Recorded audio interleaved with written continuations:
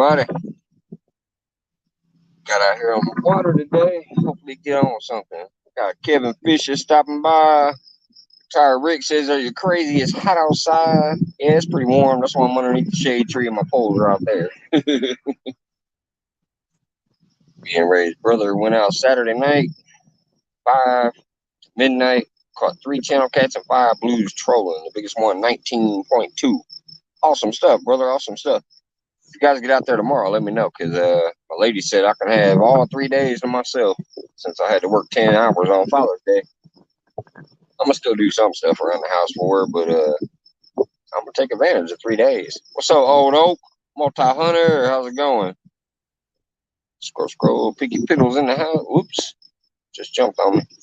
Picky Piddles in the house. Can't promise how long I'll be here. Nah, no worries, man.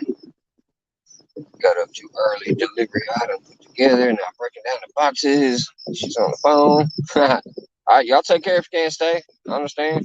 Hey, what's up, Ted? Off the hook. Jack's Vibes. Hello. Jello, what's going on? Bumper Mike Greenwell in the house. Hello. Off the res. Dang it, it should jump again.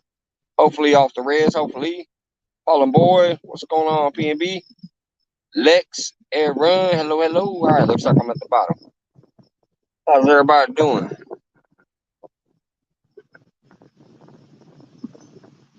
Hope all the dads out there had a good Father's Day.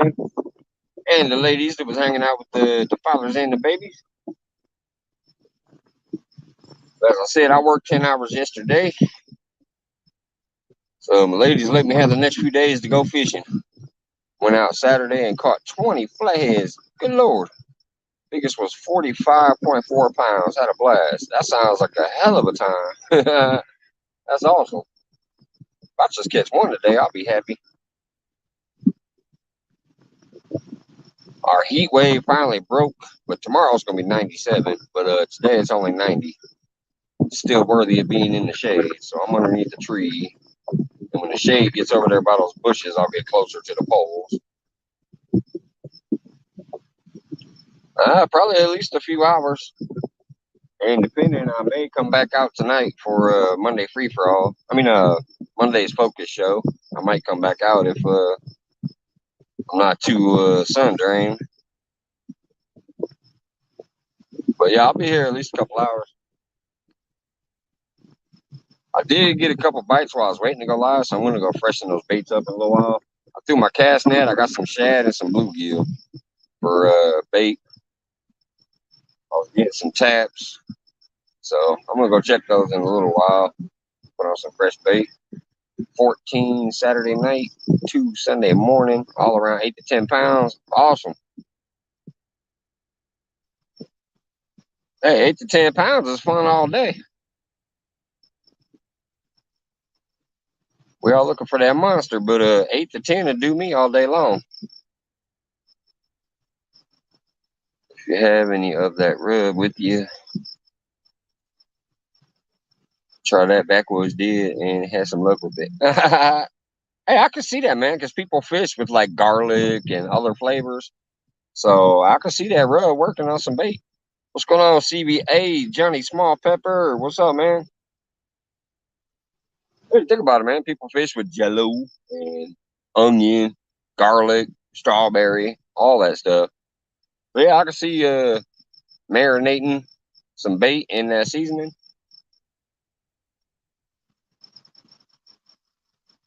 Yeah, I got a pretty nice bluegill with some fresh shad in my little bucket here. I didn't bring a bubbler and aerator and all that, but I threw my cast net, so I got some fresh shad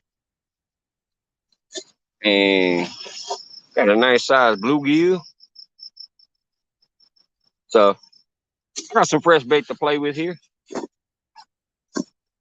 Well, semi-fresh. It's in my cooler. I just threw them at the bottom of my beer cooler there. What's going on, Kelly? Thanks for stopping by, brother.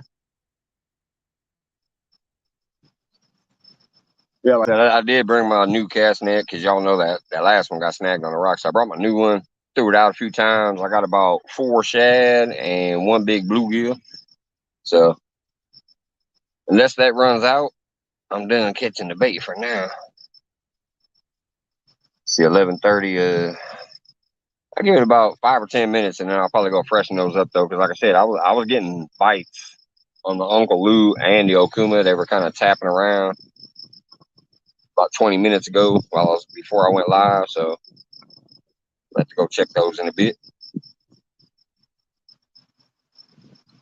Now just relaxing underneath this shade tree I got behind me, because it is 90 degrees.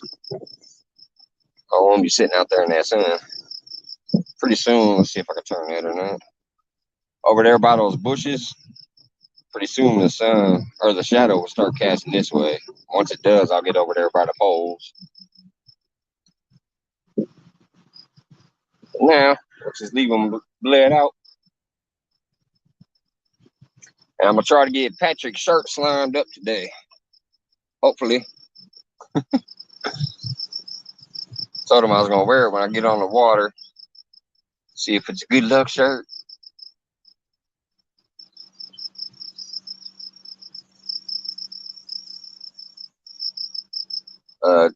July 1st through the 4th, me and my lady are going to go camping.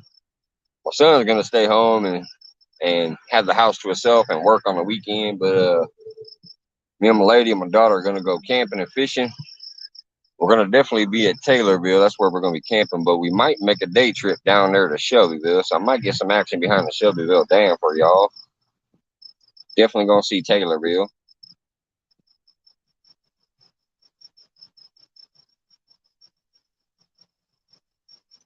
I don't think I see anybody new in there. Long and hairy, hard to carry. Yeah, I love the spot, man. The place where my poles are at over there, that is where I caught that big ass flathead. I caught some nice blues over there too. Sometimes the channel catfish should be hot, catch about 20 channel cats, but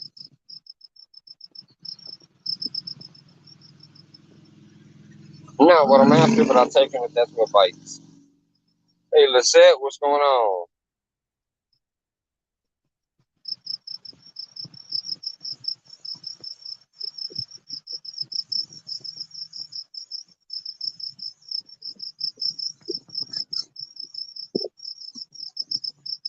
But to hop over there pretty soon and see if you still got that jump rope videos going on. See how the hell's been coming along on that. Eating lunch and looking in the back. That's all good, bumping Mike. That's all I have to do half the time.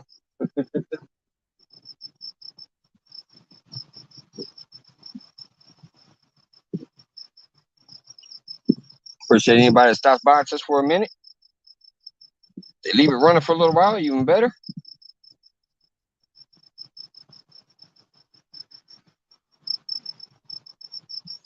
Hopefully I'll get on some action sometime today and be able to make a little video out of it. And if anybody in here likes artwork like acrylics and other stuff, please feel free to check out the pinned link. She's on her road to 1K. I met her through Lone Stars Lounge earlier this year. Awesome lady, does great artwork, and then also has some late night chats occasionally. Is it a wind-blown bank? No, it's not super windy. The water's moving, but it's not super windy. It's not choppy. Speaking of which, how's the video look? Am I real blocky or anything, or is it coming through? Because I'm underneath the tree.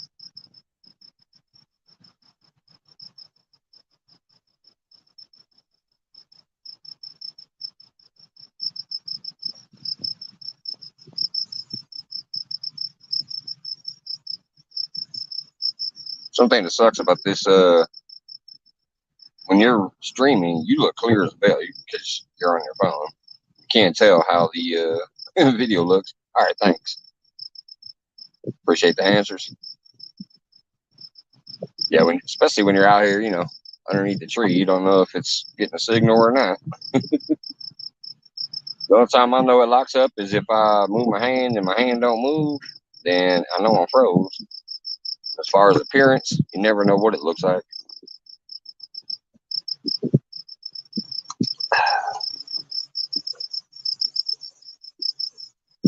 Twisted Art Lady is cool. Yep, yep. She made an appearance recently on one of my. You can hear the crickets too. Yeah, wait till summer's in full effect and I'm out here with the locust. But yeah, a long time ago they all came up on my panel. It was like a Lone Star Lounge raid on the panel. It was crazy. But she made an appearance on one of my shows recently. I think it was like 2 Fridays ago or maybe 2 Mondays ago. One of my late nights. Yeah, she said she was getting close to that 1K. So I said, hey, if I can help you out, let's try it. Cricket sound like bait to bump a mic. Yeah, kiss some panfish and then throw them on and bump them.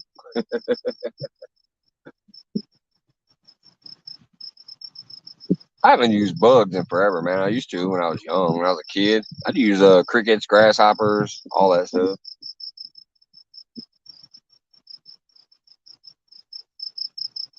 Uh, let's see here what we got. 11:30. All right, at 11:45. I'm gonna go freshen these baits up. So about 7 more minutes here. I'll just put a timer on it. 11:45. I'm gonna grab some bait out of this cooler and go freshen those up. Because they got taps before I went live and I ain't seen no action since. So I want to make sure I'm not over there on credit or chewed up bait that don't look appealing.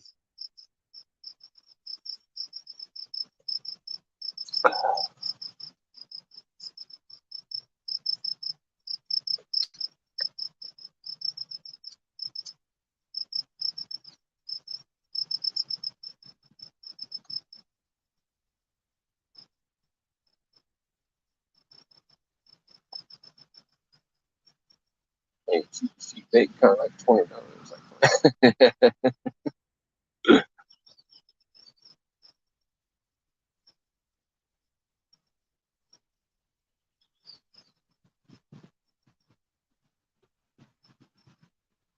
By the way,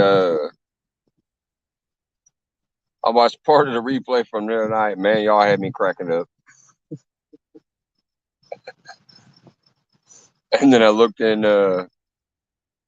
what do you call it, the studio on the computer to see what the super chat was. I was dead. I was dying.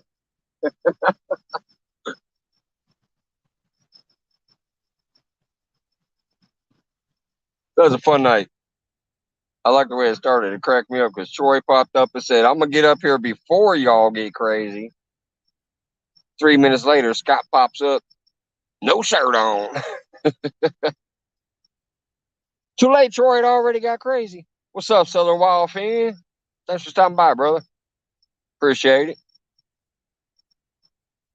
I hope I catch fish too. Speaking of which, I'll drop the link if anybody feels like it, man. If anybody's bored out there and feels like hanging out, feel free. If not, I'll do my thing. But if anybody's bored, there it is. Jumped in the lake for 1,000 or 10,000, like on TikTok. Oh, yeah. That's one thing I'm not gonna do. Hell, I barely even get by with the, I barely deal with the media I'm trying to do now. I mainly just, I used to be all Facebook. Then when I started YouTube, I started liking, actually watching videos instead of just stories or whatever. But yeah, the TikTok stuff, I ain't getting into that. I barely follow my own Instagram.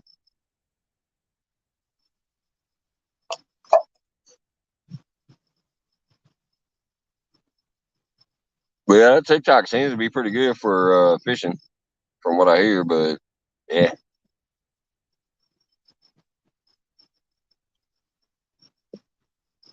kind of like what water? Oops, didn't mean to highlight that. I'm trying to scroll. Don't like what water?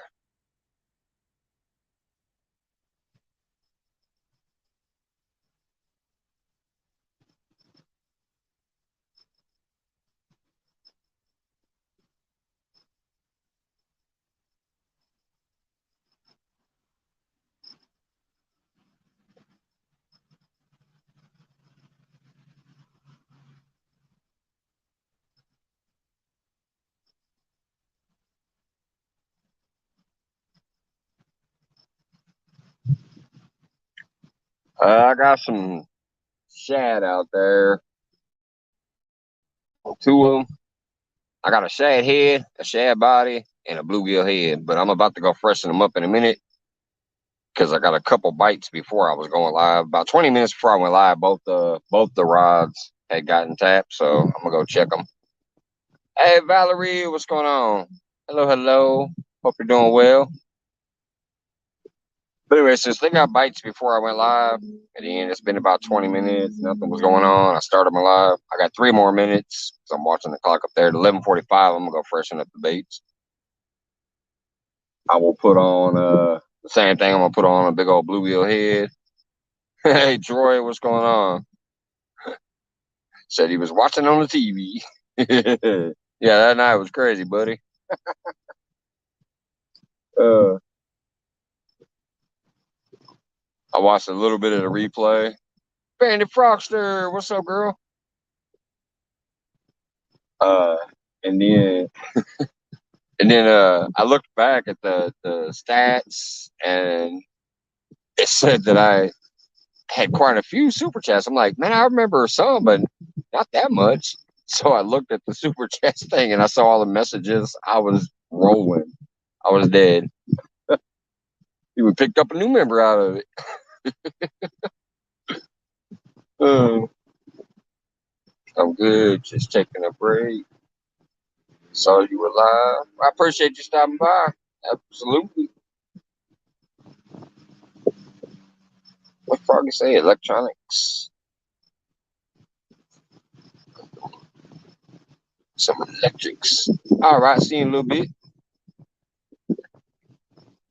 All right. Let's get the tenders out of the bait bucket. Well, that's in my beer.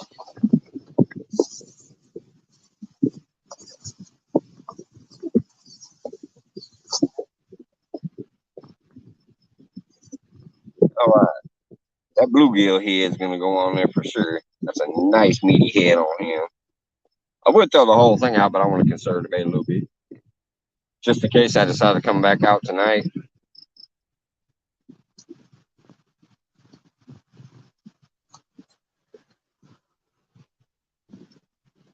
All right. Yeah, it's a pretty meaty shad. So I'm going to use some of that. A headpiece and a body piece. Go freshen up those poles.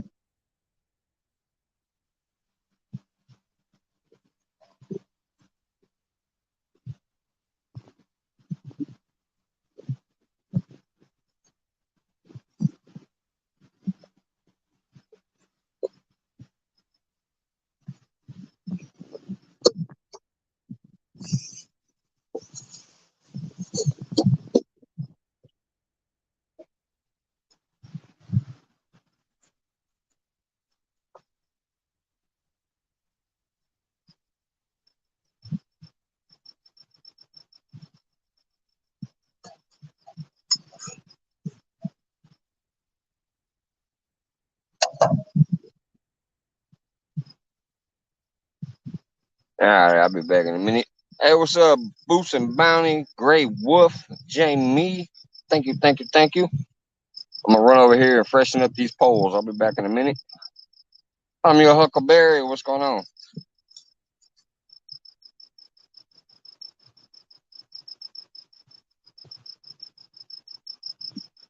Well, it's just coming in. I had a few bites before I went live, so I'm gonna take some cut bait over there, bluegill and shad, and freshen up my poles. What's up, George? Go ahead. Sunny over there.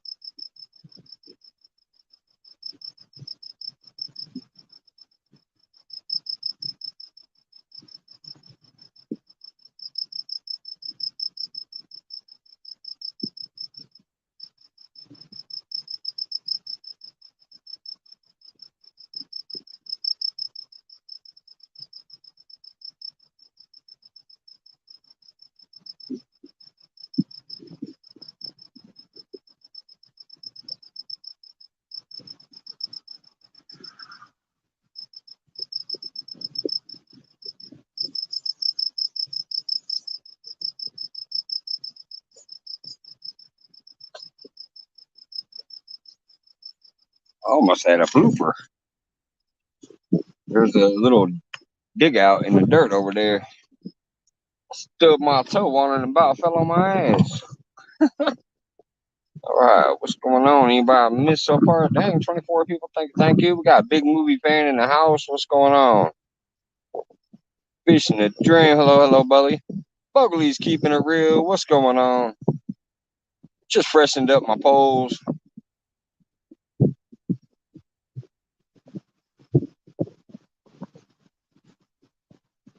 Yes, it looks unusually calm out there. Yes, I do need this.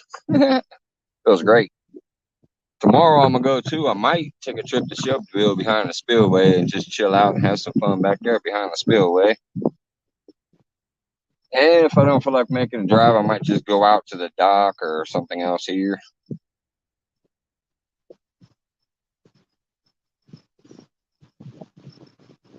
Scroll back, try to make sure I don't miss anybody. Woman outdoors, hello, hello, what's going on?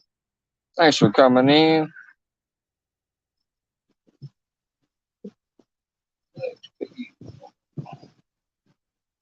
Holy Great Wolf Outdoors, hello, hello.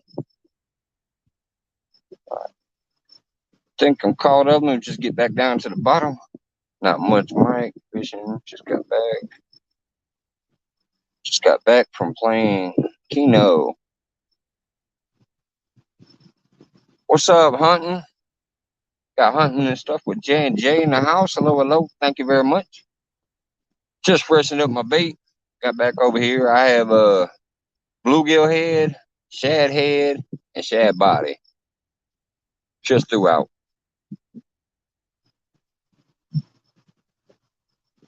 It's 90 degrees out here, so I'm sitting over here under this shade tree for now. You can see a little bit of shade down there on the ground.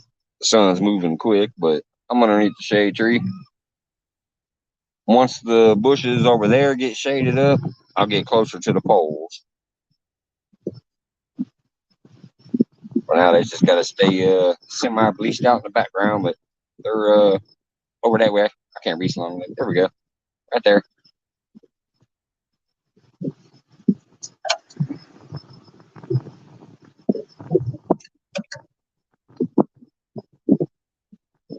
Ashley, what's going on?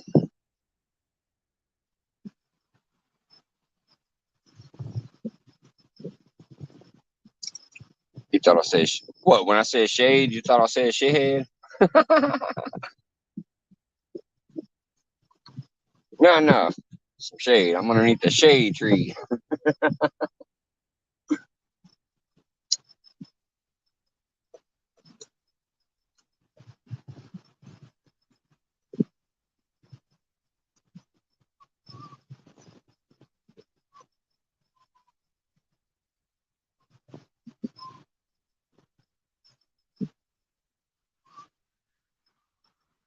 I was half tempted to drive all the way around to the dock today that I like to fish on, but man, there's pretty much no shade there. It's all sun,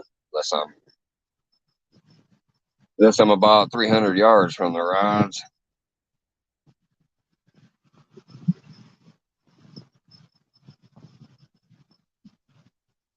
Would that just be anything like Jughead from the Archies?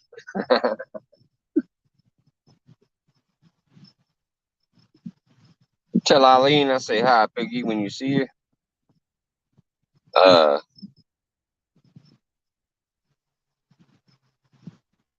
but yeah, I'm definitely gonna enjoy these next few days. I'll do a little bit around the house, but man, when a lady tells you you can have 3 days to yourself, that don't happen often. Take it when you get the chance.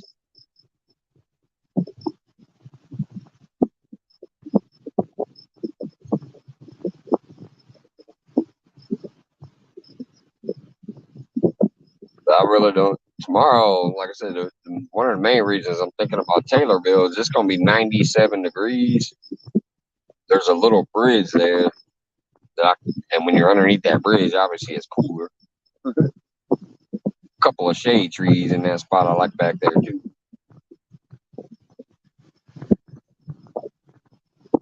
Plus, it's a fun little spillway and creek.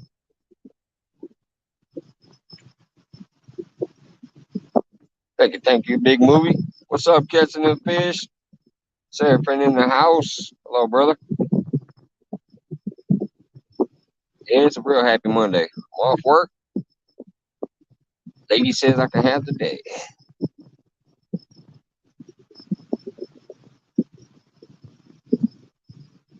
Only thing I need now is get some fish on the bank. Yeah, it's 90 today. It's gonna be 97 tomorrow, Bubbly. Is it 97 where you're at? Or are you just saying, oh my goodness, 97 sucks? Yeah, tomorrow's supposed to be 97 here. Hey, that beats the 110 we've been dealing with. It was muggy and sticky and a heat wave like crazy last week.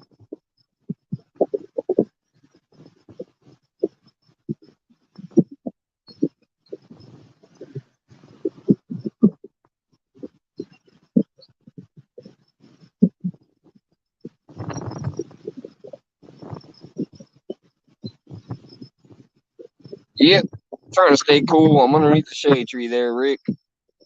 I think you pretty much know the spot I'm at. It's over at the dividing dam. I'm beneath that little shade tree that's out in the middle of the field. I want to move closer to the poles, but I'm waiting for that shade to start coming this way on the other side.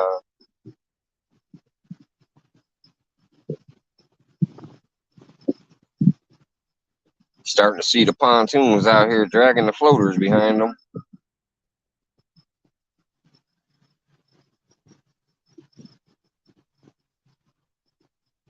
Going for carp on a lunch break. Heck yeah.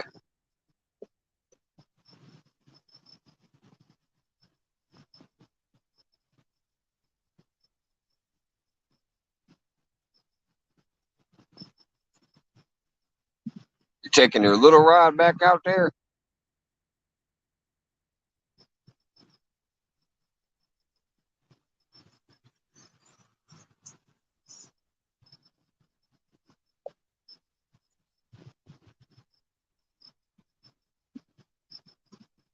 If I had a boat, I'd be over there underneath that bridge. What's up, back row hillbillies?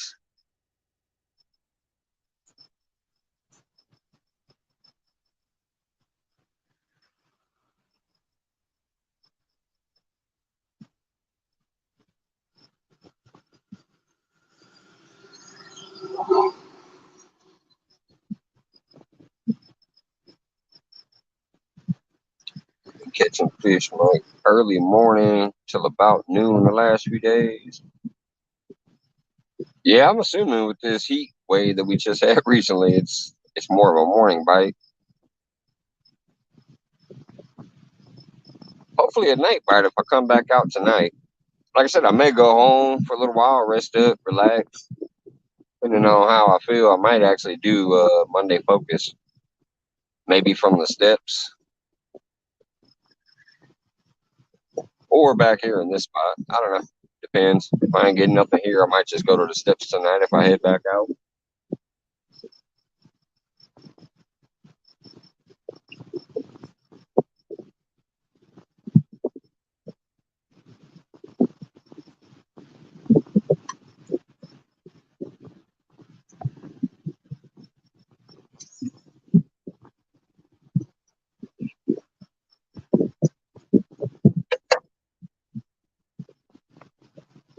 Thank you, Valerie.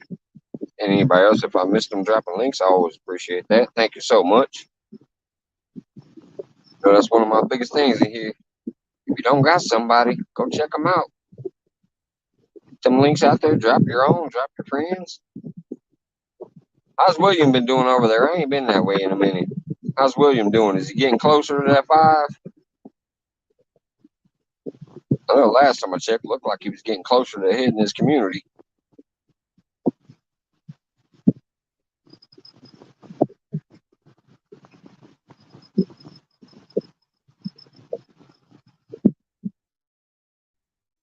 Yeah, me too, Johnny. That's what I was talking about.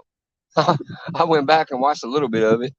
I'm not gonna watch the whole thing, obviously, but I was watching a little bit of it. I kind of scrubbed through some parts, and then I looked at the stats and all that stuff, and I was like, "Ooh, the shenanigans was flying."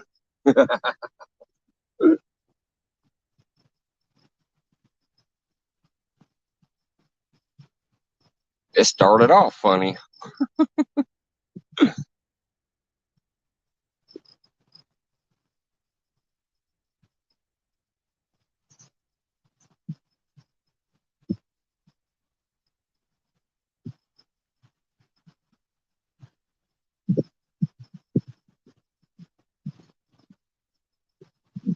Ashley says she's here for the shenanigans. Hey, what's up, Banking Fish and Adventures?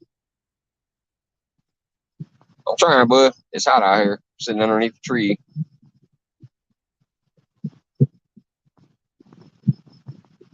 Threw the cast net, got some fresh shad and bluegill, so I got some decent bait out there. Just waiting to see what the fish are feeling like. Shenanigans is my middle name.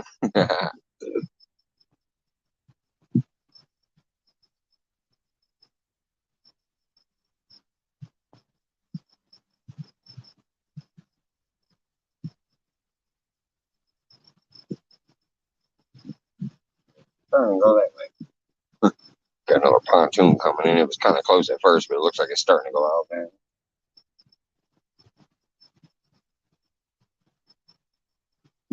Might even come in the frame here in a minute.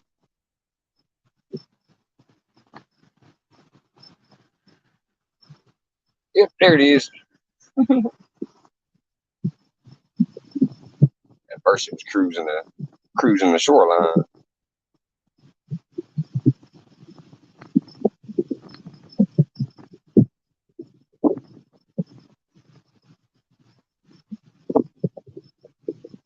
Many times I've been fishing here, and a boat comes all the way up to the rocks to pick somebody up off the bank. It's like that's what the docks are for, man. There's all kinds of free docks here. If you drove your car here, you can drive your car to a dock.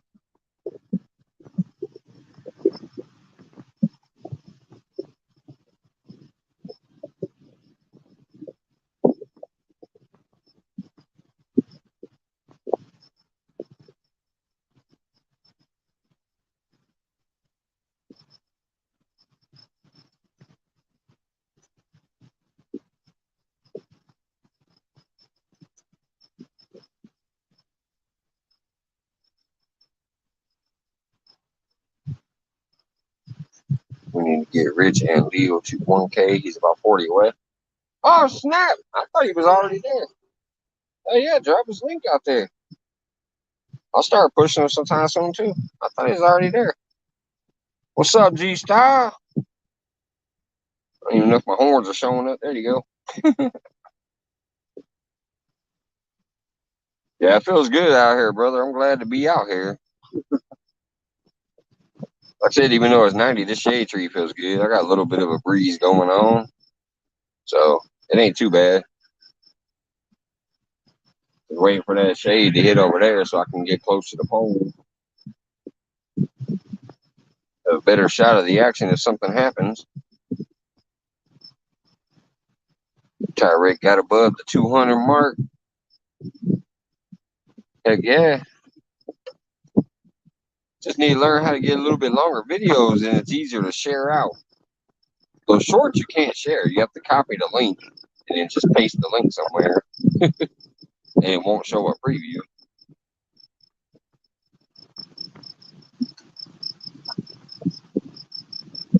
But yeah, we've been grinding it out, man. Keep putting a lot of nice shorts up there with them nice ass fish. Like a 30-pounder.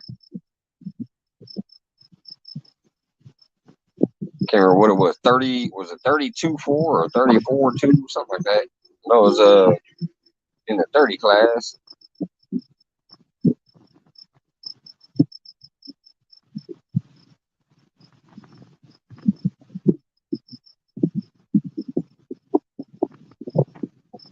$34.1, yeah. It was 30. It was either the low 30 or 34 or something. Couldn't remember. I think I actually grabbed the link to that short and shared it out. If I recall right, that should be in the community tab a little bit back.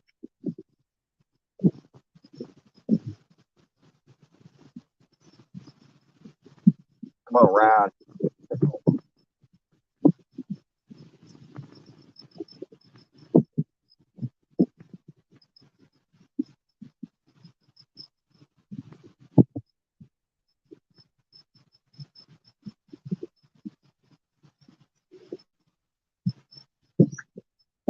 Gonna go out this weekend fish if the kiddo doesn't run me all over town. I got shad and bluegill out there, Rick. I threw the cast net and I caught some nice sized shad. Got this bait tank. It's technically a beer cooler, but somebody had to do the bait in there too.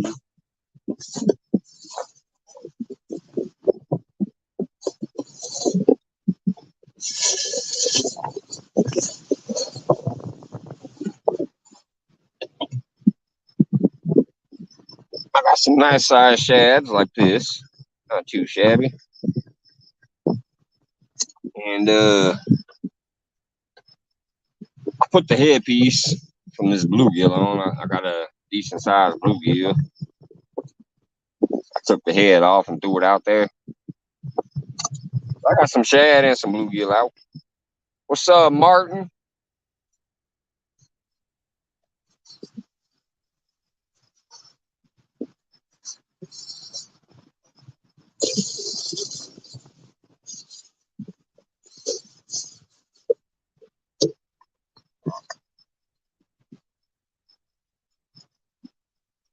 I do have some night crawlers here too, just in case I feel like heck with it. Throw some night crawlers on a small hook out there, but you know me, I'm trying to look for that big one.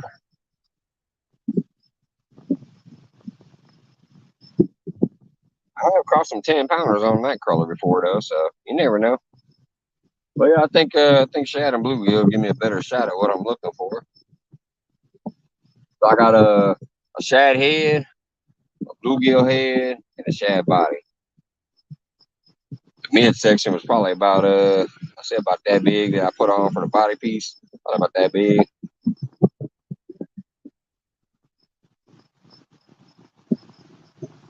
The Uncle Lou rod has the shad head. The Okuma rod has the body. The ugly stick, which you can't see, has the shad head.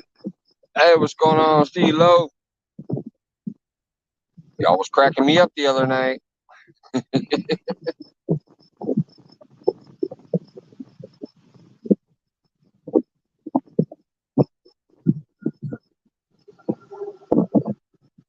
Yeah, I figure if the shad are still in here, they should still be eating on shad. Plus, it's good. They've been hitting bluegill, so hopefully something will want that bluegill.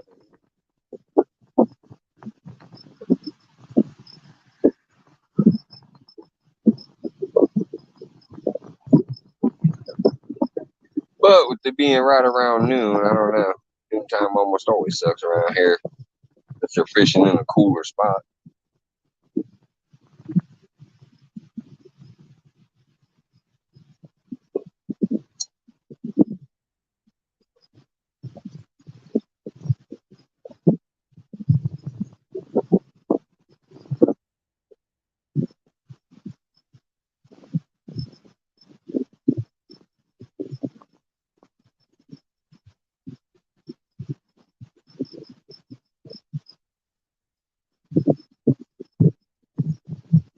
Hey, Lance, what's up, man? Way over there in the sun. Look at the ground. I'm sitting underneath the shade tree. It's 90 degrees out here. I'm just waiting for those bushes over there to shade up, and then I'll get closer. But for right now, the rods are way over there.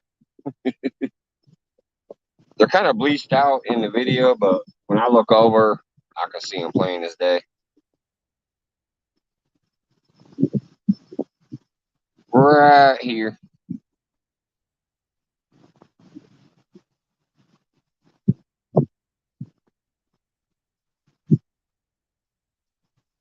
I did have a couple bites before I went live, but that was when it was still early. I miss Clayton. What's up, Clayton? I miss him. Yep, there he is. Yo, yo. What's up, Clayton?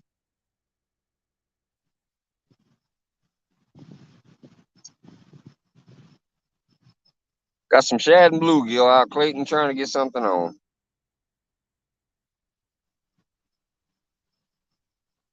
Relaxing, enjoying the day off after working 10 hours on Father's Day.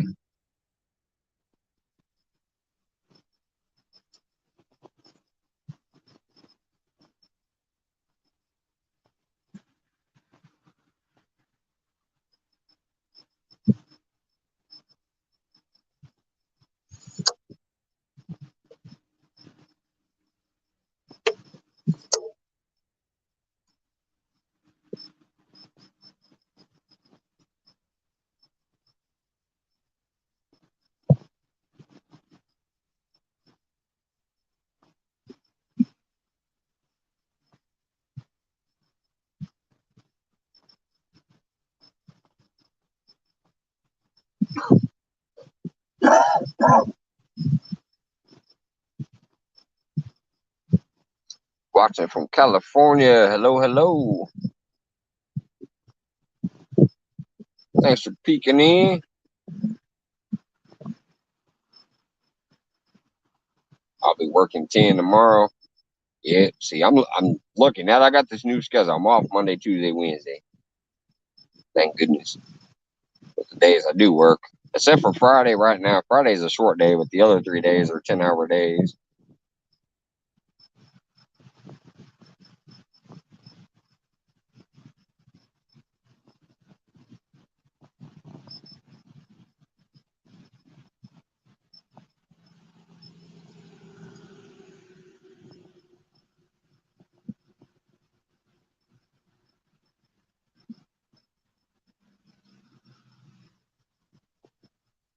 Jones Fishing Activity. Hello, hello. Thank you, sir.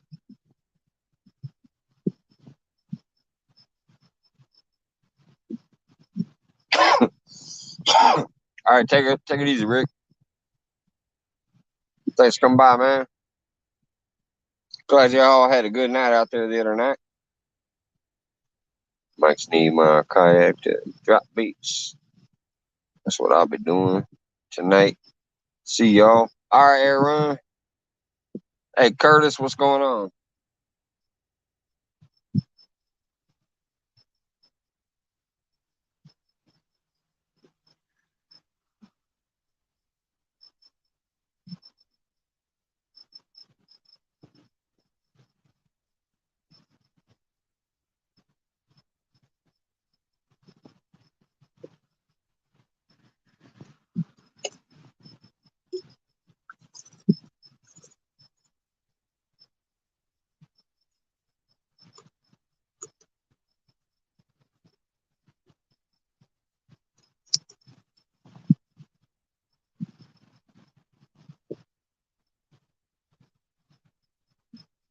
Yeah, like I said, even if nothing happens today, tonight when I do my Monday focus, I might come back out here and set up on the steps. See if we can get something done over there.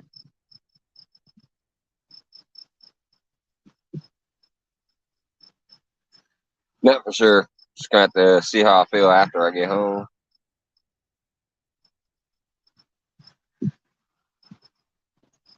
But I'm gonna try to take advantage of the next couple of days.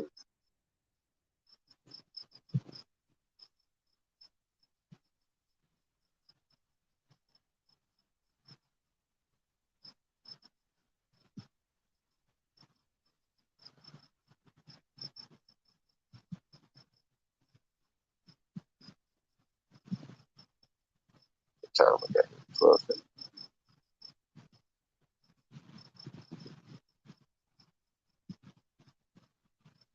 I'll see if I ain't got no taps or action on that Uncle Lou rod by about 12:30 or 12:40, somewhere around there. I might just throw some nightcrawler ball on there.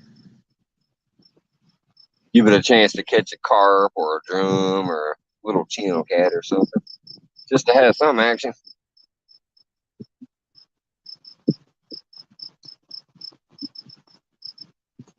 Little burnt. Yeah, see, that's why I'm staying out of the sun. Look at that ground, nice and shaded. I'm underneath the shade tree. I'm not trying to get burnt up. I'm too old and thin for the burns.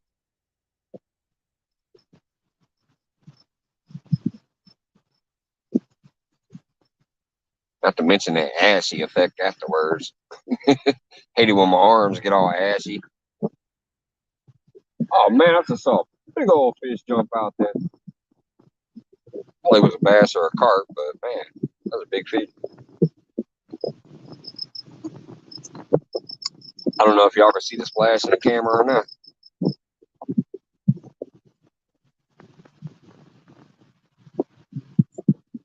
But it ain't on the end of my pole and started bending it.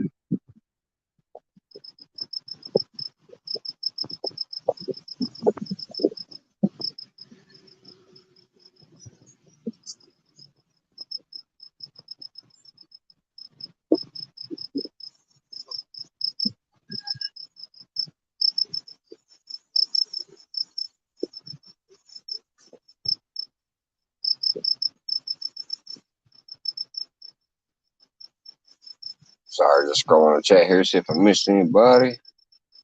Doesn't look like it. All right, get back down to the bottom. Awesome, awesome. 25 beautiful people watching. Thank you, everybody. Hopefully, I can get you something on here on the end of the line in a minute.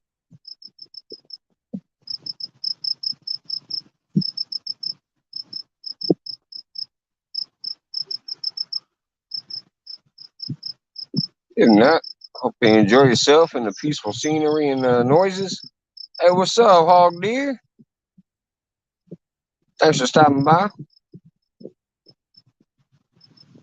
I got a big straw hat with the solar panel on top of the fan in the hat. I got a solar panel right here.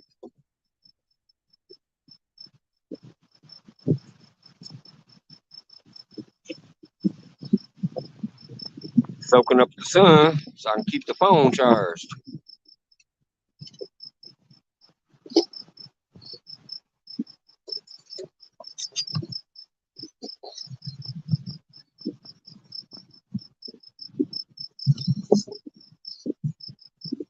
Which I'm gonna have to charge it up again pretty soon because of the heat is dropping quick. It was 90% when I started. It's already down to 60% in an hour.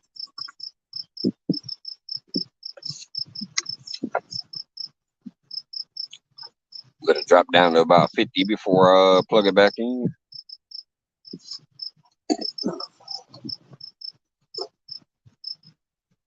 Yep, this thing's back on 2 full green lights. So once that's fully charged and my phone is down to about 50, I can plug the phone back in, recharge it back up.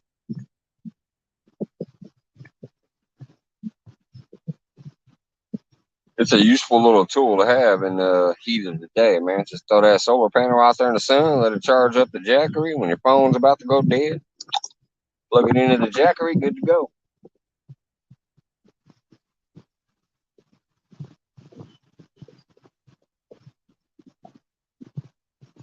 It actually don't feel too bad under the shade, even though it's 90 degrees today. There's a light breeze going, and as long as you ain't in the direct sunlight, it ain't too bad.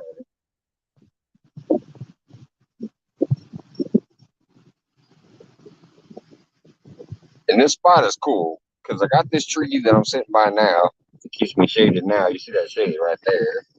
That keeps me shaded now.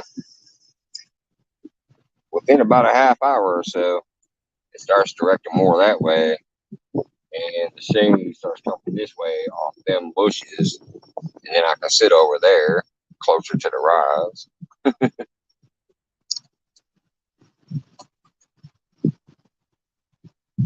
Tuesday we got 100 degrees for 7 days. Sun, sun, sun. Yeah, that's what happened to us last week. We was having 110 degrees, and if you know anything about Illinois, that also means it's usually muggy as hell too. I can deal with it. Like days like today, if I did have to sit in the sun, I can deal with that because you can actually sweat. But when it's muggy and sticky, you can't even sweat. It's just like all you feel like you're clogged up, I guess. Come on, Pole. They know it.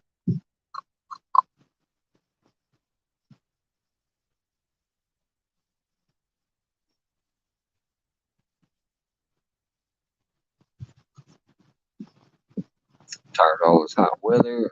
Not a summer fan. I'll tell you, I'd rather have the heat than the cold, though.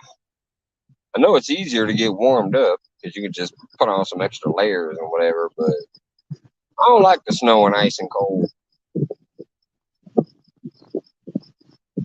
But I'm kind of mad at this season. This has been a weird season, man. We skipped right over spring. Everybody else was out there in t-shirts. Like when I was on Jody's challenge, there was people out there in t-shirts enjoying beautiful weather. I had ice pellets dropping on me. And then a few weeks went by, and all of a sudden we were in the 90s. Then it dipped back down to the 60s. And now it's crazy. It's hot. We didn't really get a spring this year around here anyway. I'm surprised my gardens are doing so well.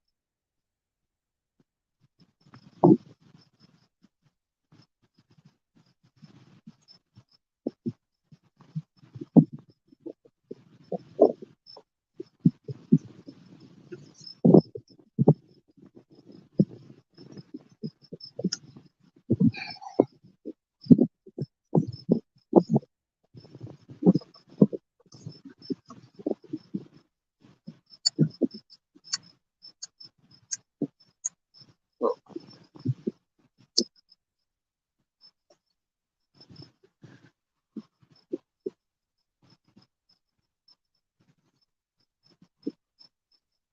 6 months of summer in Texas, very mild winter. Well, except for what was that? 2 years ago? Y'all had a bad one down there. I think it was 2 years ago. What's up, KY?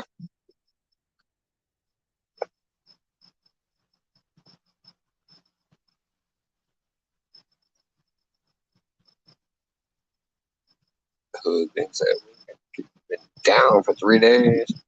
Oh man, yeah. Uh, that's usually something that like you close the restaurant for. If a hood vent goes down, because that smoke is going everywhere. Unless you got some kind of windows you can crack open or something. That you ain't yeah, you ain't supposed to operate like that. That shit's crazy. I remember being in a server in a restaurant one time before I started cooking, and the hood vents went down, and they literally shut down like an hour later. Like, we'll reopen when the hood vents get big. Some places might not be able to do that. They might need every penny they can get. But yeah, that's something that should shut the place down.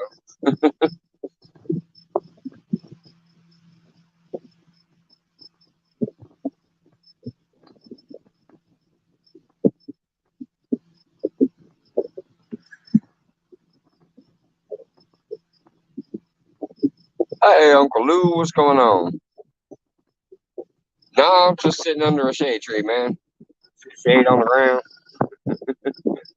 I got a shade tree above me. That's why I'm so far away from the rods right now. I'm gonna wait until the shade hits over there by those bushes, and then I'm gonna go get closer to the rods. The spot I'm at now, though, there's a shade tree out in the middle of the field, so appreciate you stopping by, man.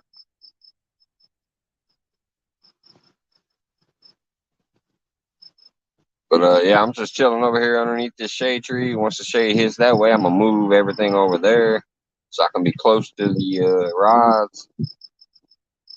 Little easy review of the action if something happened.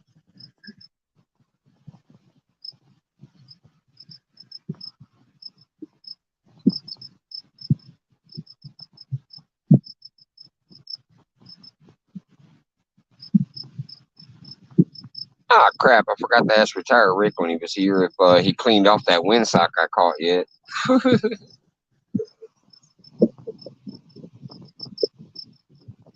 those that don't know, I went fishing with retired Rick last week, and I caught him a windsock. It was a heck of a fight to get that bad boy in, but I did.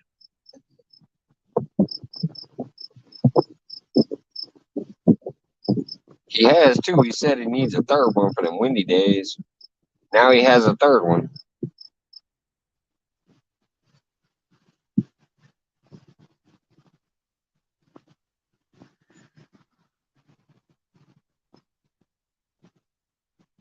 The thing was such a tough fight when I was pulling it in. We were drifting, and I was literally moving the back of the boat side to side while hauling that thing through the water.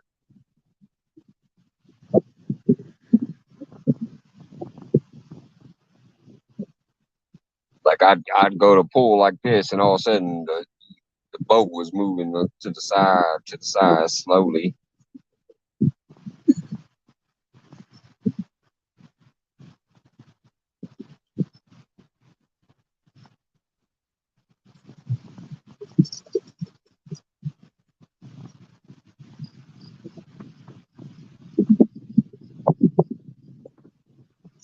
what's the price range on that solar panel? Uh, that solar panel there, I actually did a video on. It should be in either promo stuff or random stuff in my playlist, and it's called Unboxing, Investing in Yourself or some shit like that. And in that description of that video, I actually have a link to all the products, including that solar panel. It was fairly cheap, even though it comes with 3 lights, which is kind of cool. You'll see these little 3 jacks here. I don't know if you can see them on there or not since I'm under the shade tree. There's like 3 jacks here because it also comes with 3 teardrop lights.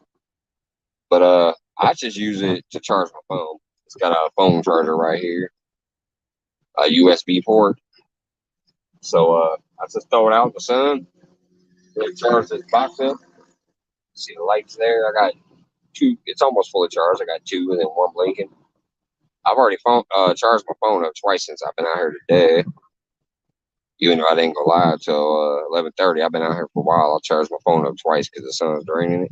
But it's almost fully charged again. Pretty soon I'll put my phone back in there. Let me tell you, I'm a broke ass dude. It wasn't too expensive. If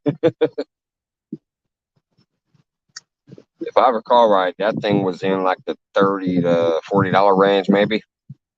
Hey, Triple R, hello, hello. Don't know if I recognize that right away. Sorry if you have been here before. Appreciate you stopping by. But yeah, it's not expensive, that's for sure. And then I do, like I said, there's a video called Unboxing and something like Invest in Yourself or something of that nature in the title.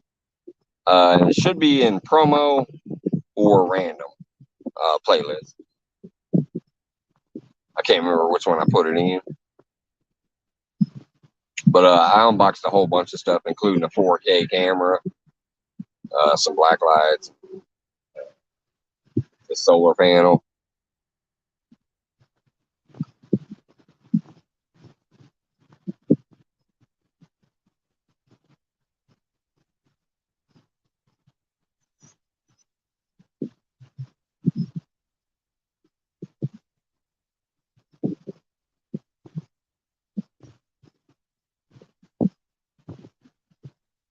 Sorry, I'm scrolling the chat. I'm not staring at the screen.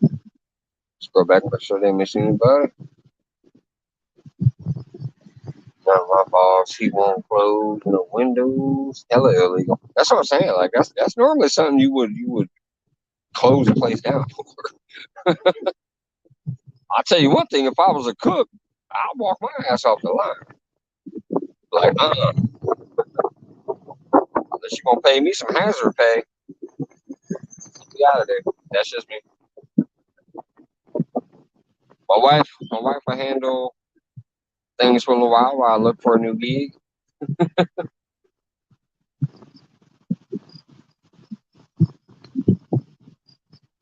And with my 30 plus years of experience, I'm sure I'd find something.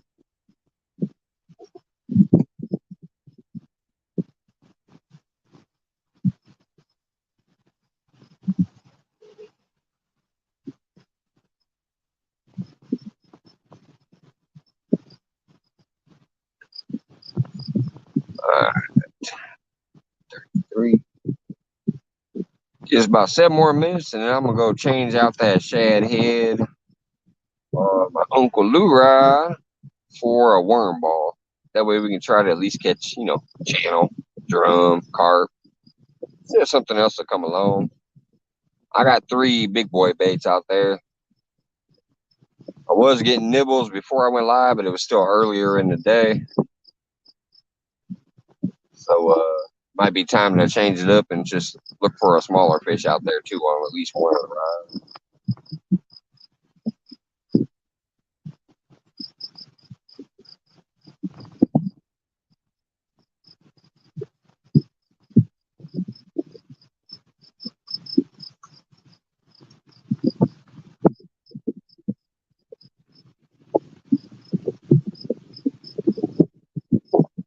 I got all 3 of those baits out there. There's 3 different distances 3 different spreads. I got one going way to the right, one a little down the middle, and then one way to the left. Oh,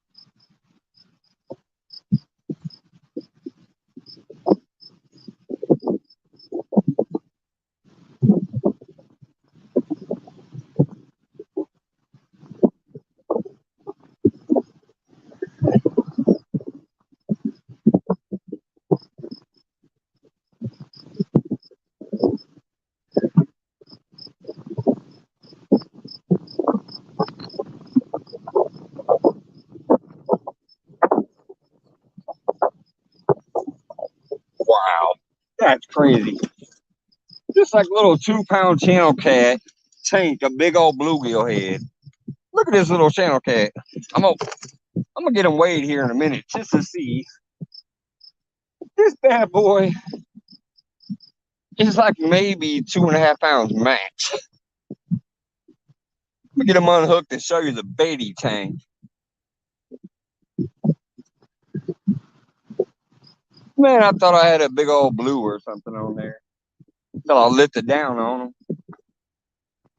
Look at that big old bluegill head he tanked. That's crazy.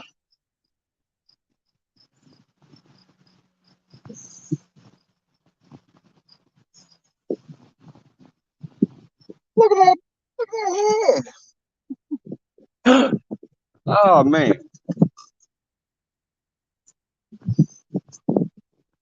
I'm gonna get a weight on him and get him back in the water. Now I'll come tell you guys, obviously he's little enough not to show the weight. I'll be right back.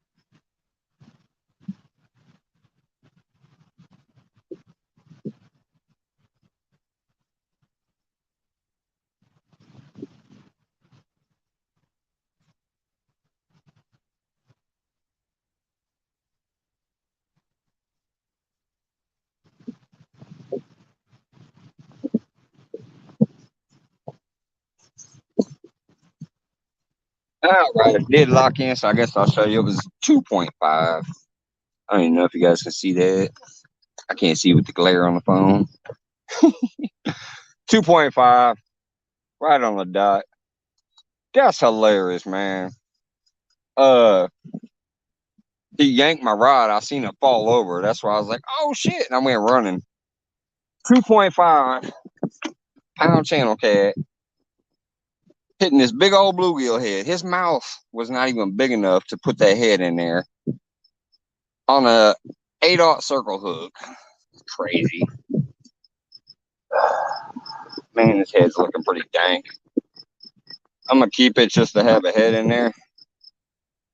I'm gonna keep it just to keep it. I don't never waste bait until I decide, okay, I'm throwing everything in the water. So let's go ahead and replace that with the shad head.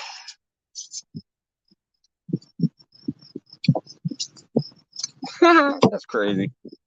Well, no skunk.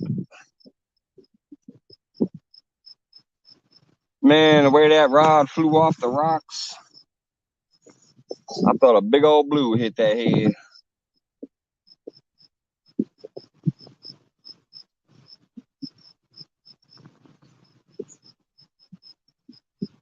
All right, we're gonna go back out there with the shad head.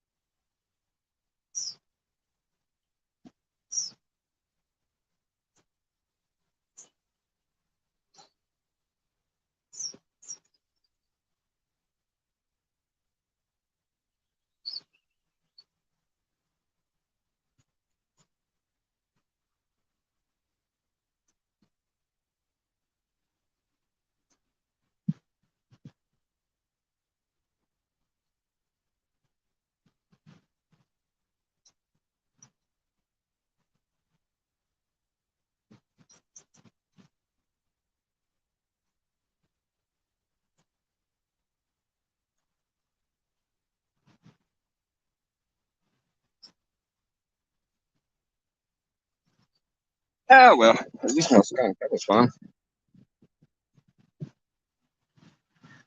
Well, I'll tell you, the way he hit that, he yanked the rod. I got it laying on some rocks. It knocked the rock. It knocked the rock off and put the pole basically laying down even more. I thought that might have been a blue. Decent little channel cat though. What's up, 217? Just caught me a little channel cat, but man, I swore I had a blue one. I had a big old bluegill head on there like this. It wasn't even gonna fit in his mouth, but he tanked it. Got the hook instead, so I hooked up. Joy Store, what's going on? Living in outdoors. Hello, hello. I'll be able to make a little video of that funny channel cat there that I thought I had a big one for a minute. I went running. I'm not a runner, so I can't wait for that shade to get over there so I can get closer to the poles. Just gonna scroll chat, make sure I didn't lose anybody else. Heck yeah, no skunk today, Steve Lowe.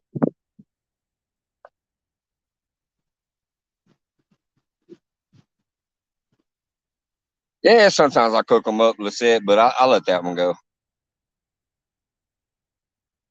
Because when I do clean them, I clean them at the lake with the remains in, or keep some of it for bait, and then cook them up. But I don't feel like doing that today, so it got released. Let them go, let them grow.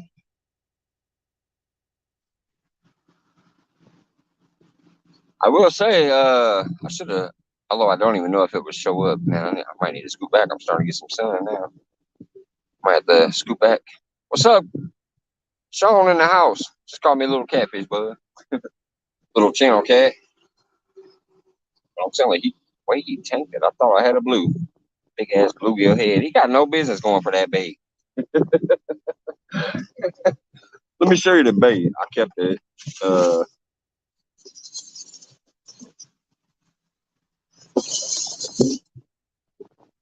This big old bluegill head here. I just caught a 2.5 pound channel cat on. He knocked the eyeball out. I didn't notice that before. The other side still has an eye. But anyways, this big old bluegill head chunk here just caused the catfish to knock my ugly pole off the bricks, or the ugly stick.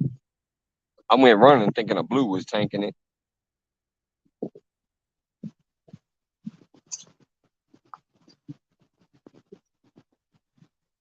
Good to see you and Epic back out on the water, man. I was at work when you guys were live, but I shared it out. I'm gonna catch some replay when I got some time. Definitely good to see you guys back out on the water.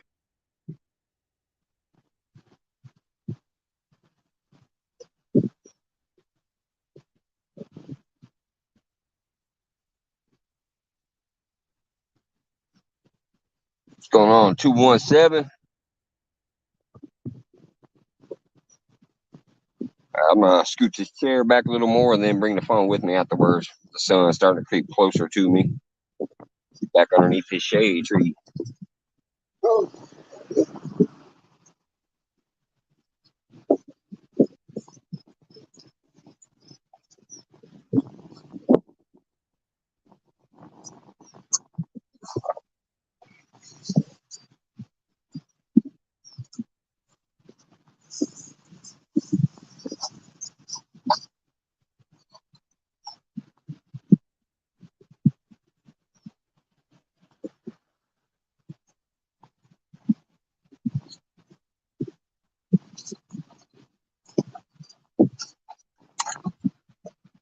Phone's at 52. I'm gonna start charging her back up.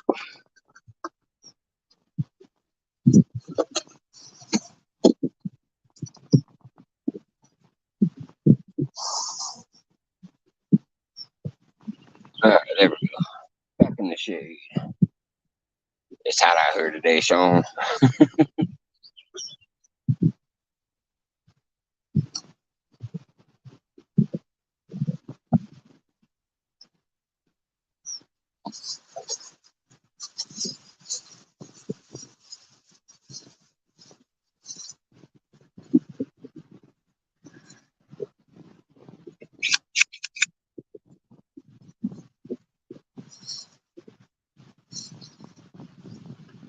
might receive my live on his boat. Oh heck yeah, man!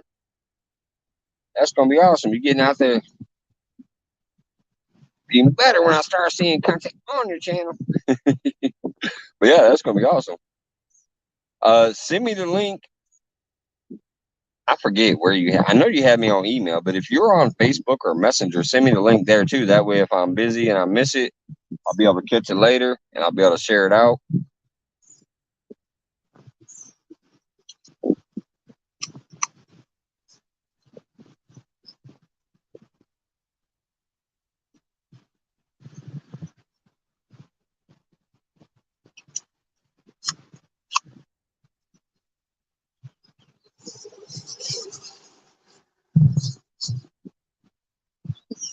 Boy, that little channel catfish got my juices flowing.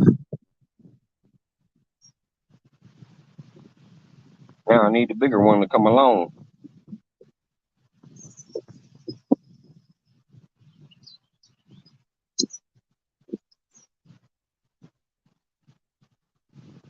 As soon as I picked up on him, I was like, man, this is a little fish. I was shocked.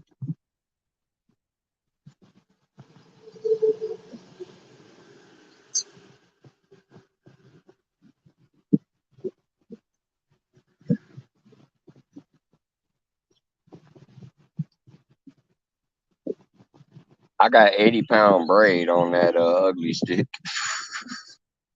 I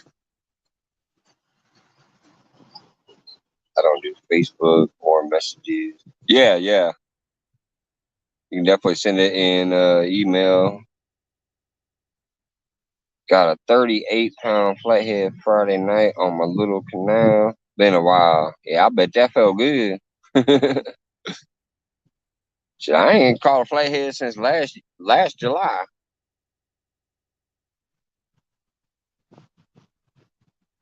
Caught a whole bunch of blues, bunch of channels. Ain't seen a flathead since last July so far.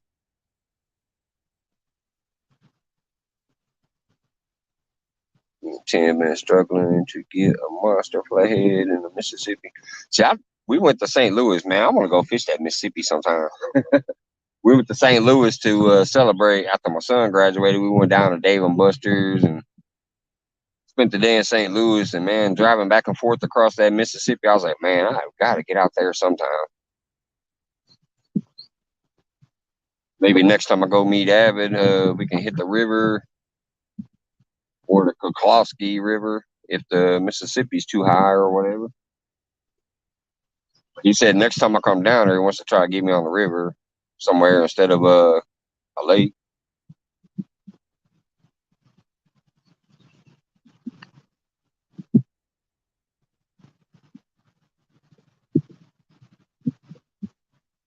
When we drove across that bad boy, it looked like it was still up. 11 flatheads. Biggest was 12 pounds. That's still, I mean, flathead's a flathead. It's just so pretty. I love all the different colors, though. Every single one is unique. But yeah, obviously, with the monster.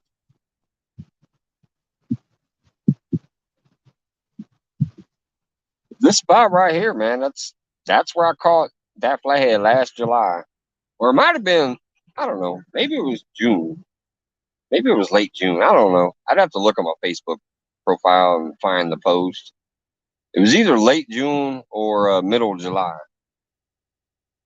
I know it was the dead of summer, and I was shocked that I got a 32-pound flathead off the bank in this little spot. Hey, Team David, how's it going? Did you enjoy your hot sauce? I can't remember if you mentioned that yet or not. Usually I'm on late night and I'm pretty tipsy.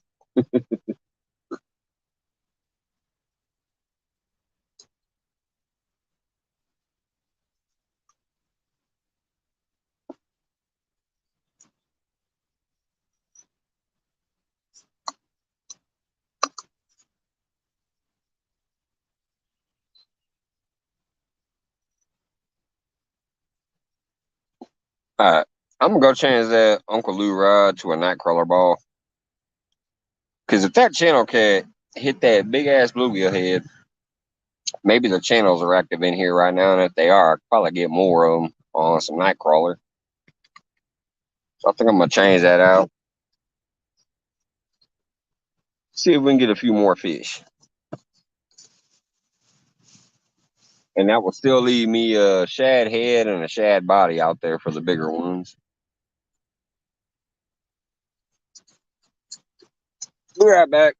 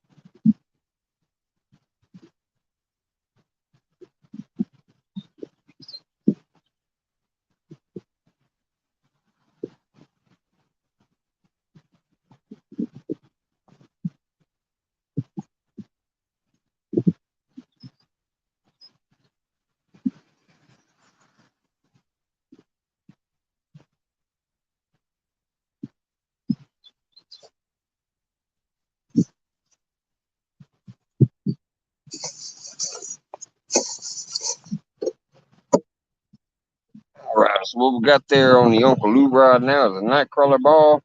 The Okuma rod has a shad body. And the ugly stick has a shad head.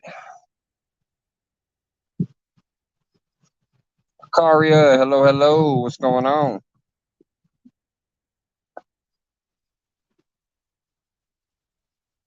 Amy Catfish Rookie, how's it going? Sorry, I was away changing baits real quick. Scroll chat, see if I missed anybody else. Joy Stewart, you cracked me up the other night. So did everybody else. I watched some replay. Funny night. We are fishing 2 right now, and it's freezing. Where are you freezing at? Not in this. Not in this area.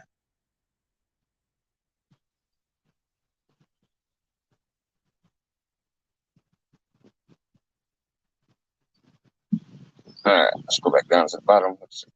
Don't think I missed anybody else up. Hey, what's up, 3B? Welcome in, welcome in. Thanks for stopping in.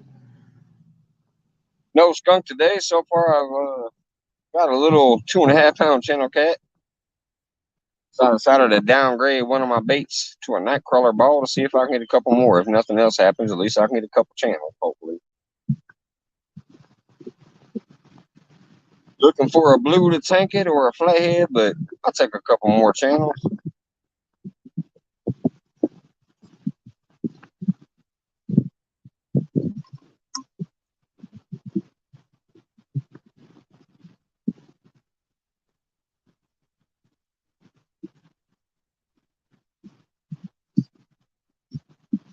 And I'll also take the seed getting over there by them bushes soon so I can get closer to the rods.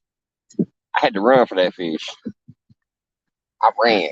A 2.5 pound channel cat.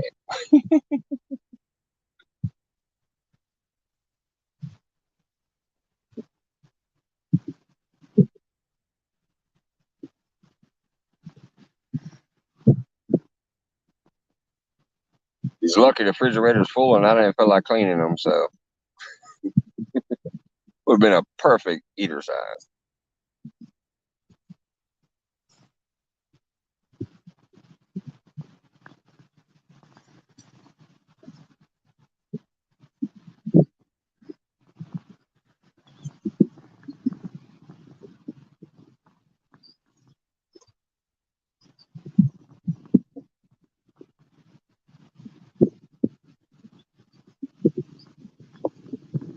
Hey, Mike Sampson, we got Samp in the house. Pontoon Jody, my CFF, what's going on? Call the fish for us. One working. Sorry, the chat just jumped on me.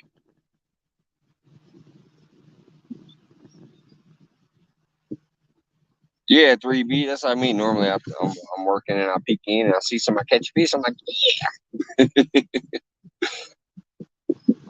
Tonya, what's going on?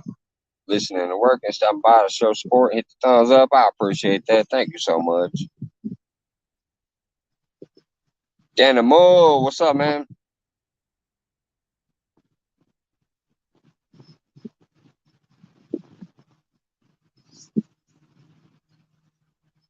I caught a fish that'll make me go, ow, ow, ow, Dan.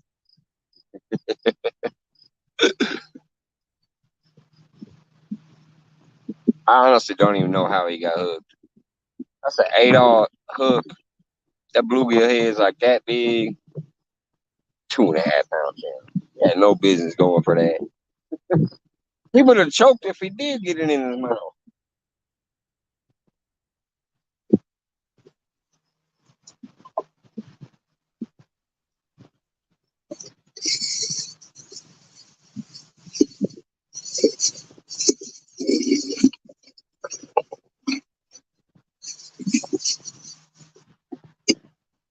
But like I said, that's why I decided to go ahead and downsize one of them to a worm ball because if I can get any action, I don't care. Drum, carp, I love all fish. Some more channels. As long as I got 2 rods out there with big baits. Can't say I'm not trying. Tiki Poodle's still hanging out. Thank you. I appreciate that.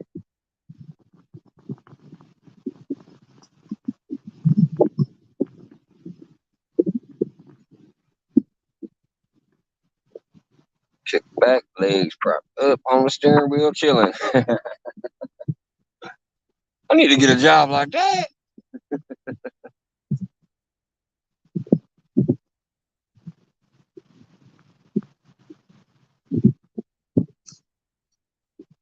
Although I can't lie, this weekend wasn't too bad, even though it was nonstop action. I lucked out. I got to expedite the whole weekend. Uh-oh. Come on, do it. Commit. That old Kuma rod is tapping. That's got a big old shad body about that big on it.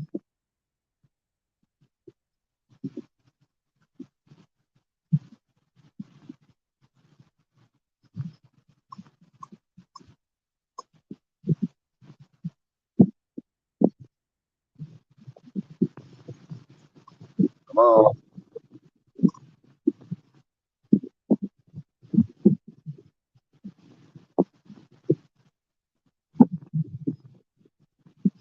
Probably another channel nibbling at the end piece.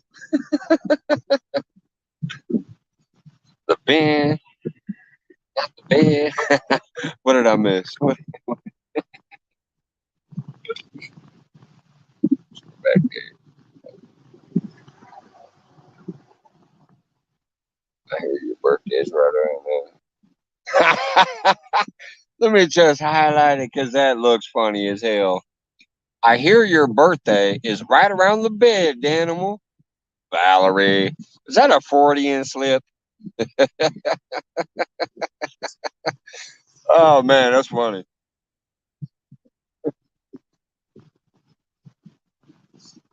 Oh, man. I looked up and saw Ben, not bed. I'm like, oh, I got to roll back and see what that was. Speaking of which, happy birthday again, Joy. I know I said it under P, but I just like to say it out loud. Happy birthday the other day. Waking up to see Scott cooking you breakfast was awesome. It was the only thing I watched before I went to work, and man, I was laughing my ass off. It was awesome.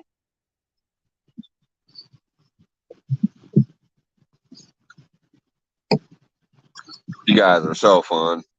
Love you guys.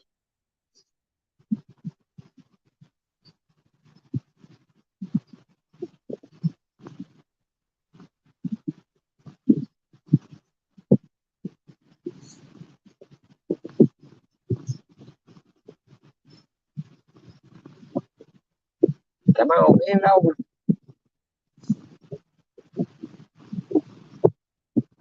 Well, I gotta tell you, if I see a bend in that old Kuma rod, I know it's a good fish because I pulled that drip sock in on that rod, and I wasn't getting that big of a bend in it. A drift sock being dragged off the bottom of the lake through 15. I think we were in like 15 or 18 foot of water. It was somewhere between there. We weren't quite in the 20. Every once in a while we hit 20 feet, but most of the time we were in 15 to 18 feet. So somewhere between there, pulling, rocking the boat, getting that drift sock in on that pole, and it was not bending that much. It had a decent bend in it, but that's dragging a drift sock through the freaking water. So if I see that pole bend from here, trust me, I'm running. It ain't gonna be no channel cat. Oh, we got 28 awesome people in the house. What's up? I think I've been catching everybody. If I missed you, I'm sorry. If you're just chilling in the background, appreciate it. Thank you, thank you. Danny Stone, what's going on, brother? My crew took no good pics, but I got a video of weighing it. There we go. That's awesome.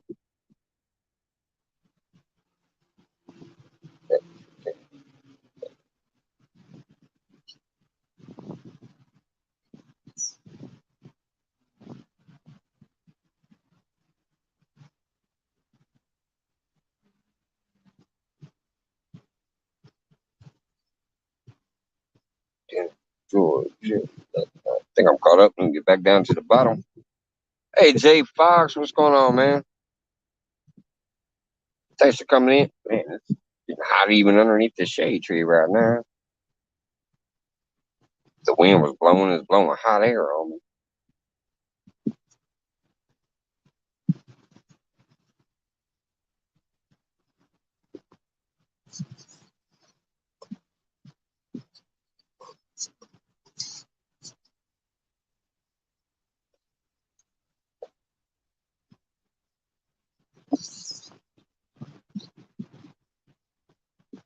No idea, Danny.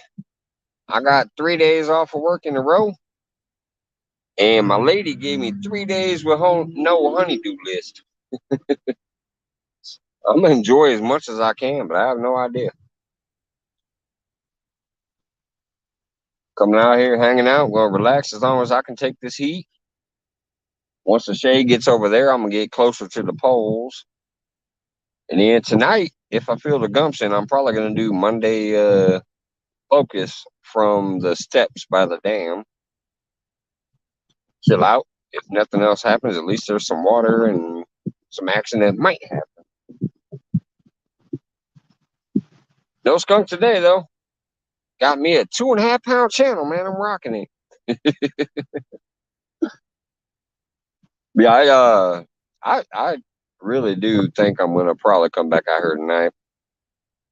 Even if I end up leaving early today and turning off the camera, I'll probably throw the cast net a few more times, try to get some more shads and stuff, just to have prepared bait for tonight, just in case they're not running by the steps. But right now, I have about 4 shad in there. They're about that big.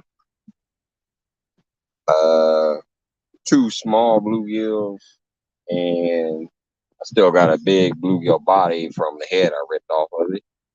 So I got some decent bait to start with tonight if I come back out. And I'll probably try to catch a little more from here before I leave. And then if I do come out tonight, obviously I'll throw it out a few times from the step too, see if I can get some more. So yeah, there's no plans. You know how I roll. Do what I do whenever I do it. Hopefully do something.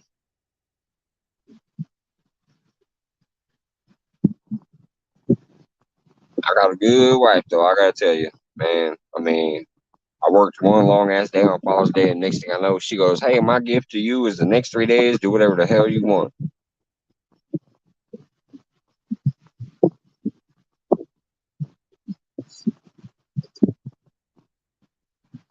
And tomorrow, I don't know, man. Tomorrow's 97 degrees. I'm thinking about traveling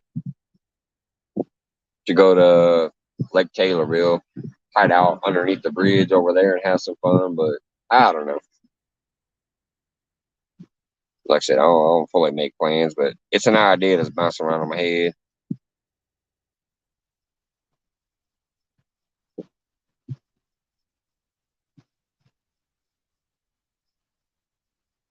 So I'm just scrolling back there. I thought I saw a new name, but now I'm not seeing it.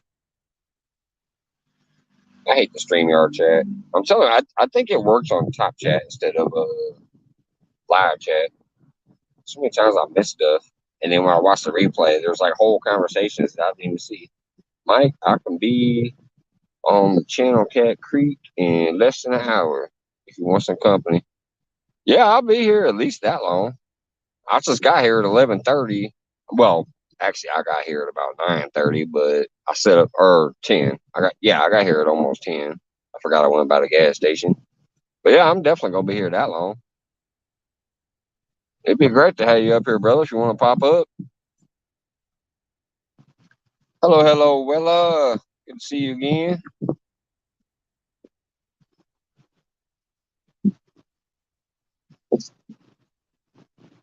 Yeah, let's go back. Nice dinner you cook for you and your father. Judy, Judy.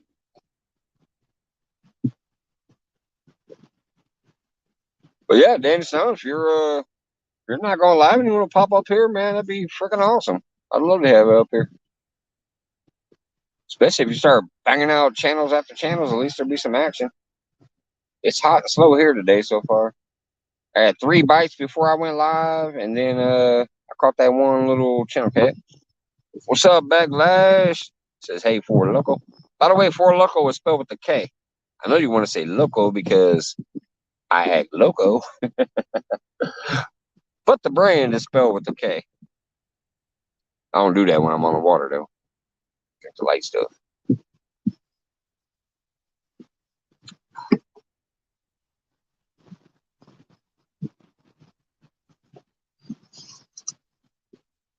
I'll be right back. I'm going to go look at that ugly stick at a closer angle. I'm so far away, it looked like it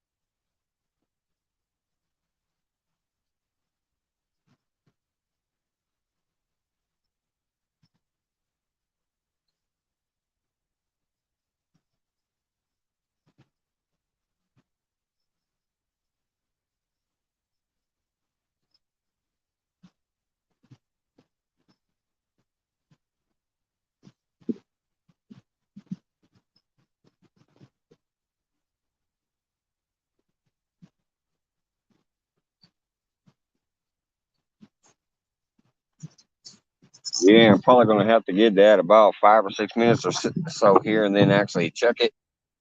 I had it tight lined and bent. When I went over there, it was loose in the water. I brought her back down to tight, give it a couple reels, no fish on, but it's tight line again. I'll go check it in about 5 or 6 minutes here. Switch out the bait. Make sure I'm not on credit.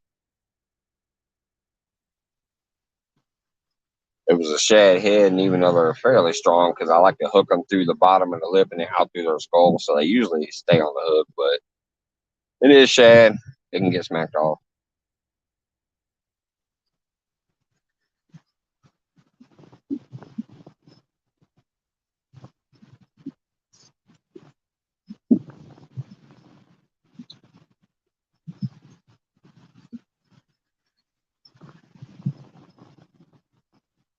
Let's see, scroll back. Looks like I saw Kitty Whiskers come in. What's up, Kitty Whiskers? Yeah, there he is. Hello, hello, Kitty Whiskers. What's up? Hi, Valerie. See you in a bit.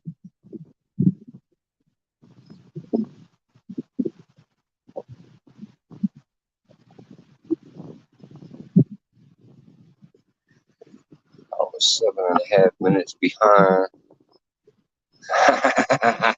That's how I notice it too sometimes. When the conversation does not fit the video, sometimes you're like, wait a minute.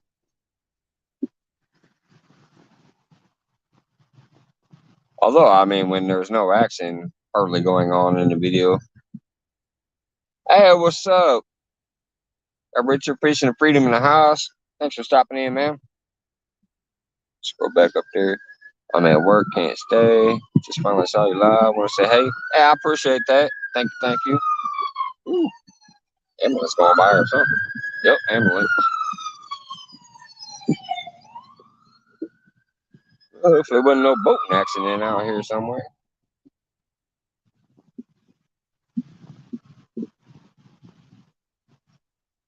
Seen quite a few of the like barges dragging people behind on their boats. Hopefully somebody ain't wrecked somewhere. First thing always pops in your head when you're out the lake, man, when you hear that Ryan or hear that siren. What's up, Ryan Smith? Hello, hello.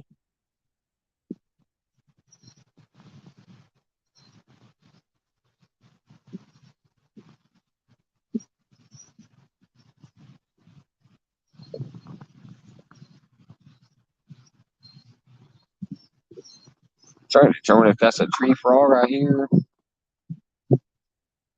or if the locusts are gonna start up soon.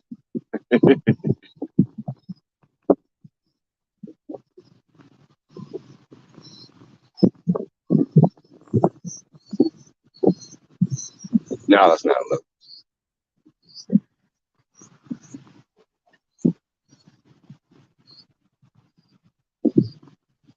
Sound like a bird. Thought it might have been a locust.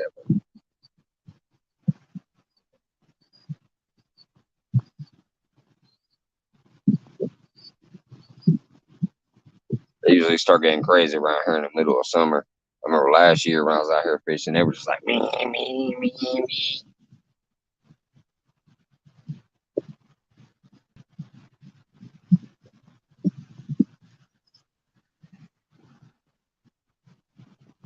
Not much, Ryan. So far, it's just a channel cat hanging out, chilling at the water though, so it's all good.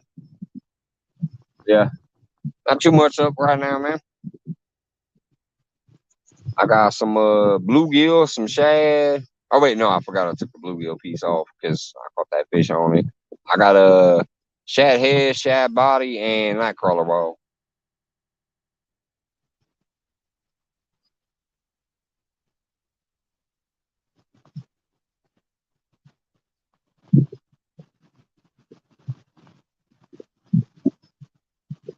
Go check the Okuma rod in a little while and the ugly stick. The Okuma got tapped once. The ugly stick had complete slack line in it. I went ahead and tightened it back up and left it there for now. Here, I'll give it a little while and go check it.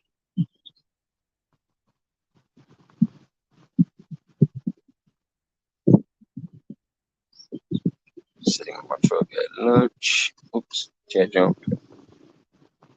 Sitting in my truck at lunch, 125 degrees here. Woo! Who needs a sauna, right? Hey, what's up, Half Century? How's it going? Thanks for popping in.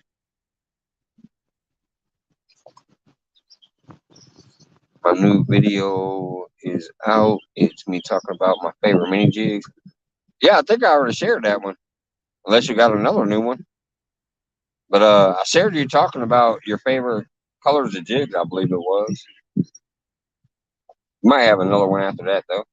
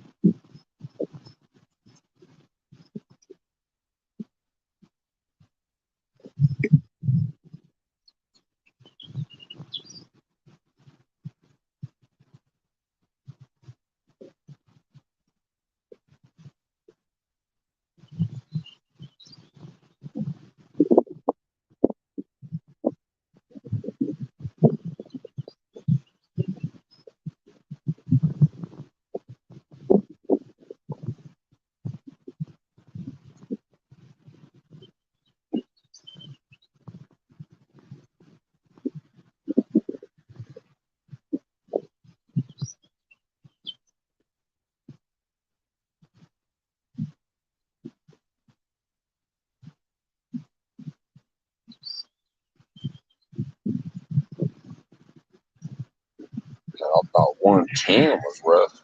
125. Where you at right now?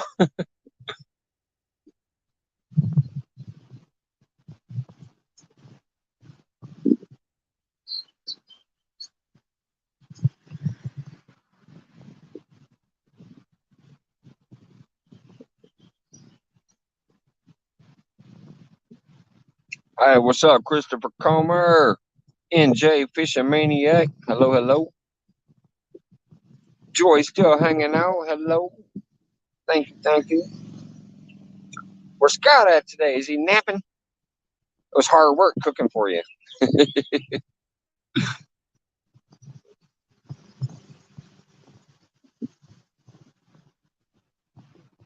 Well, I'll tell you, he's a trooper. I don't know how he woke up that early to make you breakfast.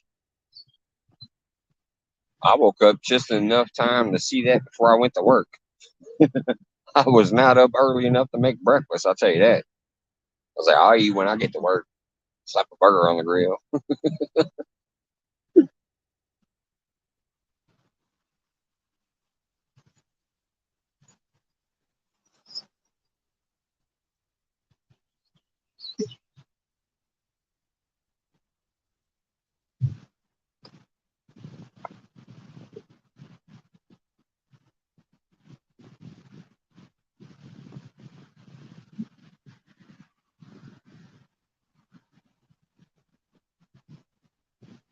Went back to bed.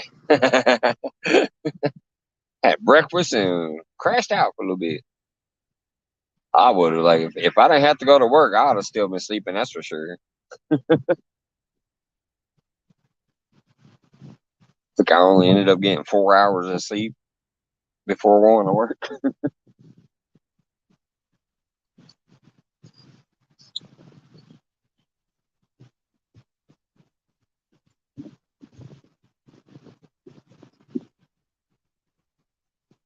Yeah, I caught one. It was just a 2.5 pound channel. It's funny because I'm gonna make a video out. I mean, he hit a big old bluegill head, like that big, on an 8/0 circle hook. Like his mouth would not, his lips were like this thing. His mouth would not have been able to swallow that thing. I don't even know how he got hooked, but he did, and so I didn't skunk, and I had fun. But I went running because I knew it was that big old bluegill head, and it knocked my rod off the rocks. See, I got two in the holder, and I got one on the rocks. It knocked it off the rocks. So I thought I had a blue trying to run with this. So I actually went running. I pulled it. I'm like, fish on. I don't know if it translated because it's way over there, but I was like, fish on. And then I lifted up and I'm like, oh, crap. I knew I had a little channel.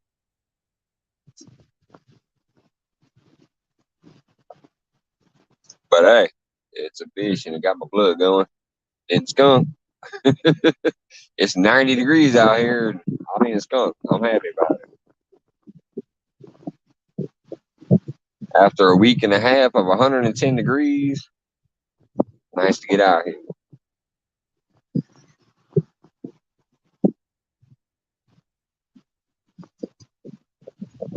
But yeah, with that said, like I said a minute ago, I've already had one bite on that Akuma, and I definitely know I had a bite on that ugly stick.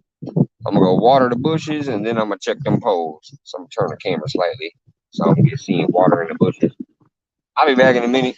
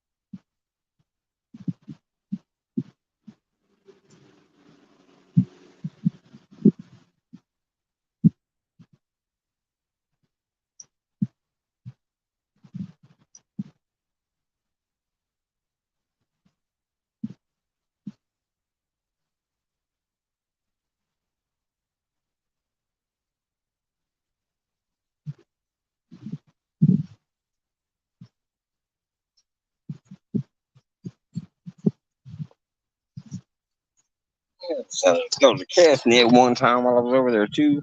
Nothing came out of that.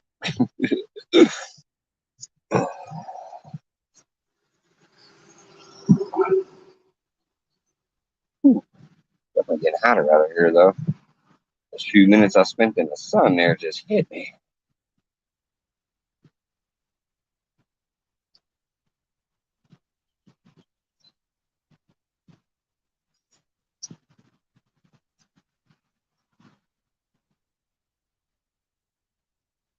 All right, looks like everybody was just chilling out, hanging out. All right, back to the bottom. Hey, Wildcat, what's going on?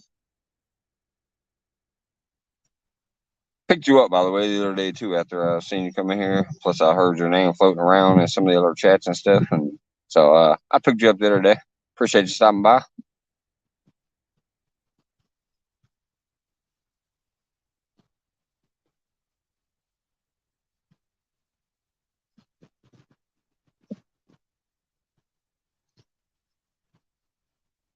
I need me a Wildcat about now. Yeah, you. Picked you up the other day. I think you're right around the 60-ish or something like that when I grabbed you. So I grabbed another Wildcat.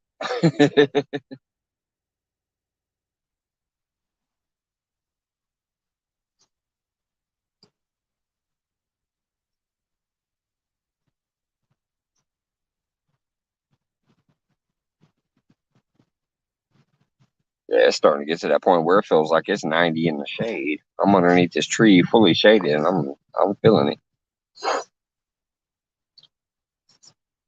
That Miss John Boy coming in. Yep. What's up, John Boy? Catfishing. Oh, Wildcat is down east. Okay. Well, yeah, I've had your down east account way back. I think I had that account when there was only 15 or 20 people there. I didn't know you changed or created a new channel name. But yeah, I picked up a Wildcat the other day. It was like 60. So unless that's a new channel you got going on.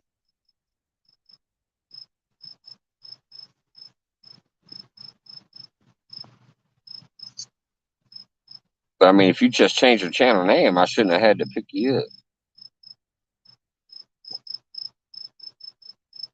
Oh, it ain't that hot, Joy. I ain't gonna get no heat stroke, but I'm definitely feeling it now.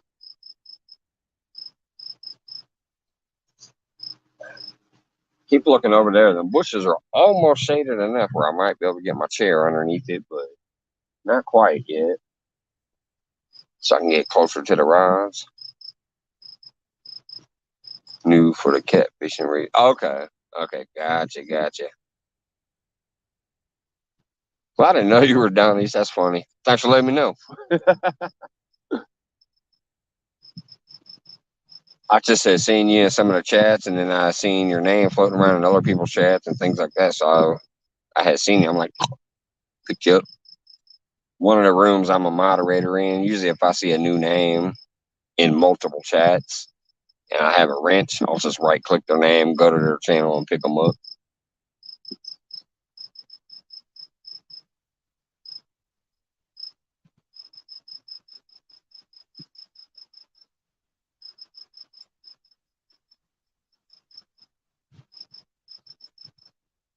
Ooh, that Lou Rise tapping with the nightcrawler ball.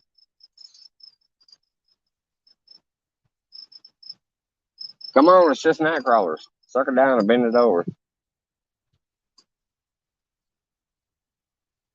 That sounded like one of the late night chats. Come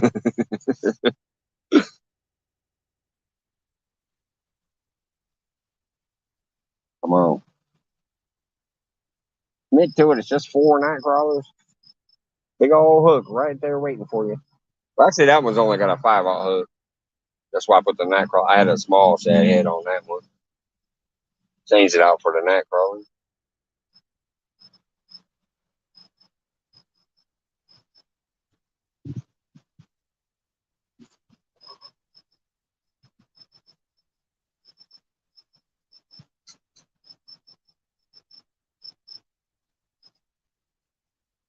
Come on. I know y'all can't see that here on this little can, or at least I'm assuming because I can't see it. It's all bleached out, and it's. But when I'm looking over there, I can see the lure tipping.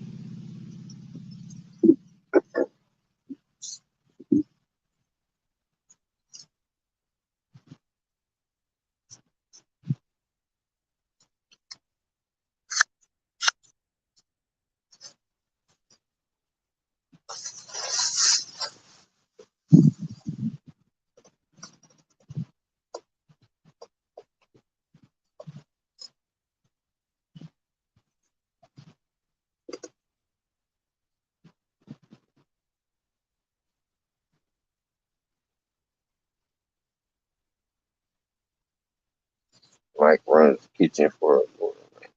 Yeah, it ain't no gourmet restaurant. It is an awesome farm to table restaurant though.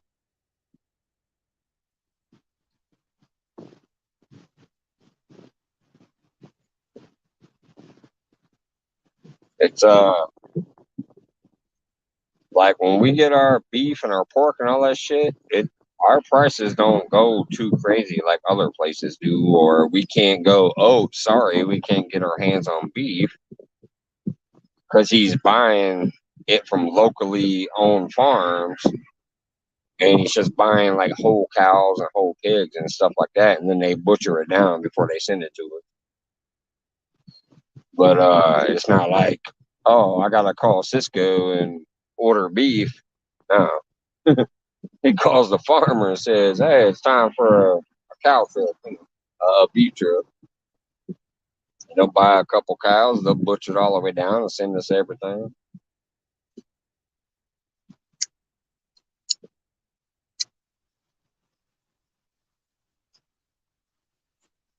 Even his beer, because he's got a brewery too, and he brews his own beer, and that's all locally sourced hops and stuff too.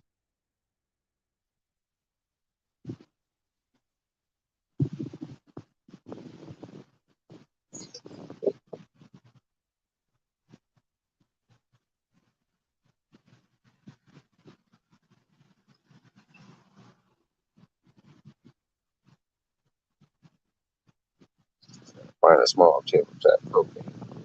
So it's not ours. Multi.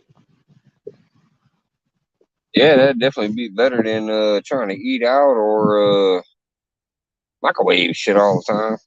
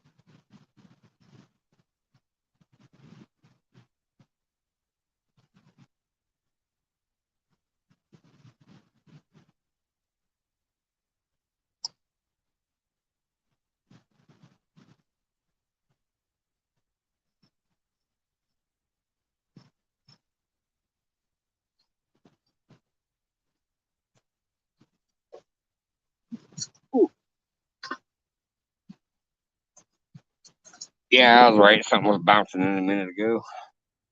Pretty much, I had 4 night crawlers on there. All I got left is that little shrivel. Did it rebate?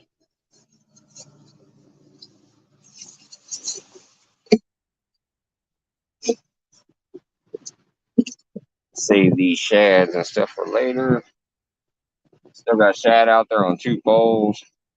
Just gonna put night crawler ball back on here.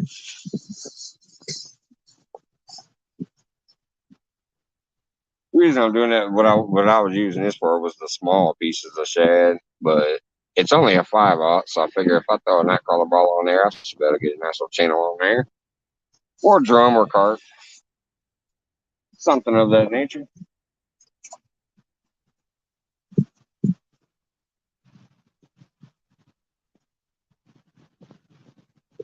I've actually pulled a couple of 20-pound drums out of this lake. They're in here. They get big.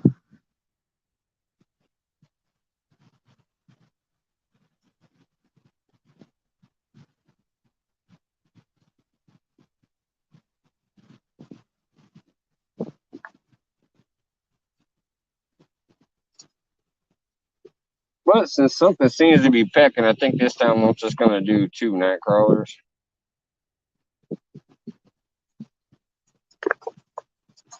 Night crawlers are too expensive to keep throwing 4 at a time, so we'll just go 2 night crawlers this time. They're fatties.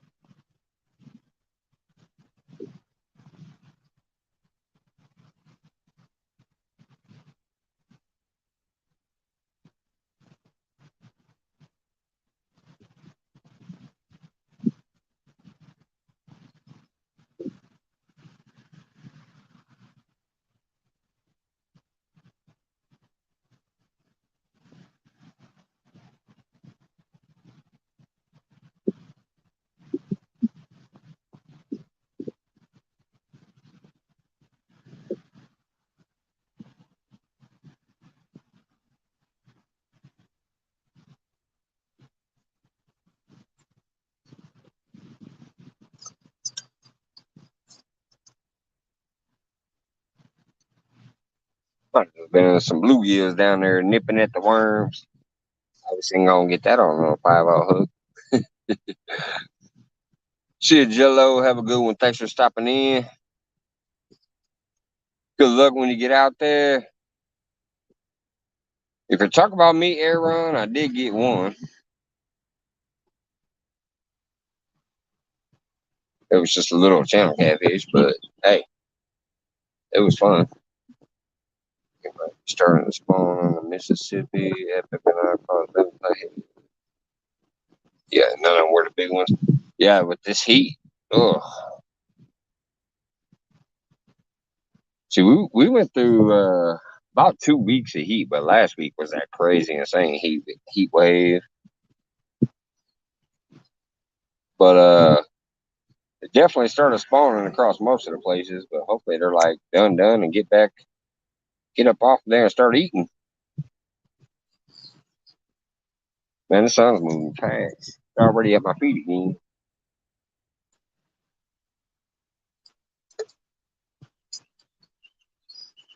Scoot this stuff back farther into the shade.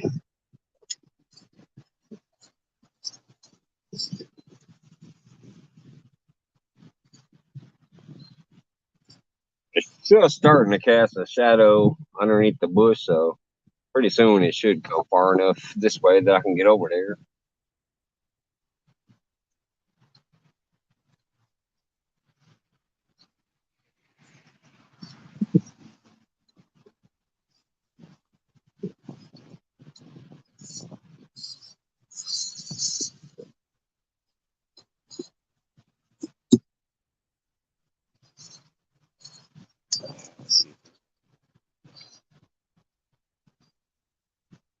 There's the poles.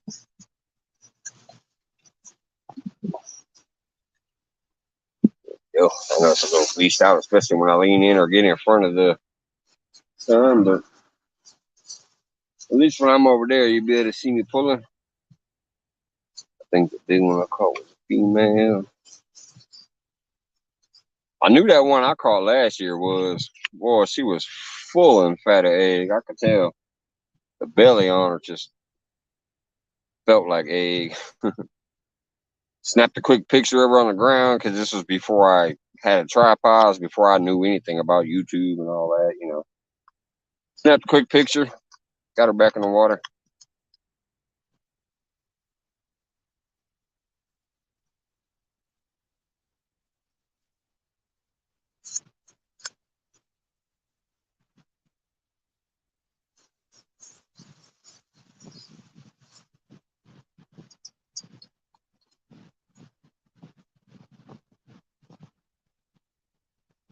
Spawning fish eat too.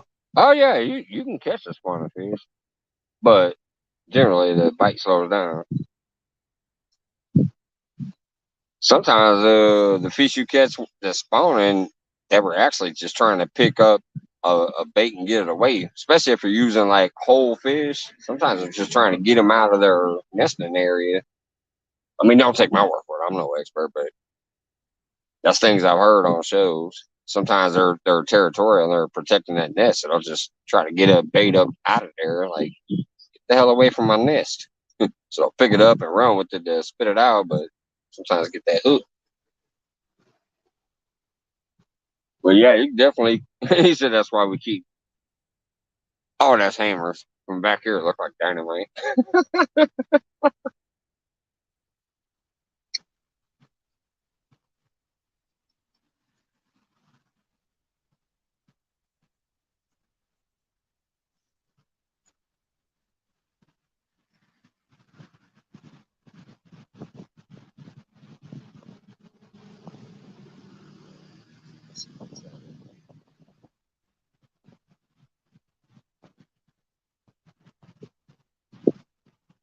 Dang, already 2 o'clock.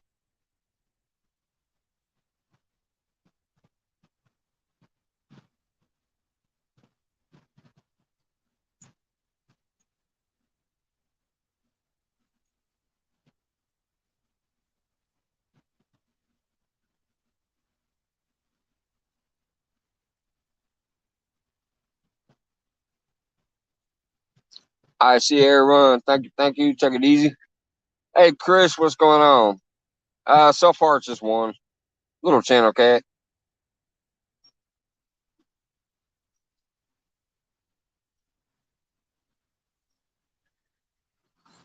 I'm hoping to be able to add more to it because I'm gonna make a video no matter what, even if it's just one channel cat. It was funny as hell. I thought I had a big one because my bait was big, my hook was big. It knocked my pole off the rocks. I thought I had a big one. I went running for it. Nah, just a little eater channel.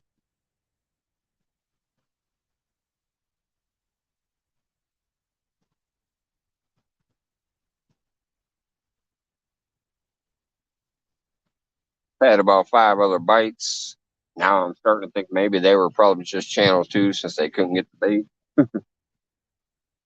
Before I went live, I had a real nice bite, and then when I checked the bait, it was all, it was like gnawed on. It was a bluegill head. It was gnawed on, but they didn't get it.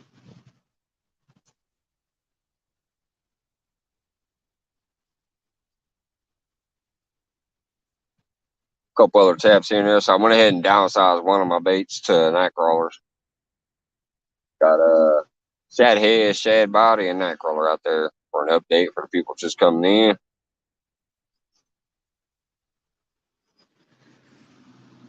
Reason I'm so far away from my poles right now is it's 90 degrees. I ain't trying to sit out there in the sun, so I'm under a shade tree. Once the shade's up over there, I'll move over there by the poles. Danny Stone Outdoors is on his way to the water. Says he might pop up here, I guess, if he can get connection or whatever. He said he'd pop up here and keep me some company, so we might have 2 of us up here as soon as he gets out there.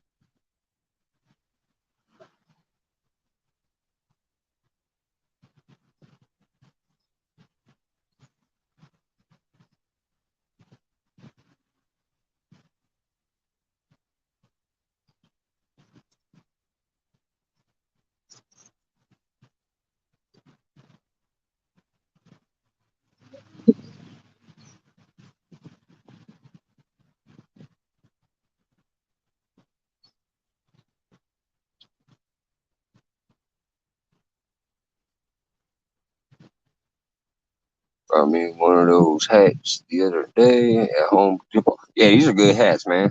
They stick way out, keep your forehead covered, keep your ears covered, keep this bald ass head covered. I like these hats. What's going on, man?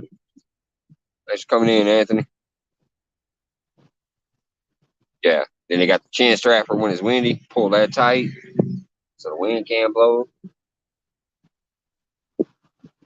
I like them.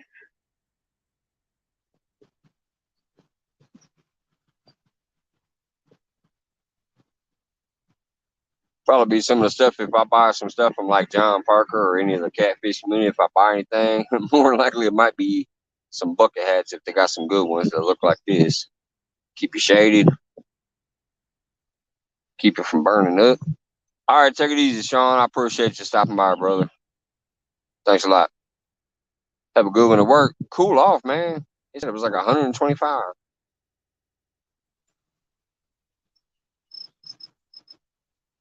You got a bucket of ice by you, or a cold, wet cloth.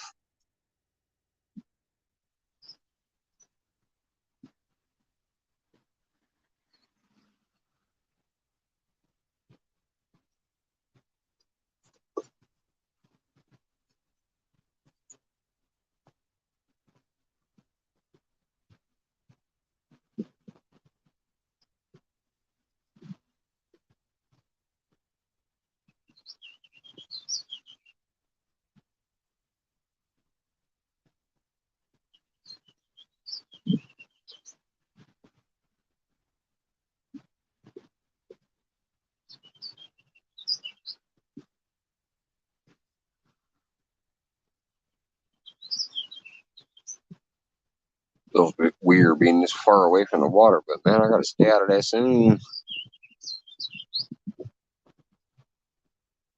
It's 91. Yeah, we got 90 right here where I'm at.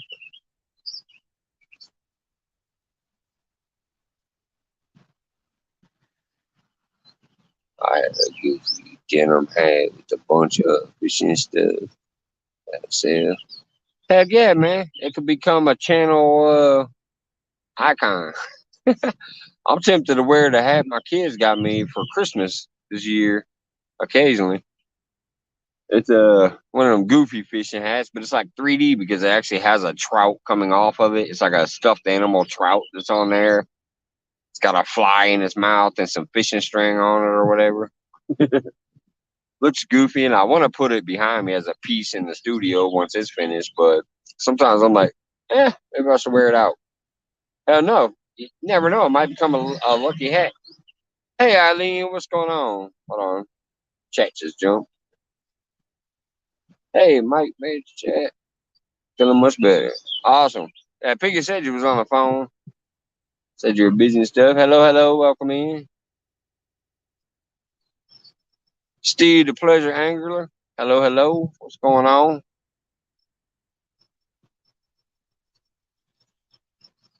I didn't skunk, Eileen. I did catch one. Hopefully, I'll catch some more, but I did catch one.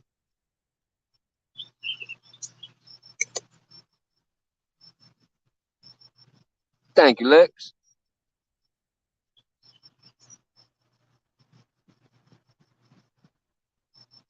Well, here we go. We got the pleasure angler in, and now we got a pleasure boater over here. You might not see it. It might be bleached out, but there's a barge going through there again. Little party barge. Where the pontoon?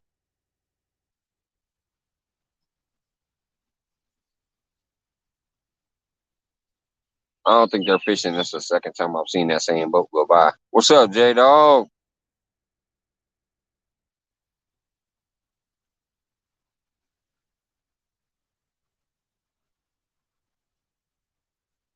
Piggy tell you that backwoods use the piggy. Yeah, he did tell me that. I thought it would make sense too, because like I said, people use garlic to make baits. People use Jello. People use onion powder, things like that to make baits. So I can see that Piggy's rod working.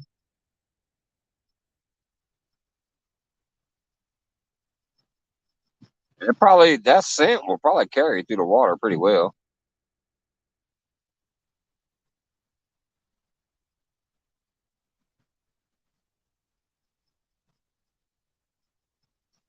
EJ fishing Mac. I would rather got a root canal than fish like I did today.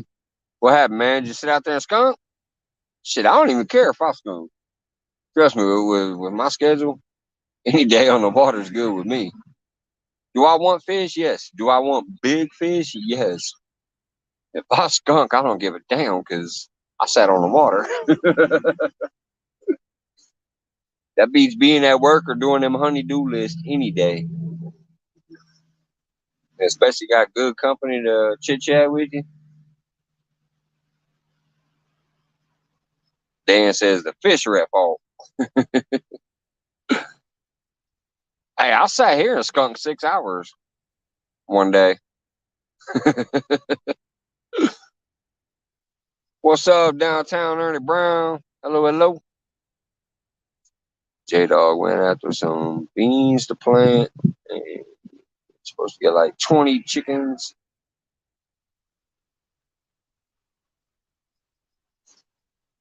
Chris came home with 60 chickens. See, right? I'd normally be at home doing dishes or something, laundry, dishes, fixing something, chopping some wood. I'm good to be out here, even if I did skunk. But hey, I caught one.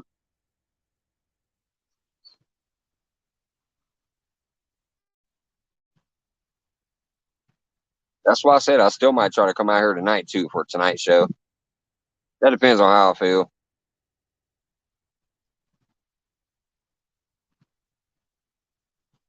Come out tonight, I'll probably just park at the steps. It's a little easier travel.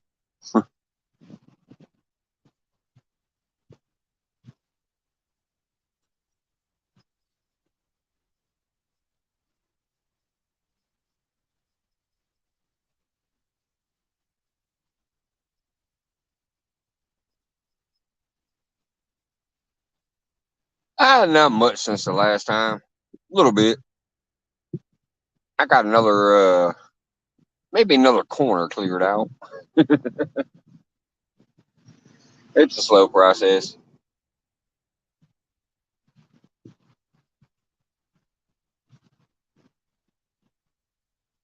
J Daw's calling people out for a 1v1.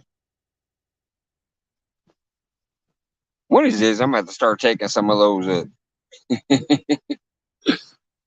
like I said, I don't even care if I skunk. I like to have a good time. But yeah. Sometime this year I might have to start taking that up.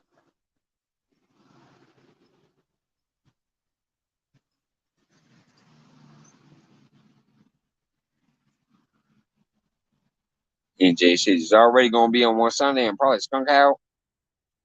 Hey, just go up against Pork Chop.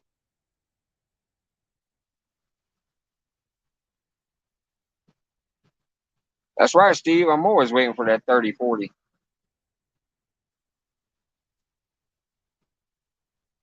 Especially in this spot. What do I got to do? I think if I block my camera, it should pop up. Yeah, there it is. That catfish right there, that was a 32.6 pound flathead. I caught it in this very spot last year, either late June or middle of July. I can't recall. I know it was the dead of summer. Right where the funny part is, it's right where I just caught that little 2.5 pound channel cat. There's a big tree. You can't see it right now because the water's up, but there's a big tree that lays across that water there. And I cast at about 30 to 45 degrees angle away from that tree on the other side of it. And I've caught some big blues and a couple of big flatheads back there. But that flathead there was the biggest one I've caught from there. And then what I do with that Okuma rod that's standing real tall, which I still don't even know if y'all can see that. It looks bleached out to me on my screen. But the far right rod that's in the rod holder standing up, that one's casted kind of straight out. And then the Uncle Lou rod on the left is casted out to the left. I kind of spread them out along that area, different distances. Some days it's hot as heck and I'll catch 20 on there. Some days it's slow as hell and I'll catch 1 or 2. Sometimes a skunk. I sat out here, I don't know, about a month ago. Did a 6-hour live, didn't catch a single fish. What's your biggest blue from the bank here? The biggest blue out of this lake that I've caught on the bank was about 30. The biggest blue in my life that I caught off the bank was 50, like right around the 50th mark.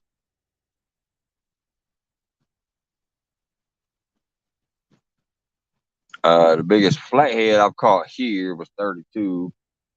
That flathead I just showed, that's the biggest flathead I've caught out of this lake. Because I'm from Peoria. I've lived down here about 20 years, 21 years, somewhere around there. When I'm from Peoria, I used to fish in the Illinois River all the time and caught a lot of nicer, bigger fish out there on a consistent basis on the bank. But this lake is cool. It's a small man-made lake. It's just a little bitty reservoir. It's not big at all.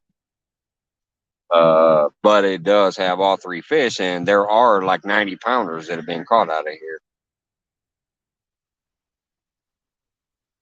They got flatheads, blues, and channels. There's been channels caught out of here that are 20 pounds.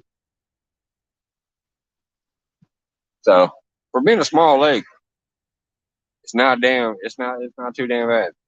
Lake Springfield is not too bad. It just ain't really on the map, which might be a good thing. You're not far from me.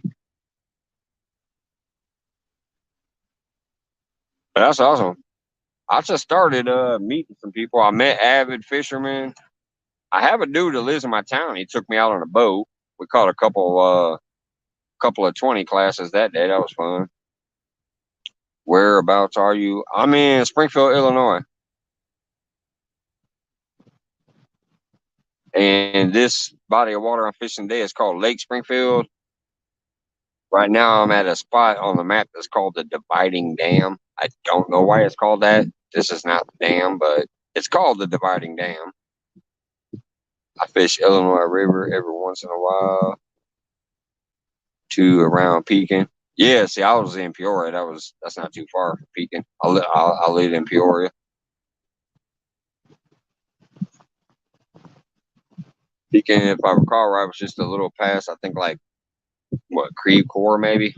When you cross the bridge and went through East Peoria that way, then you pass like Creve Coeur, I think it was, and you come around another corner and bam, there you are, Pekin. I never fished up near Pekin. All right, Danny, let me drop it for you real quick.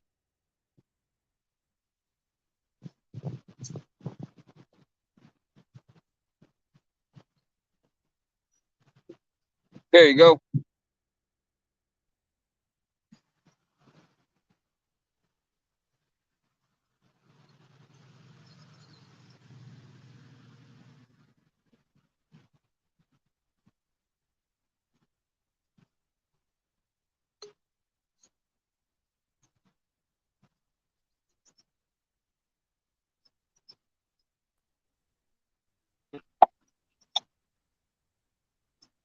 What's going on, brother?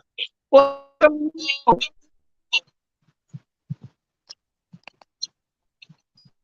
you hear me? Yeah, I can hear you.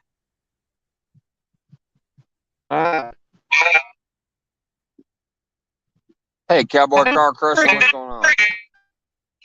Uh-oh. Yeah, now the signal's sticky a little bit. You just went robotic, and you froze. Really? I don't know if it's going to work or not.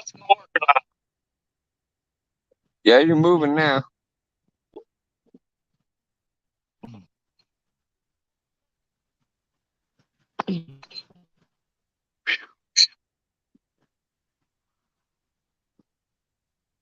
Is it hot as hell there, too? Oh, my God. Yeah. Yeah, that's why I'm sitting under the shade tree. I'm like, I'm not trying to be out there in that heat, man. What's up, Randy? I'm just waiting for that shade to get over that way, though, so I can get closer to the rods. Yeah, the spot I'm fishing now, there's not a whole lot of options. Yeah. Doesn't look like it. I'm not seeing no shade. Ain't now.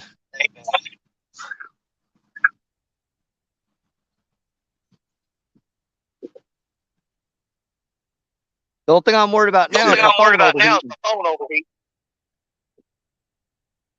Yeah, that's why I had to stay under the sun, too. I mean, under the shade tree.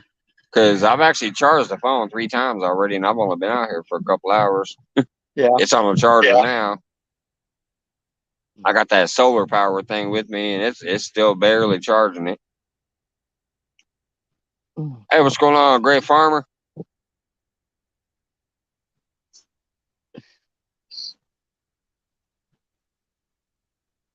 Well, I'm going to set out 3 rods, and I'm throwing them up and under the bridge where the shade is next to the pylon.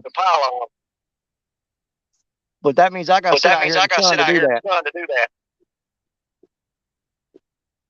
If you get close to the bridge, do you say a bridge? If you get close to it, you ain't got no shade?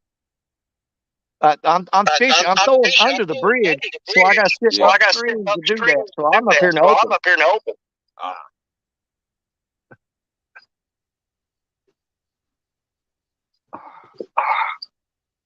I know, like I said, tomorrow if I go to, I don't know what I'll feel like, but if I do go, I might go to Lake Taylorville. That way I can sit underneath the bridge.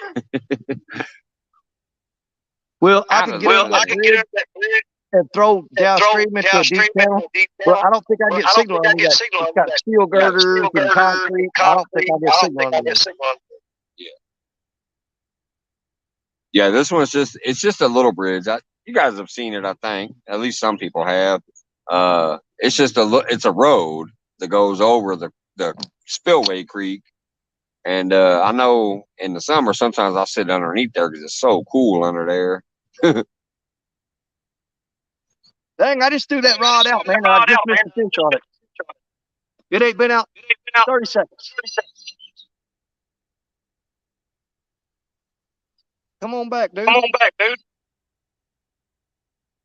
looked up and the rod was going down. I'm like, crap. I'm trying to rig up my Murillo rod, and I wasn't paying attention. I looked up and the rod was, man, he was getting it. Oh, man. You don't fish I get today. Hey, you got a bite in 30 seconds. I've had one fish in 3 hours. Really? I did. Well, let's see. What time is it? 11:30. I can get 20 bites right now. And you got one fish, you still beat me. Yeah, I've been here about 2 hours, 45 minutes. Wait a minute. Everybody's saying echo, but I don't hear one. What the heck? I don't hear an echo. I might have turned my hearing aids off. Because it's feeding back twice. Let me up. Yeah, maybe. I usually hear that. But that's what the chat's saying. Did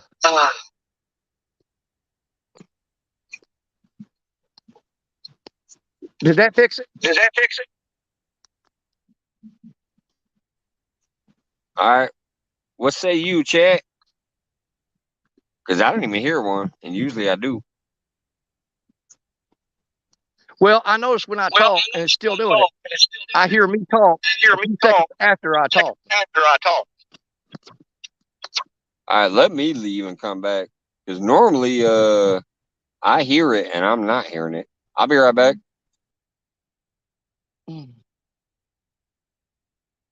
I'm almost sure it's on me.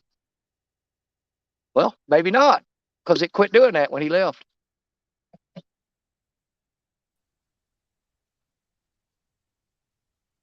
All right, I'm back. See what happened. Okay. I'm not hearing myself come back again, so that should have fixed it. All right, hopefully. See. Yeah, before, every time I said something, I could hear it. I would say it, and a half a second later, it would say it on my phone. But it's not doing it now, so hopefully that fixed it. All right, Let's get the Michael Murillo rod rigged up.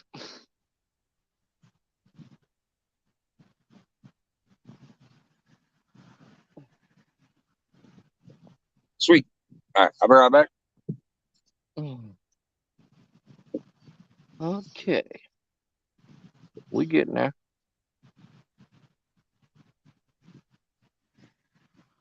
And since we're fishing for small channel cats in this spot, I am going to downsize to a 5/0 hook.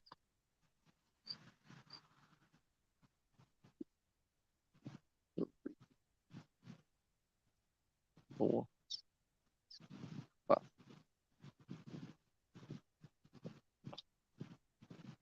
Man, it's hot.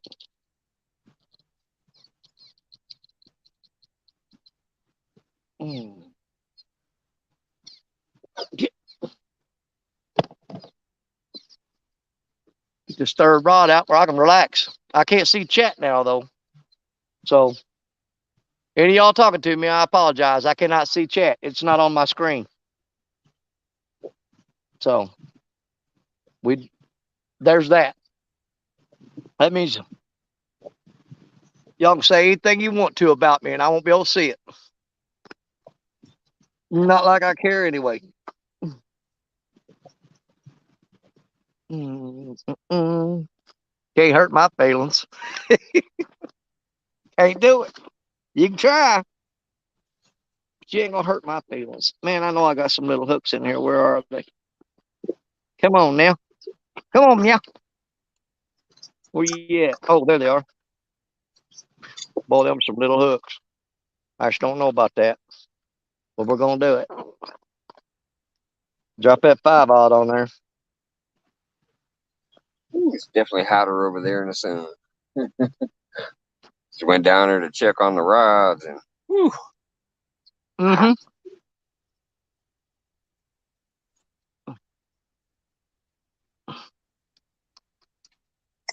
Yeah, I told him, I said, I can't see chat at all because when I come in on somebody's deal, unless you send a link through Messenger or something, then chat shows up. But in situations like this, all I got is another picture of me off to the side. 4, 5, 6, 7. My lucky number. 7 and 13. Those are my lucky numbers. Man, it's hot. Oh, but it's all right. Yeah, it is. As soon as retired Rick stopped in earlier, he goes, "Man, it's hot. Are you crazy?" Hey, I got to get out here when I can. Hey, El Gato, what's going on? I wasn't going to fish today, but I got all my honeydew list done, and my wife said, I don't want you sitting around here bugging me. If you ain't got no work to do, you need to go and go. I said, yes, ma'am, I'll be on my way. And I turned on I was watching YouTube. I said, well, there's Mike.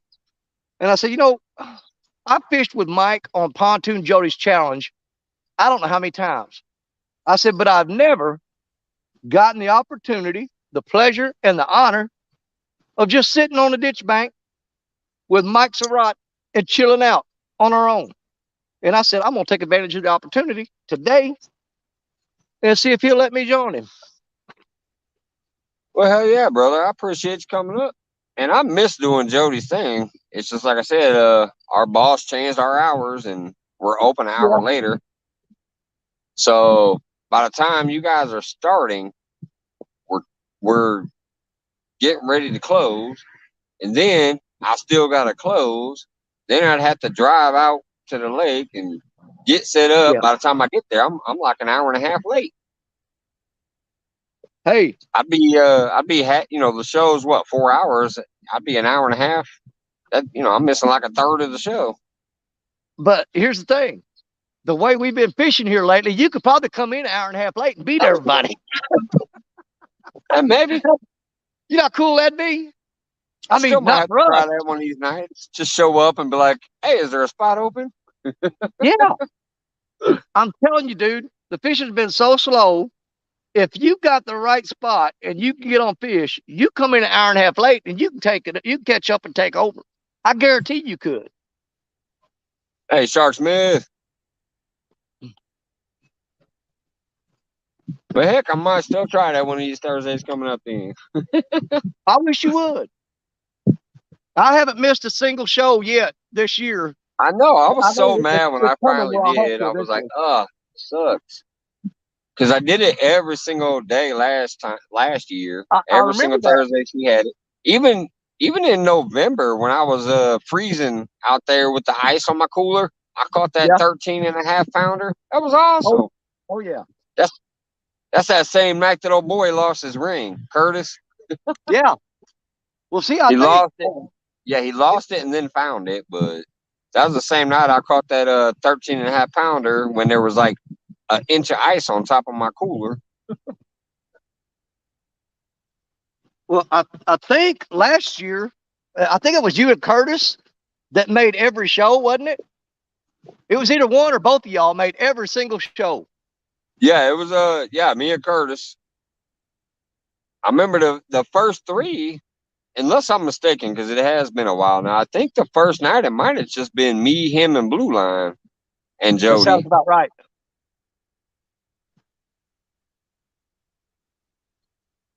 Because I got a message and she said, "Hey, can you make it?" I said, "Shit, yeah, I'll be there." Man, I'm gonna tell you something. Them wildcat hooks that Josh sells, you reach into a tackle bag and you got them laying there loose. I got blood all over my pants. That thing just barely touched me and poked a hole in my finger. These things are sharp.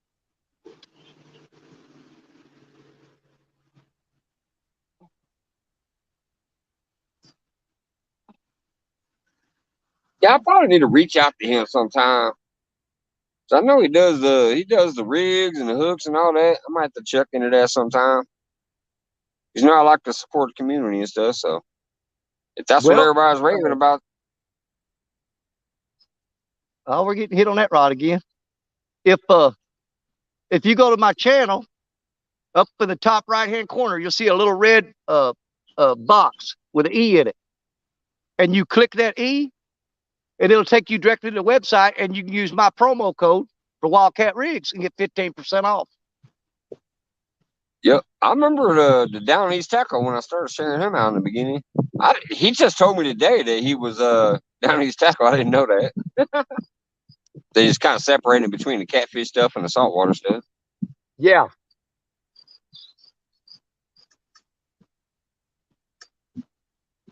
Because I literally just picked up the Wildcat channel, like, I don't know, a couple days ago. Oh, he come off? Yeah. Had one on, he came off. I got this new reel on here, and I didn't have the drag tightened down. I had it completely loose. Oh, I hate when it happens. I think I'm going to change that hook, too. I'm going to put a Down East hook on there. That is not a Down East hook. Well, we'll give it one more try. But it's a brand new reel. Man, somebody sent me a reel in the mail, and I have no idea who sent it. But it is a, man, what is that thing? It is a Burning Shark TT6000. Look at that thing. Nice. Yeah, that looks good. And, here lately I've been having companies send me stuff, and I don't even know who they freaking are. And I've never even heard of a Burning Shark reel. And, yeah, the model number is TT6000. And I got that in the mail Saturday morning. I mean, it's pretty. But this is the first that time I looks put nice. on a rod, and we just got to see what it'll do. Just then, it cost me a fish because I had the drag open all the way, and when I ripped the rod up, all it did was let out line. I had to drag too late. That's the first time I ever cast this reel out. But it wasn't the reel's fault that fish. It was my fault. Looks like it holds a ton of line too. That looks like a nice big reel. Well, right now, I mean, it's overkill what I got on it. I've got 50-pound braid on here, and it needs about 15 or 20, to be honest with you. But that's all I had in the cupboard. I went and dug through what I had left in the fishing line. I rarely carry anything smaller than 50 pounds braid. That's what I said. You ain't fishing for 15s and 20s. Well, but when I go to Florida, a lot of times with these smaller rods that I fish right off of the beach, I'll drop down to a 20-pound braid because I'm after pompano and whiting, and I can even get bull reds in on that 20-pound braid. Yeah, there's blood all over that rod where I stuck that hook in my finger. That don't look good. I gotta get that off there. It's like a murder scene, crime scene. Well, heck, if you play the drag right, you can catch you a 50-pounder on some 10-pound braid. You can.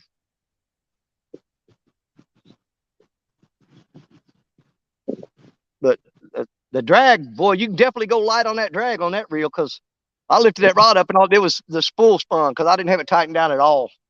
Oh. So I let that fish walk.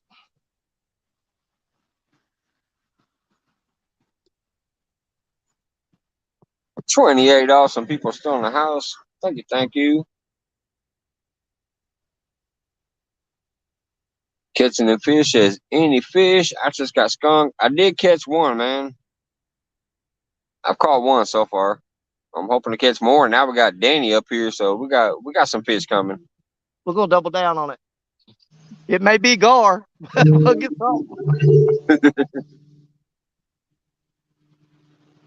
and I still got that big Mississippi River hook on there, and I don't need it for this small creek.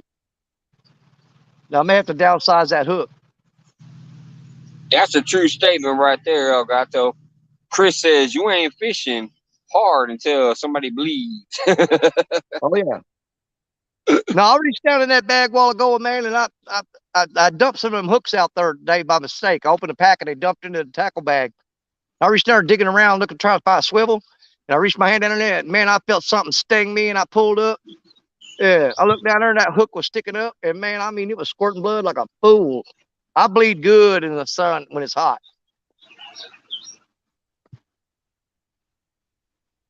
Get out here in this heat and get a little bit cut, start getting that old man bleeding going on. You know what I'm saying? Man, as much as I drink, my blood's probably pretty thin.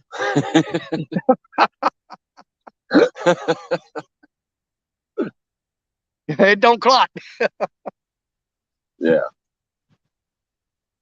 Well, the rod that got the bite is the one that I threw up into the bridge into the shadows right next to a pylon.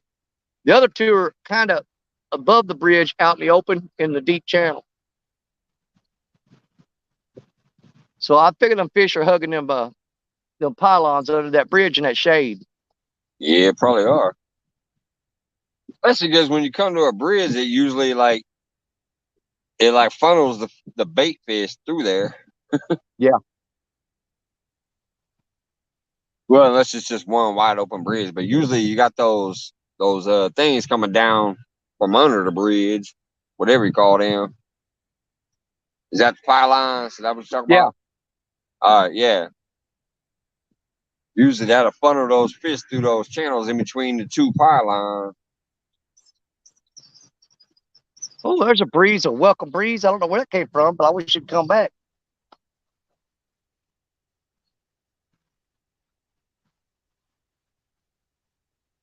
I mean, I'll tell you right now, if I had a boat, I'd be underneath this Lindsay Bridge, just chilling, anchored up right underneath. It's one of the deepest spots in this lake, and it'd be nice and cool underneath it.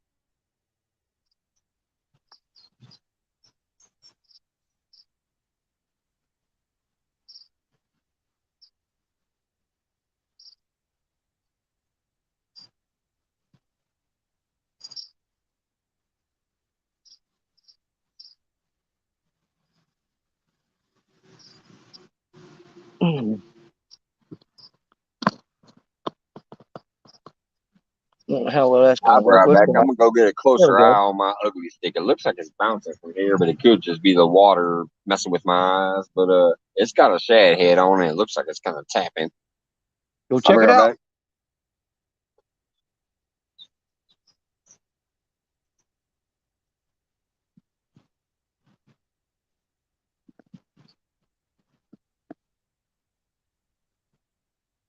First rod right there got something going on. This one right here. Right there. Same rod that just got hit under that bridge. And he's tapping on it. Looks like a turtle, though. That's acting like a turtle. He's definitely thumping on it, though. But I got a big 9/0 hook on there. And I need to downsize that. Hold on. Well, he's getting crazy with it. Can y'all see that? Look, there he goes. He's on there. This feels like a turtle. It feels like a turtle.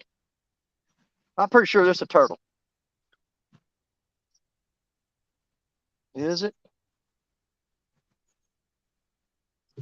It's heavy, whatever it is.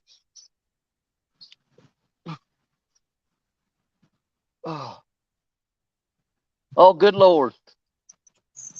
Y'all, we done did it again. I think we got another alligator snapping turtle. Yes, we do. We got another alligator snapping turtle. Okay, I'm going to have to go around here and get him. Y'all, hang on. I'll get right back.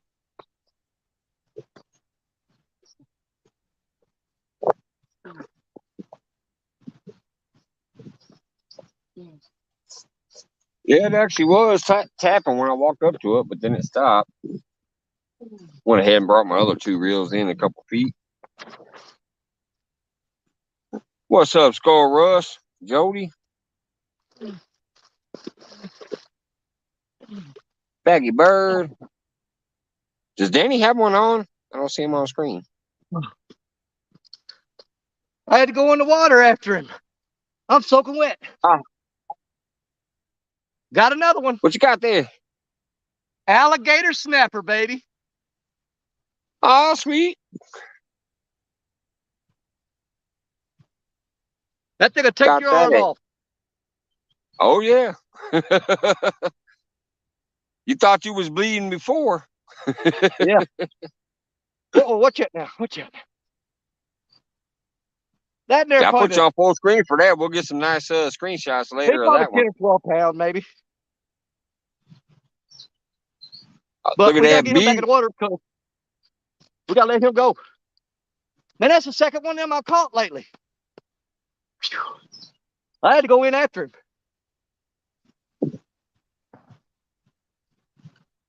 Oh, man. I haven't caught one of them in 20 years, and I've caught 2 of them in the past 2 weeks. Crazy. All right. He broke my hook off and it fell out of his mouth, so I can get that rod rigged back up. All right.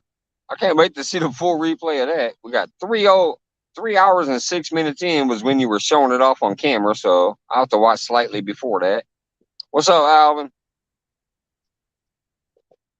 Man, Yeah, that wore so me out. my rod was bouncing when I got down there, but it stopped. So give it a few more minutes and then go check it.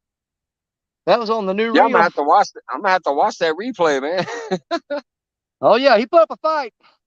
I put you I on could full tell the way he screen was for hitting on it was a the when you turtle. were holding them, so we'll be able to get some good screenshots out of that because Cool. I put you on full when you were holding it up. Well, you know, everybody always says, if I can't catch catfish, I'm going to do something really weird, unusual. So I'll show you an endangered species, as those are here in Missouri. Yeah. And you've got to get them back in the water as quickly as possible because it's illegal for me to sit there and hold that turtle any longer than I did. And You think they ain't got sharp beaks, buddy? He chomped that leader in half. I got him right up to the bank and then clamped his jaws together, and he bit that 50-pound mono like you cut it with a pair of scissors. Oh, yeah. And he started crawling back to the water, and I had to jump in there knee deep and grab him behind the head and the tail and pick him up. Man, them turtles scare me. I'm shaking. Because when I went to grab him, man, they can mess you up. And I couldn't see him in the mud, and I'm like, oh, I don't know what I'm grabbing here. It feels like I'm grabbing the back of his shell, but I don't know. You grab the wrong spot, you come back with no fingers.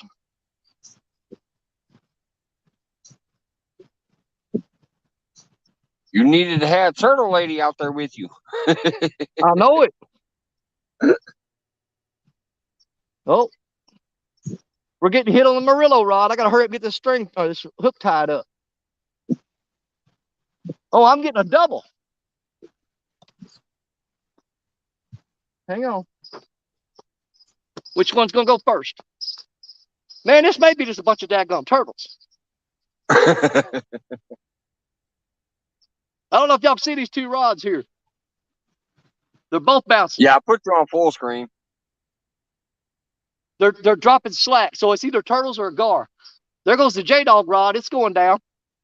Right there. See it? There he goes. He's pulling pretty good. Let's go ahead and go with that one. Let's go with that one. That may be another turtle, y'all. Hold on. I want to make sure he's on there. Oh, something's on there. Good Lord, what have I got? Got a nice bend. Man, is that another daggum alligator snapping turtle? I thought you were going to a channel catfish spot. I know it. Man, this here's got a little light on it. Them turtles in there eating the channel cats. Oh my God, you guys, it is another alligator snapper. These are supposed to be endangered species. Man. Are you kidding me? What's up, hand-me-down outdoors? I don't know how I'm going to get a hold of this one. That is another one. They're going to have to take these off the endangered species list, I'm telling you. Because this is crazy. I don't know if I'm going to be able to get this thing up out of the water, y'all. And I got another one on that rod. Let me see what I can do. I'm going to have to run to the truck and get the net. Because I'm not reaching down that water after him. I'm just not going to do it. He may get off there before I get back. Look at that rod. Look at that rod. I caught one so far, hand-me-down. Look at that. Little baby channel cat. See that? We got Danny Stone over here pulling out monster turtles. All right, I'll be right back. All right. Go back to the... Danny's over here pulling out alligator snapper turtles like nobody's business. So far, I've only caught one channel catfish, and I've had quite a few bites, but nothing major yet. Danny just popped up here a few minutes ago, and he pulled out a big old alligator snapper. Now he's got another one on the line. By the time he gets back, he might have done broke himself off.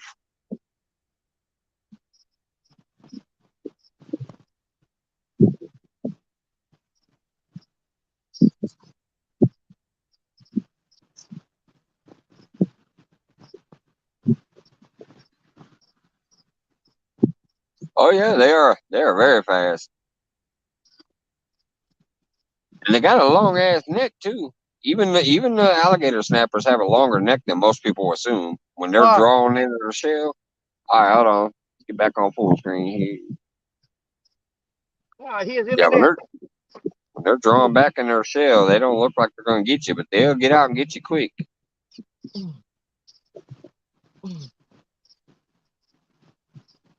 This one's about the same size as that last one. But I'm going to try to keep him in this net till I get that hook away from him. I'm out of breath, boys. and then I'll lift him up. Okay. This is the dangerous part because I got to go up there near his mouth. And that's not a good place. It's not where you want to be. Oh, come here. Oh, he's biting my pliers. Come here, son. I just want that hook back, buddy. Come on now. All right, hook is out. Let's get a quick look at him, and we'll get him back in the water.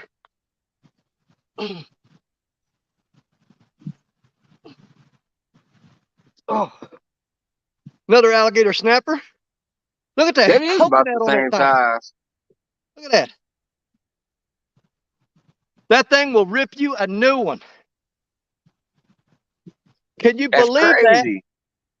Haven't caught one in 20 years. That makes 3 in 2 weeks. Man, that makes That's a 2 good in sign, you 5 guys, minutes. because they are a protected species.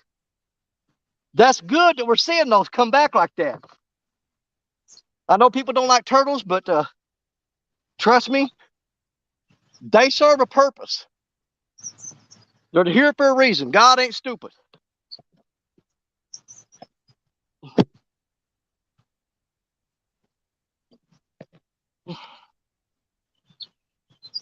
And there was something on that other rod, the Murillo rod, but I don't see it moving now. The It's water catfish time. got away from the We snapper want to turtle. get stuff back up. So, no, Murillo rod's still moving.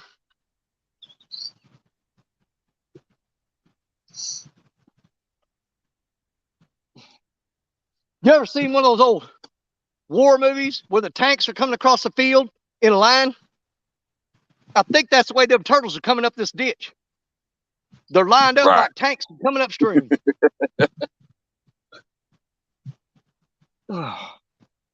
Just All right, let's get creeping the hook through, back on eating this rod. everything in sight. Well, like I said, I'll come on your show, and just to be courteous and kind, I'll let you catch all the fish, and I'll do all the weird, crazy Yeah. stuff. How about that? Deal? Yeah, you done caught the coolest stuff. Well, we'll do the crazy stuff.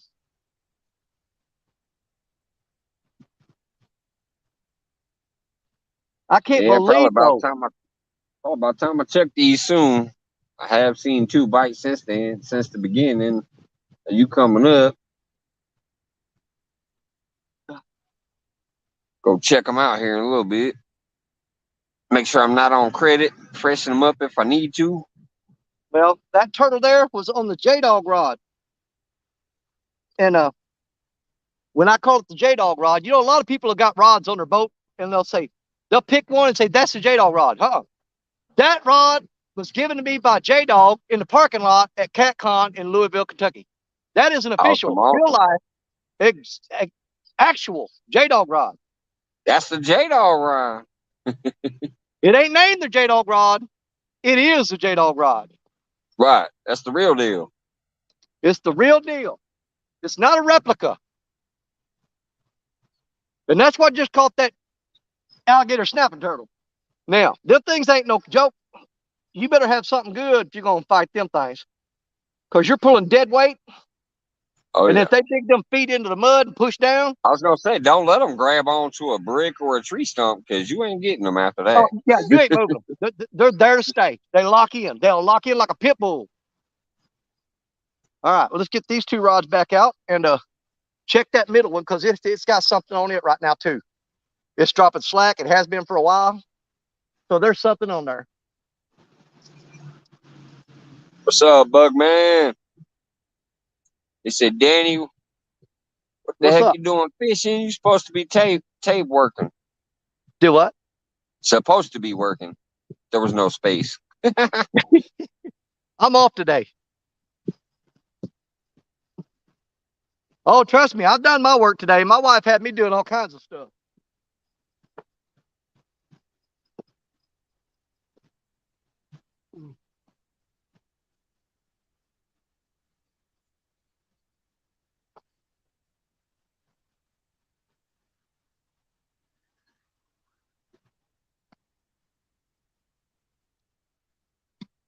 All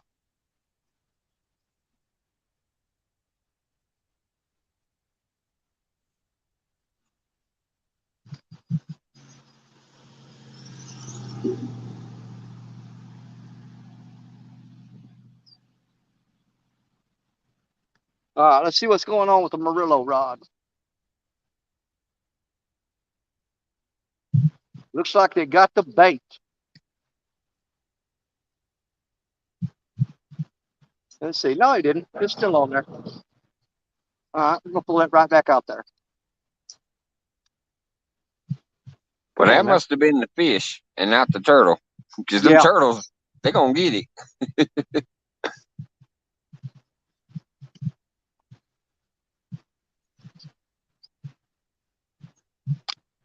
Okay.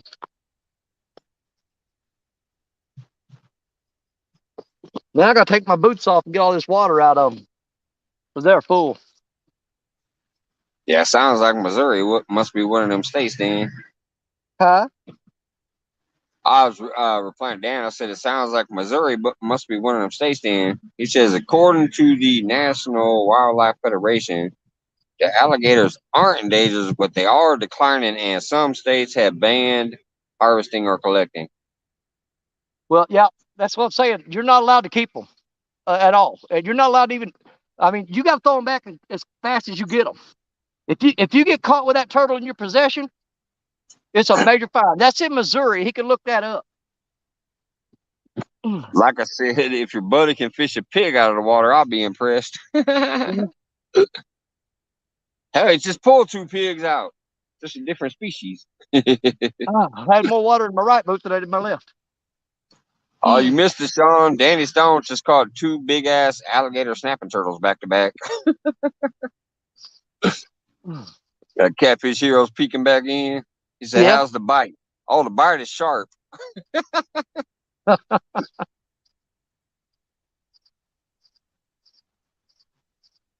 Man, freaking hot.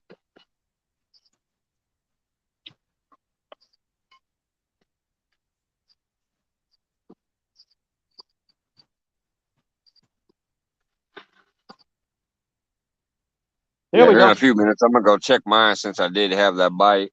I'll go down there and check them and see if I need to bait up or not. Oh. Catfish Hero says, yep, Danny always does something epic. This time it was alligator snappers. Right there. That rod right there. He's already pecking on it. Just threw it out. And he's acting like a turtle. Man, I need to call conservation department, tell them come down and start tagging these things. Because they will tag them.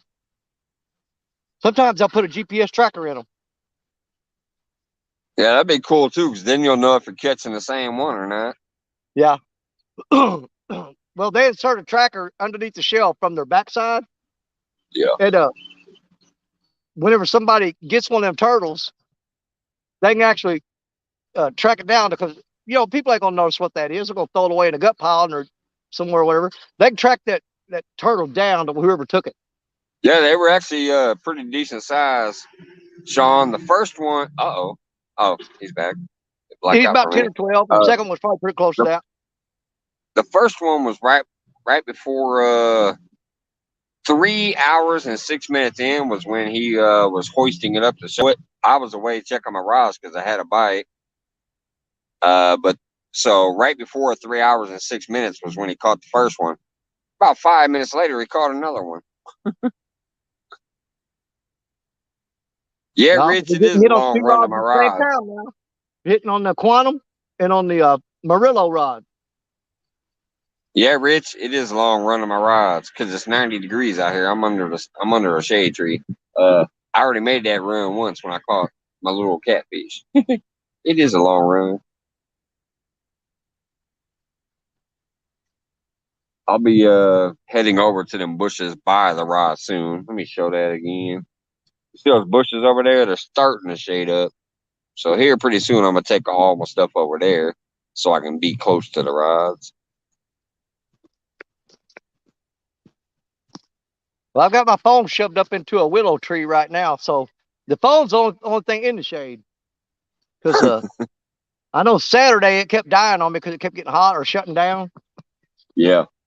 And we'll probably hit a point here after a while when that sun gets in the right spot that it'll start doing that to me again. Then I'll have to figure something else out. Man, this river mud stinks. It's stagnant river mud.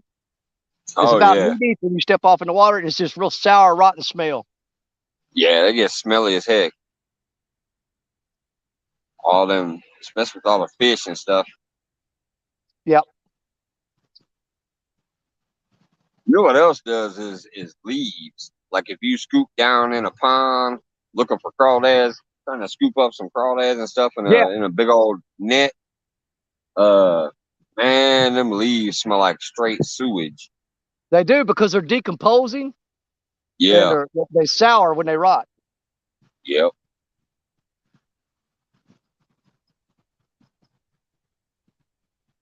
All right, I'm gonna put you on full screen just in case you do something crazy again while I go check these rods. I'll be right All back. right, brother. Well, we got one tapping on that rod right there, but he's been tapping on for a while, so that's probably a smaller turtle. Because the catfish don't play; they grab it and go down with it. They don't do all that crap. Ugh.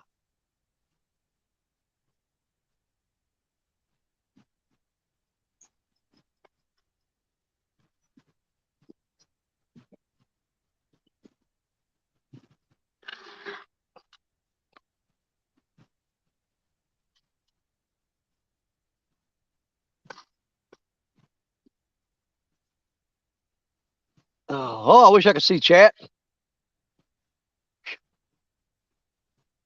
Yeah, we thinned all the turtles out. Now we ain't getting no bites.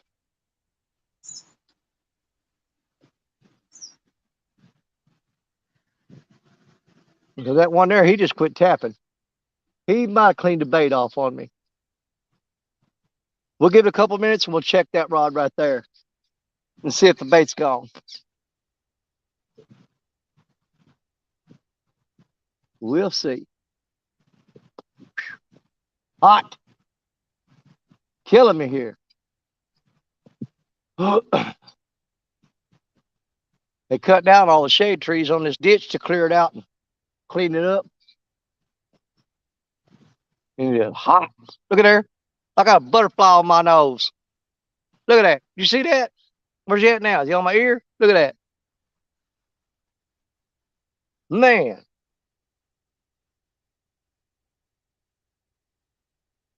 Y'all go back screenshot that butterfly on my nose.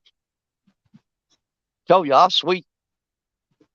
Just didn't know it. Y'all think I'm all mean and nasty, crazy. Even the butterflies love me. Be like Snow White up in here.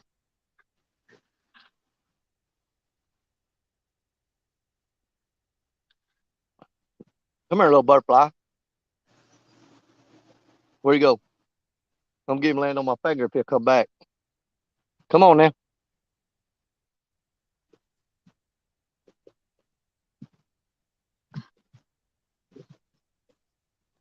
Oh, he's back. Butterfly all up in my face. Yeah, we're gonna check this rod here because it was getting bit and it just quit. So we'll check it real quick. See what we got. That's what I thought. That's what I thought. Where have we seen this before? See that? Bare hook. He was bouncing it and pulled it a couple times. And that's all it took.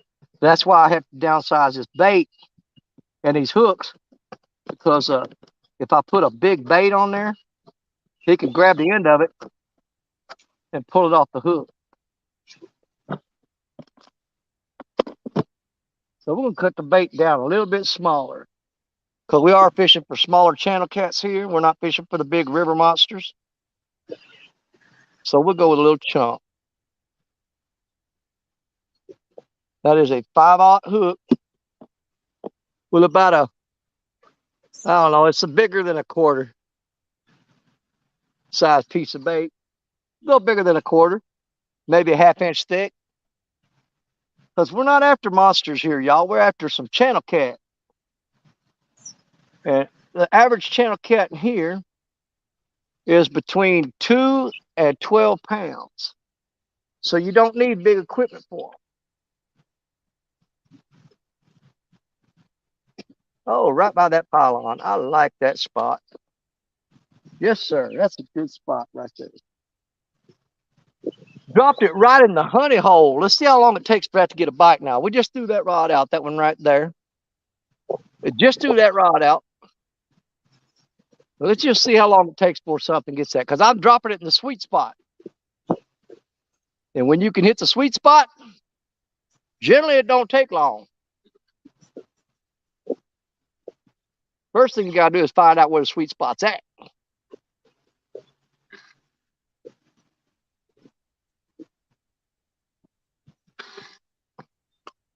Mike probably put me on solo, walked over and got 2 fish on the rod. He's over fighting them right now, trying to reel them in. There he is. No, I was just I said, man, he probably caught a fish, and we're all going to miss it because he had me on solo. Yep, just checking them all. Looked like the shad head got hit on a little bit, the one that I thought was moving earlier, because it had a few little nibble-looking marks on it. Yeah. What's going on, Tig? CBA, Richard Jarvis. John Boy still hanging out. Thank you. Just trying to catch up there. It says there's 38 people in here. Make sure I ain't missing nobody. I told y'all, as soon as I threw it in the sweet spot, that in there starting to tap. That one right there. Yeah, you didn't miss nothing but a butterfly landed on my nose while you was gone. Here you go again with this crazy stuff. A butterfly on the nose. Yeah, I leaned over to the camera. Look, there was a butterfly on my nose. I leaned over to let everybody see him, and he flew off. Then landed on my ear, and I sit there for a minute, and he flew off. Oh, man. I told him, we're going all Snow White up in here. Next thing, it's going to be a hummingbird. Oh, yeah. As long as he don't stick his thing in my ear, I'm good with that.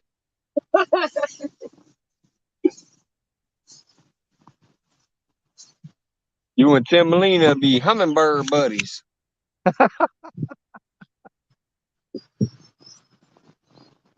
Yeah, I've heard a lot about that video he's got. And I think I went and checked it one time, but I need to go back and look at that again. Fiddle said he saw it. About the butterfly on the nose. Yeah.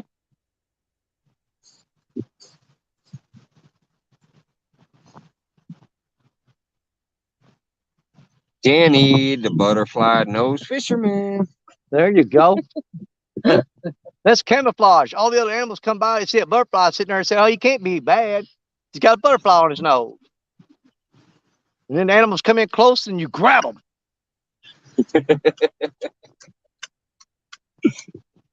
Oh, J-Dog Rod's getting hit now. Come on with it, son.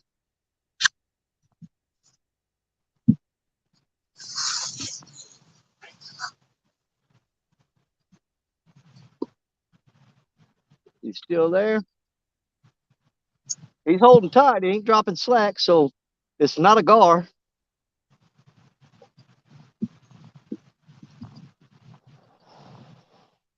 There's a little peck from him.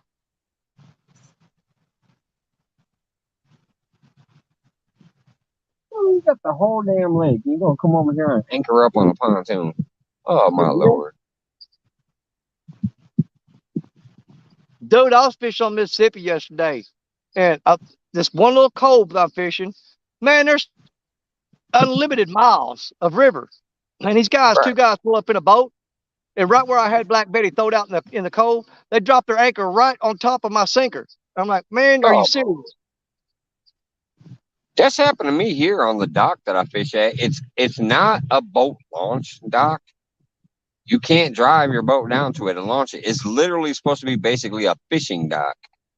But it's a real heavy party area, especially during holidays. I don't go there during the holidays because I know better. But I was there one day. It just happened to be a Sunday, and Everybody was out there. 2 times I had boats literally drive all the way up to the dock, bump into the dock, and then drive away, dragging my lines, cutting them up in their motor. Wow. I'm like, are you fucking kidding me? Hey, if that when I Excuse fish my the river, language, I'm but that's using the first heavy thing that, grade. I mean, it's just like, They get are that you in the pop, kidding? they're gonna know it. Like, I'm sitting right there, and you see these gigantic catfishing poles. You know that I can get some distance. And you're Well, gonna you know come what? up, bump the dock, Yeah. turn sideways, and drive along the dock, and then take off. Well, it's a small. I mean, it's a really small percentage that give boat people a bad name about disrespecting bank fishermen. I mean, Oh yeah, overall, 90% of them don't do that, but there's that 10% out there. If they see you on the bank catching fish, they'll pull up in their boat and start throwing all around you and anchor right there in front of you. Now, 90% of them don't do that, but that 10% will make you watch every boat person that comes by you, the ones that drive by real fast and don't slow down or anchor on top of you. And I'm like, man, what's the point? You got a boat. You could go anywhere you want to out here, anywhere. Right. The sky's the limit.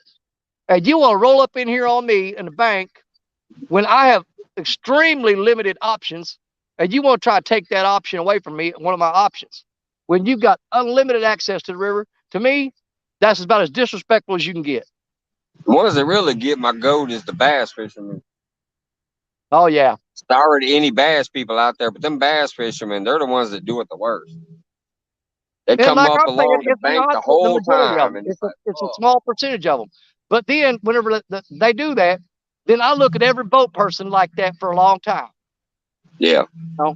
But it's like you can get to all them nooks and crannies that nobody else can get to. So I'm sure there's probably some big bass back there because ain't nobody else getting to them except, boaters. Yeah, it's a crazy world. You can zoom down, look at your map, especially if you've been on the lake enough, you probably know all the spots. Don't go to those very public access spots because obviously it's probably overfished from all the bank fishermen. Yep. I mean, it ain't called public access for no reason. Right. 90% of the public ain't got a boat. So we're out here on these few little spots we can get to.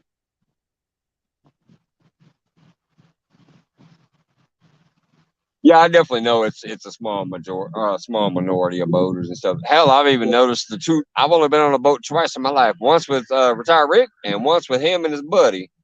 Both times, there was times where we were on the boat like, you assholes, because there was another boater pulling a dick move, getting a little too close. Or the other day when we were out, the sailboat teams came out to put a sailboat race. They put the buoys right where we were drifting. They put one in front of us and put one at the end of our drift, like right where we were drifting. So we had to move spots. I'm gonna walk over here toward this bridge and see how many bars I got. If I can lose signal or not. If I keep signal, I'm gonna move into the shade. But there's the bridge I'm hiding right by, and I'm throwing right up into those pylons right there. That's where I'm catching them turtles at. Them pylons right there. Right there. Yeah, I see that. And there's brush piled up on the front pylon because the logs float down, they get caught in it, and you throw off to each side of it, and those fish are tucked up into those brush piles, and they come out and get you. Right now, it's turtles. But let me see how many bars I've got right now. I've got 4. Let's see if we can get in the shade. And if I get in the shade, I'm moving over here. Because yeah, let's see what you got. It's freaking hot. Hopefully it'll work. Let's see. All right. We dropped down to 3 bars. Yeah, you're starting to cut out. Is it? Well, now you're back. You cut out for a second, but it might have been because you're moving. Sometimes when you're moving, it cuts out. Yeah. Well, I'm down to 2.5 bars or 2 bars. Yeah, I'm down to 2 bars, but you still got me? It looks clear and I can hear you. I'm going to move under this bridge, man. Woo. It's 20 degrees cooler under here. Hey, And get out of the heat like me. I'm still under this shade right here. That's why I'm not close to the poles yet. I just wanted to see if I would get to lose my. I lost 2 bars coming under this bridge. I had 4, now I got 2. So Yep. we're gonna reel everything up and move it right here, and we're gonna fish this pylons right here underneath there. And once I get the rod set out here, let's get set up there. We're gonna fish them pylons right there. So let me move everything down here if y'all don't mind. Give me a minute. I have at it. Getting some shade, brother.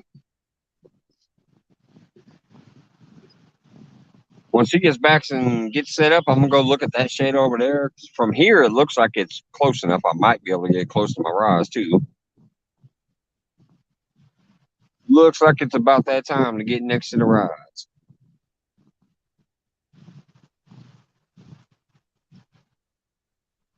Hey, big movie, I see you peeking back in. Martin, Rich, and Richard, thank you. I see you still hanging out there. Fine tune, Jordan, we'll see you there. Lex and Jay, like golden fruit is very pricey. Egg sandwich for $23. Man, I'll buy a chicken and get 10 dozen eggs.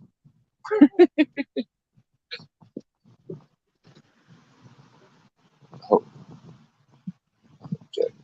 Not included. Hamburger plate, 56? Ooh, no way. Oh, I'll how take it's my gonna butt work down the setting the street rod, to a yeah. Hardee's or something.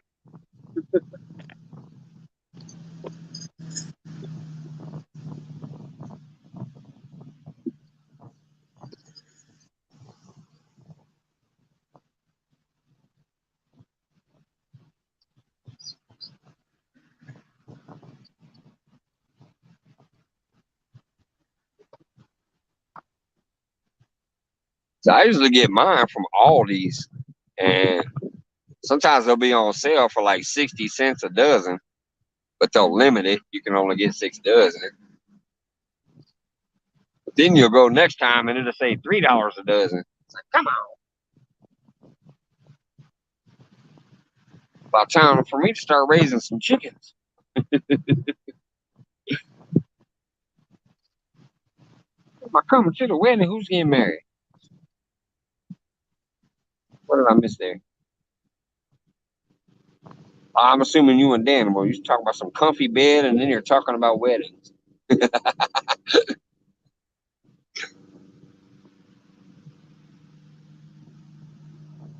No, he's not moving from his spot, Eric. He's just moving slow underneath the bridge to get some shade. And when he gets back, I'm gonna go check my shade spot over there, closer to the rods, because from here it looks like it's finally getting there to where it's gonna shade up. I done moved 6 times here, and I'm still feeling the sun. Like I'm getting some red color, even in the shade. I'm feeling the heat. I'm getting red, so I'm gonna try to move to the next side. Yeah. But I have to go look at it first to make sure I got a good angle.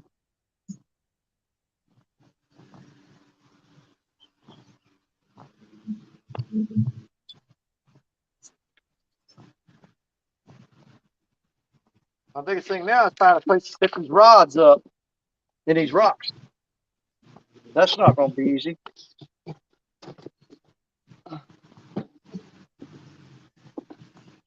Bad part is I may not be able to get them. I may not be able to get them where they're gonna be in view of the camera, like that.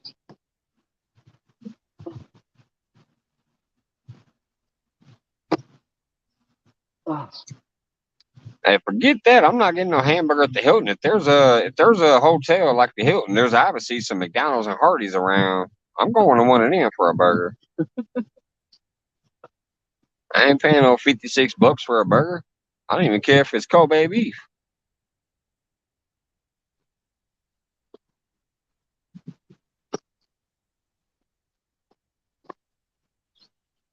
Oh, oh, come on, do it again, man. Go, come on.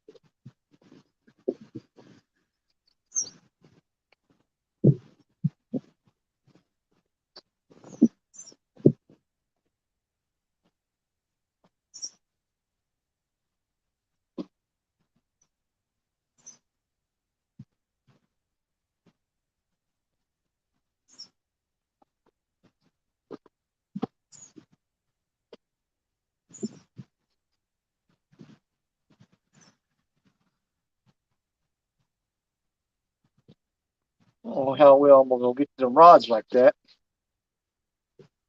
You just have to see the fish when I catch them, because you ain't gonna be able to see the rods, I don't think.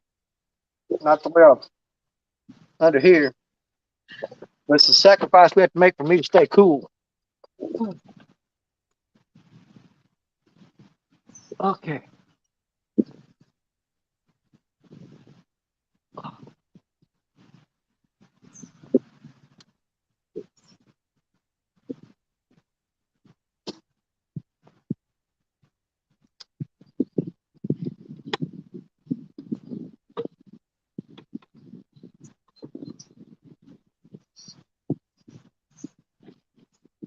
Good, got me another one.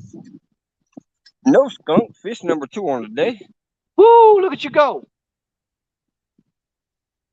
That's what I'm talking about. This one's a little bigger too. I'm gonna say it's probably, man. That's pretty I think good. it might be a pregnant female. The belly is fat. That's a decent looking fish. Yeah, it's nice and pretty. I'm gonna get a quick weight on it, get it back in the water. Yeah, absolutely. But man, it's definitely got a belly on it like a mofo. It is fat. Oh yeah.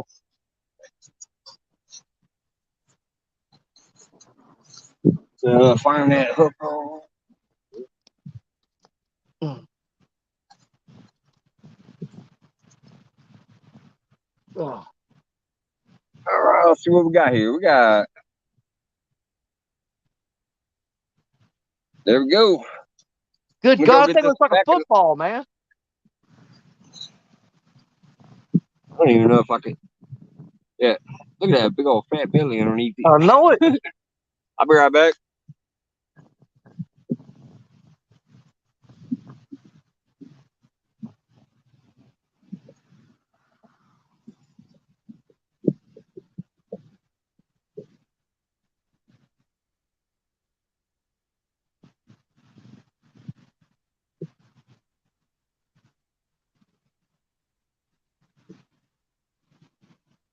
Ooh, at least I'm in the shade now.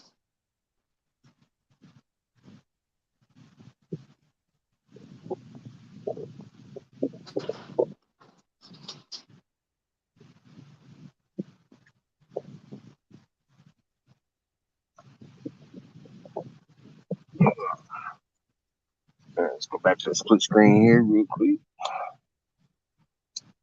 Yeah, that thing That one looked like was somebody on. shoved that. It looked like That somebody one was shoved the air pump on up its shad butt. head. So bluegill head got one, and shad head got one. Oh dang it! It cleared out. It was 4.82 pounds, so not quite 5.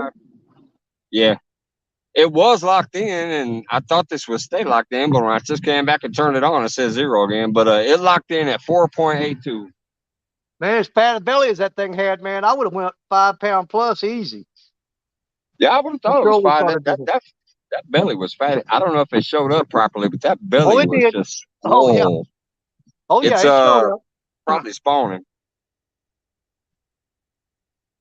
It looked Like like it's got a catfish's. I think it's full of eggs. Yeah, I bet it is. But it But looked yeah, like I'm it's cut gonna a go ahead and catfish's get me head another off and shad catfish head tail off on and there stuck and them get on it back out football. there. Have yourself a polar bear.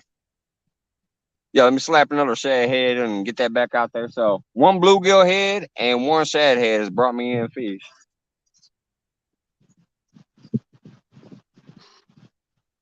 Oh. Both of them on the ugly stick.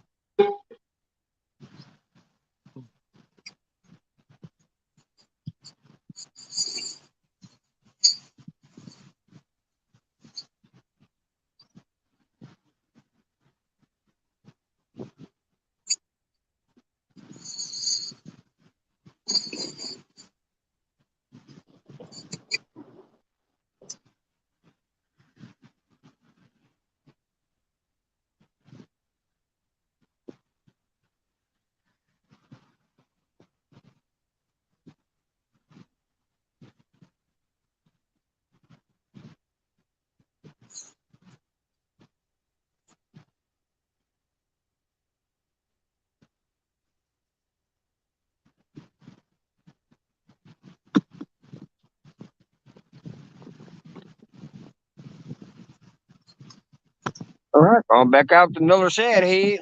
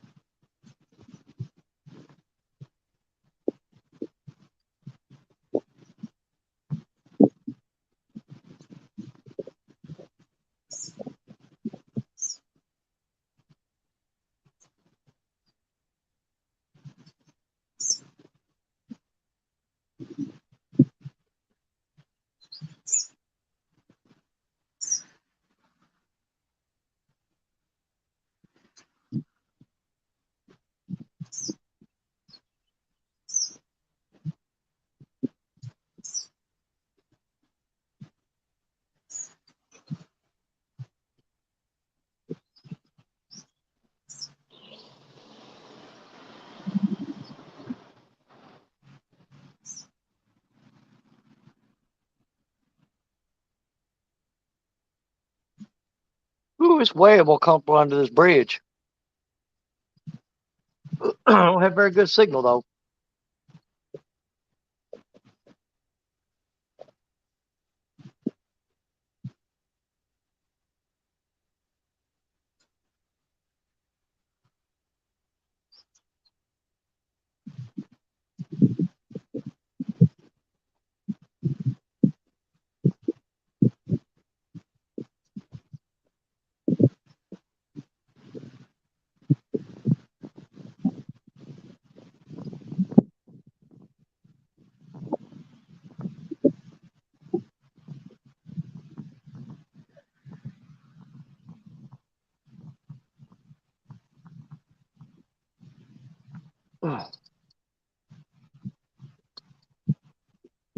What's my phone battery looking like? It's looking pretty good. Get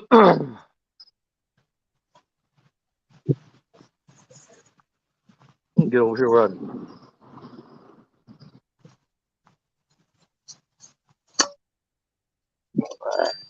I think it's almost shaded up over there. Wait. Okay, you're still on the chair. I didn't see it for a minute. I thought you had a fish on.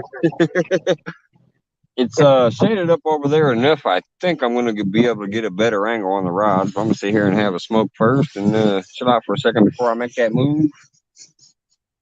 So you find you some shady spot, did you? Yeah. What's going on, Duggar? Just missed one, bud. Caught me a little almost 5-pounder.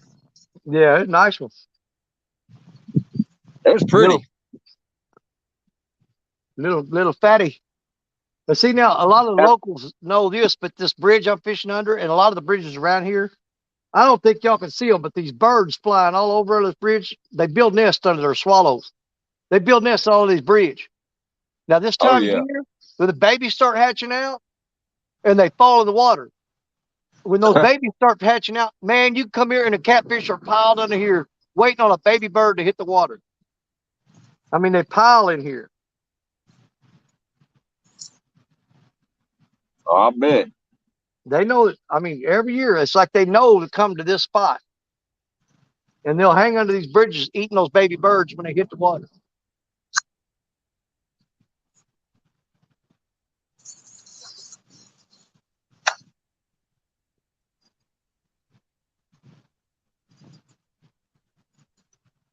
All right, have a good one, Leica. Thanks for stopping in. Be safe. Take it easy, Lex. At least I was able to catch a couple fish today. Oh, yeah. Hopefully I catch a few more. But yeah, I might have to come out tonight. Tonight for the Monday free for the Monday focus. I might do it from instead. I don't know. Still depends on how I feel. I'm getting pretty red out here on the arms. Yeah, it'd be better on you. You know, to me, this time of year, the night bite's always better.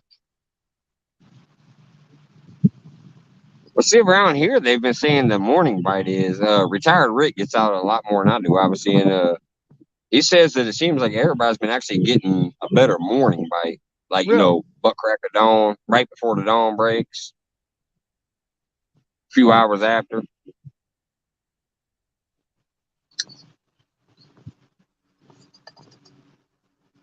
But like I said, my wife's being awesome. Told me I can have the next few days to myself, so I'm gonna take as much advantage as I can. So if I'm not too burnt up by the time I go home or too tired, I'm probably come back out tonight for the next show. There you go. I would if I was you.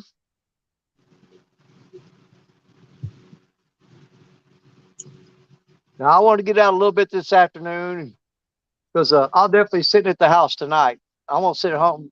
Monday nights I stay at home and watch all the people I can. Yeah. A lot of times I'll have a phone in one hand, I'll have the laptop going, and have the big screen TV, and I'll be watching 3 different channels at the same time. Try to spread it out between at least 3 people every night. Yeah.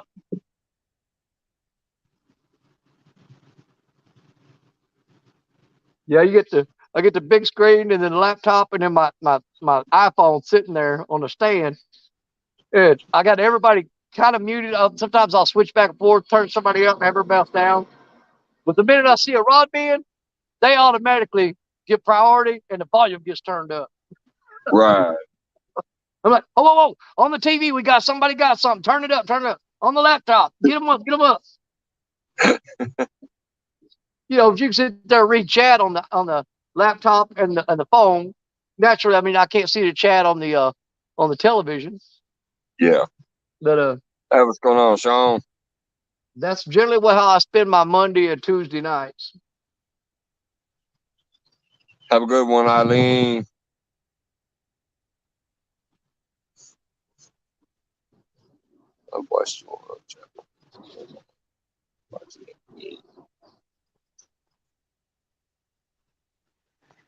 I might have to go find another new channel. Okay, I had to get my other phone out because I know NJ's in chat talking smack, ain't he? I guarantee he is. So he hasn't gotten priority yet. Yes, you have. You get priority. Hey, I watch him every day. He's saying because you don't get a fish on. Well, I mean, he gets special time though. A lot of times when I'm at work, I've got my desktop computer that I work off of. That's work. But I'll bring my laptop into work and set it up off to the side, and I'll have whoever's live that day. I'll have them playing on my laptop off the side while I'm working. And I watch him pretty much every day he's out. So quit you whining, boy. You're already special.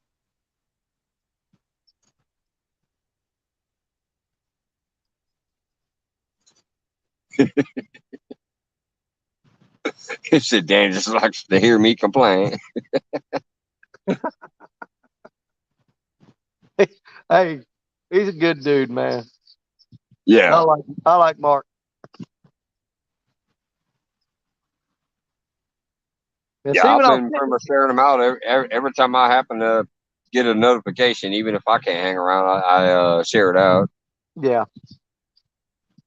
And see, look here. But I was sitting out there in the scorching sun and throwing into this spot here. I was getting bite every 2 or 3 minutes. Now you move down here into that shade and throw out there, nothing. I don't know if it changes the angle of the bait sitting the sit. I was gonna say, I wonder if it's the angle. Yeah, I was thinking that it might be the angle because I mean I was upstream of the brush pile, so the scent was flowing down into them. Now I'm off to the side of them, absolutely offside of them, so it's sweeping past them. Yeah. So all right, Martin, have a good one, man.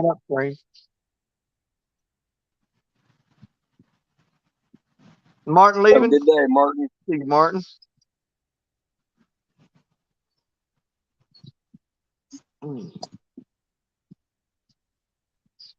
Oh, Scott Swift. And there's my buddy Piggy. Man, I love Piggy and Eileen to death. Have to get it, Pig! Yes.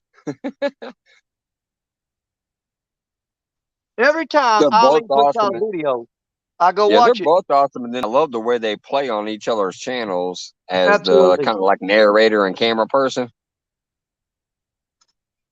But every time Eileen puts out a video, I'll watch it all the way through, and I'll go back and play it over and over again. The part with "Happy Guinea Pig." I'll play that like 15 times, and my wife said, "You realize how many times you played that?" And I go, "No." She goes, "You played that at least 15 times. Listen to Piggy yell." And I go, "Well, it's funny." She goes, "Yeah, it is funny."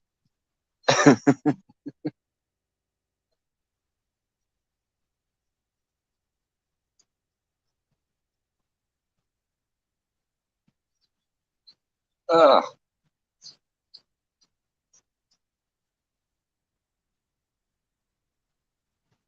the gnats are coming out to play with me. I'm gonna smell that shit.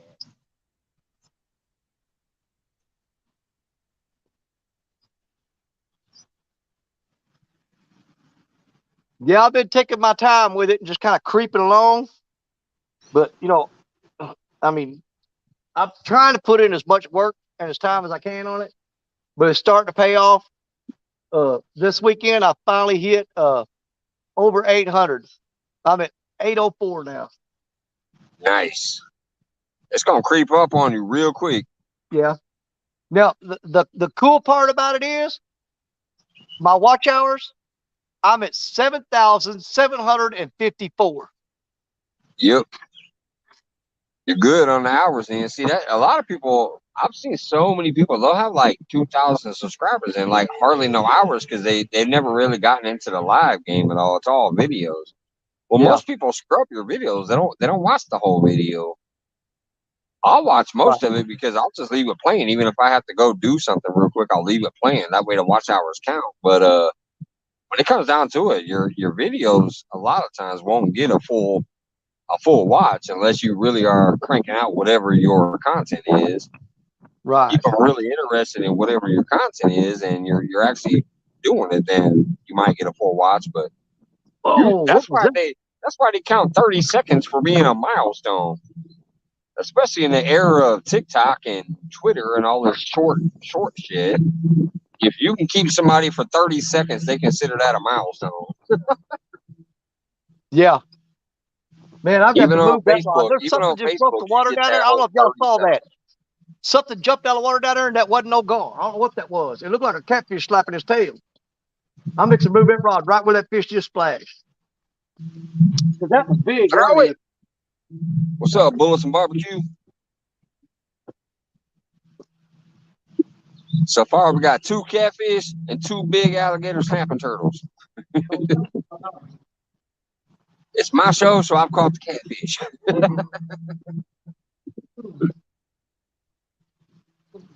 Danny had a butterfly landing on his nose, too. I had that thrown right into the brush pile. That's why it wasn't Man, getting there no might, bite. there might be a flathead over there in the brush pile. Well, that rod there, I threw it right in the brush. That's why it wasn't getting no bites. Lost the hook and the sinker both. But we can fix that All real right, quick. broke off. We can fix that real quick. Get that water bottle out of the way. I got to get in here. And that was a good sized fish down there. So we'll go a little bit bigger hook. Go a little bigger hook. Let's go with a 9-aught. That's not what I'm looking for here.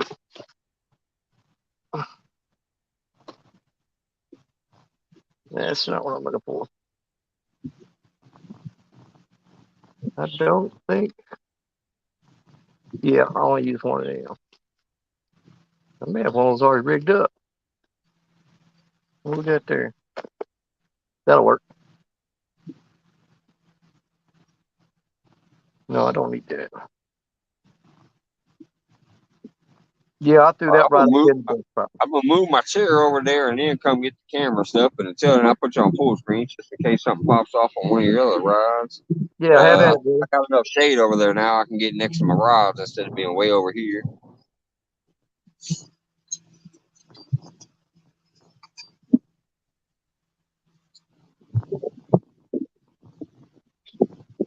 man. I got so many daggum hooks in here.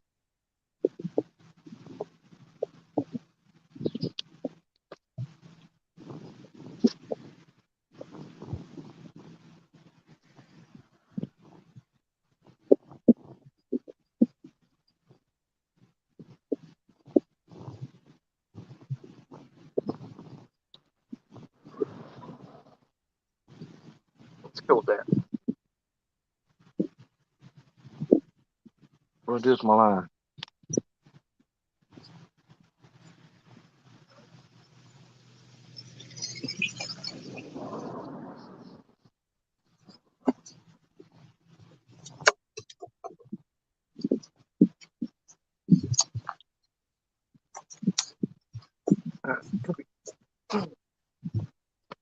Yeah, we definitely threw it in the wrong spot. That's what the problem is. Turn that off.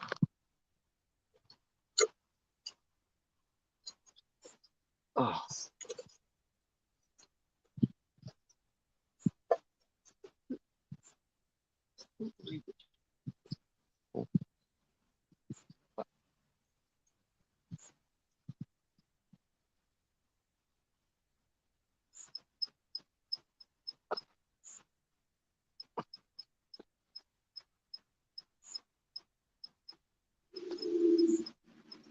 All right, we don't need any more of that.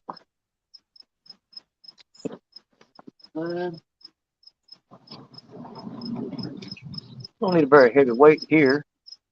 About 3 out to do it. So let's find one in here.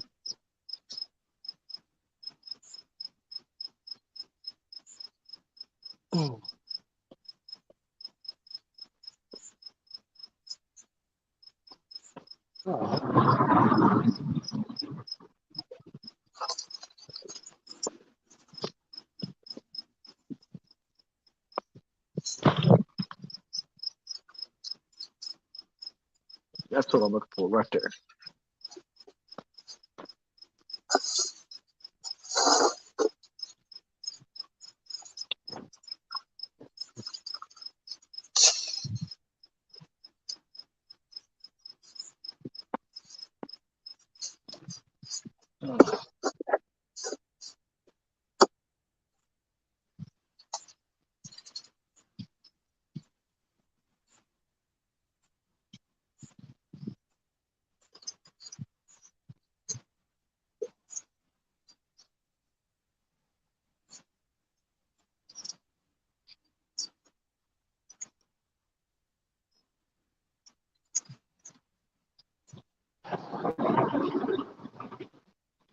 All right, we're rigged back up. Just got to get a bait on here and get it out there.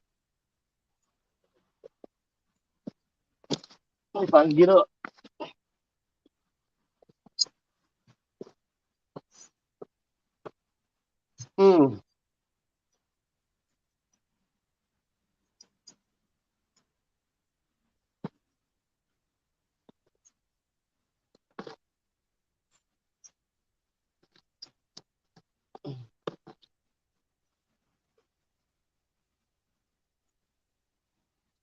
Good. Looks like I can see all 3 rods. I got one laying down right here, and the other 2 out there close to the rods now.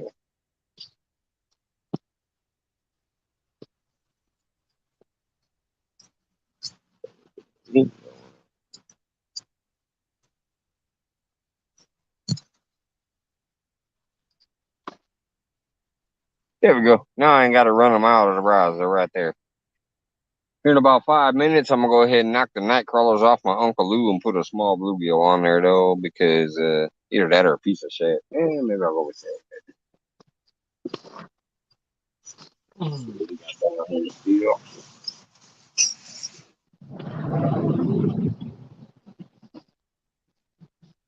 Yeah, I think I'll put a shad head back on there.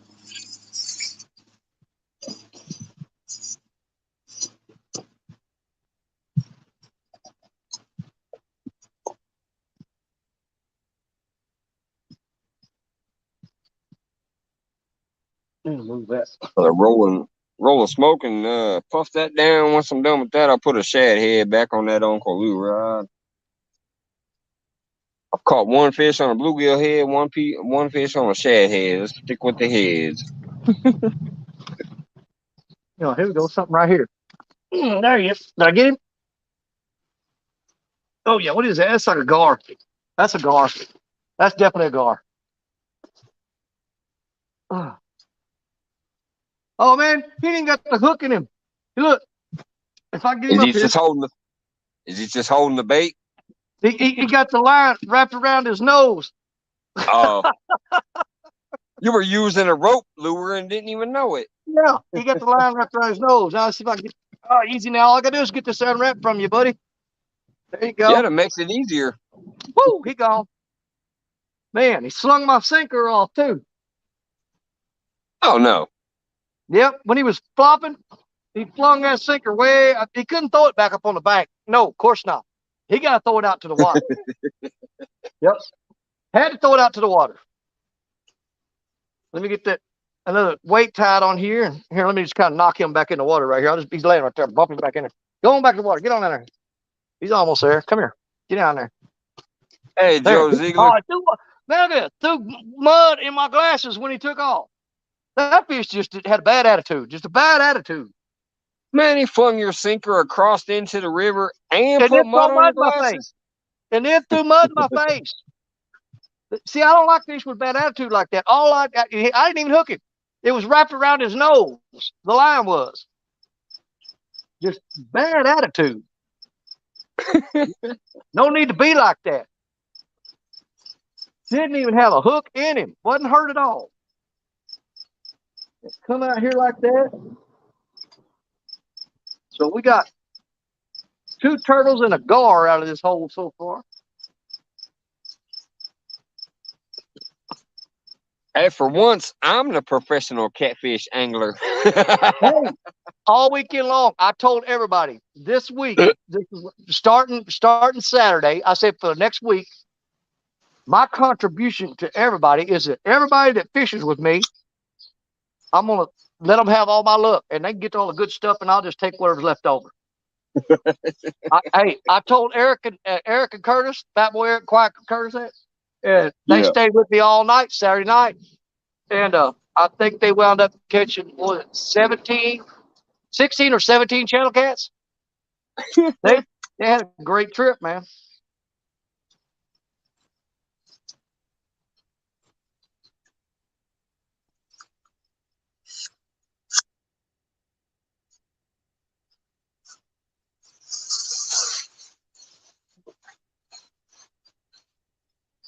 It's a lot of times it's a feat in itself to get one of those gar all the way to the bank and get them out of the water.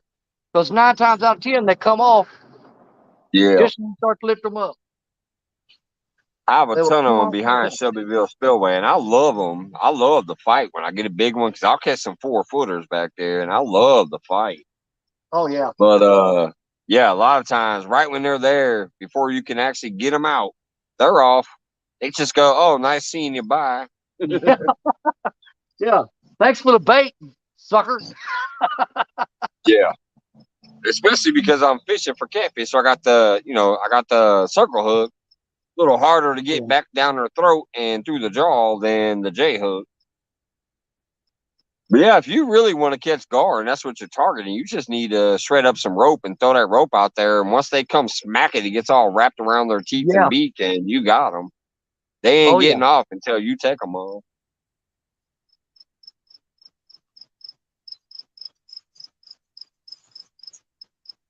Yeah, I know a lot of people that have done that.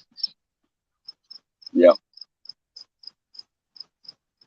And like I said, I love catching them, but not enough to I'm not going to specifically go do the rope lure. Yeah, myself. You're not going to target them. You're not going to go out and target them. Right. I'm not specifically targeting them, but I do love them. I'm fishing at Lake Springfield, Joe. By the way, Danny Joe Ziegler said, "What's going on, Danny Stone?" Oh, just hanging out with my buddy Mike. Not really looking to do anything special. We just want to spend some time together. Hanging out on the bank, chilling out.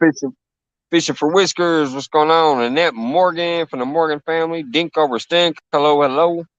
Just a quick recap for anybody popping in right now. We got 2 catfish, 2 alligator snapping turtles. Oops, let me mute myself for a minute.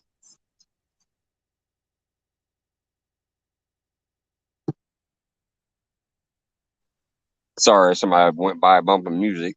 I don't mind a claim, but some music going by might get you a strike. Anyway, so we had 2 catfish, 2 alligator snapping turtles, and a gar so far. And a butterfly on my nose. Oh yeah, and a butterfly on Danny's nose. Hey, we always try to do something a little different around here. You know what I'm saying? We like Yeah, to I make gotta tell you, I people think better. Danny Stone and Mike's Fishing Home is probably a good match. You never know what the heck's gonna happen. Oh yeah.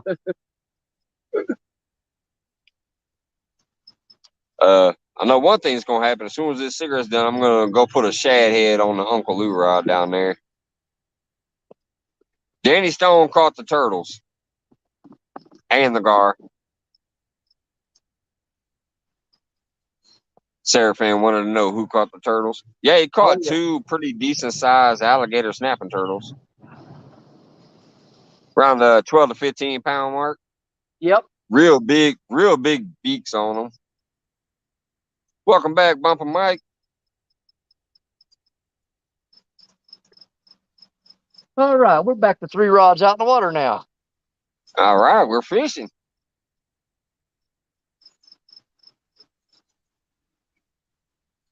I don't consider it fishing until all the rods I want out are out. There you go. I don't consider my fishing done until I pull the last rod up, and I usually pull them one at a time. I'll pull a rod up, walk it to the car, come back, pull another rod, walk it to the car, come back. Because that last bite might happen at any moment. Yeah. There's actually a spot, if you go upstream from here, about 200 yards, where this creek forks. And if you go to the left, there's actually a road go there. There's this huge waterfall coming over the rocks, and there's a big pool there. And it water is like almost crystal clear. Most of it is runoff from irrigation from fields, which is well water. I mean, it's well water. It's crystal clear. And you go there and look, and man, you can see big, giant 5, 6, 7, 8 pound bass swimming around in that hole. I used to go up there and just throw plugs in there and just tear up. You can see them chase it down and hit it. Right, But you're sight I kind fishing. of got burned out on that. Yeah, a little too easy. Yeah, I mean, you can literally Joe, throw I a don't jig think he out there, does. and if it's falling, watch them run and grab it, and then jerk the hook before they, as soon as they grab it. Yeah.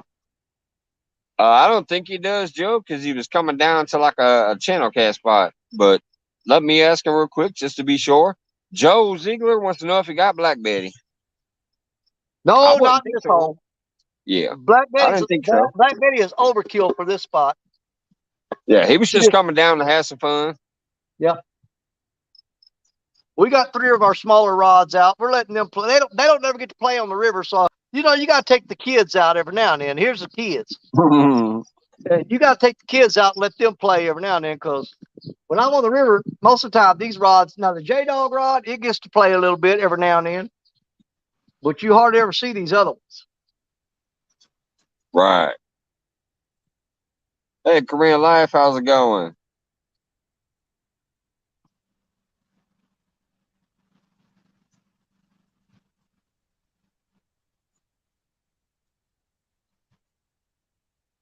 $41 awesome people still in. I appreciate y'all. Thank you. And Danny for coming up here. That was a nice surprise, man. Popping up saying, hey, can I come fish with you? Hell yeah, anytime you want, man. Well, like I said, I told my wife, I got done with all the stuff she wanted done around the house this weekend. And I told her, I said, you know what? Mike is on live right now. I was watching him. I said, you know what? I have fished with Mike on Jody's channel. I don't know how many times. I said, but I can't recall one time that I've ever hollered at Mike and said, hey, brother, let me hop up there with you and we'll hang out for a little while. I said, not once have I ever got to do that. She goes, well, get your crap and get gone. And, I text, yes, ma'am. I hollered at Mike and chat and said, hey, man, you want some company? I'm like, I'll be there in less than an hour, brother. I'm on my way. Yeah, it's awesome. I always offer when I'm up here. I'm like, I'll throw the link out there if somebody's bored and wants to hop up, or if they're fishing too and they're not live and they want to hop up. That's what happened when I was on vacation, man. It was crazy. My last day of vacation was when we ended up having Alicia and Wabash Nate up here, and we caught 8 different species. Yeah. And that was the day I got over my 1,000 mark. I got 25 subscribers that day during that live. Really? It's crazy. It was just weird. It was fun. I was back there all of a sudden. Wabash is like, "Hey, can I come up?" I'm like, "Shit, yeah, man." He came up. He was fishing. He caught a shovel nose sturgeon and some catfish. I caught a carp and a drum, and then Alicia popped up because she was doing the fish like a kid tournament. So she wasn't live herself, but she goes, "Hey, I can use this," and I go, "Yeah, because I'll give you the solo layout and stuff. You get your weights and all that." She came up and she caught 4 different species too. So put hers and his and mine together. We caught 8 species that day. Wow. I'm really And curious I what that was that jumped out of the water there a while ago. yep. That's Hey, something Richard, big. what's up, buddy? I appreciate that, man. Whoops. Sorry, the chat jump. Richard Drivers becoming a member. Shout out, Richard. Thank you, man. Appreciate that.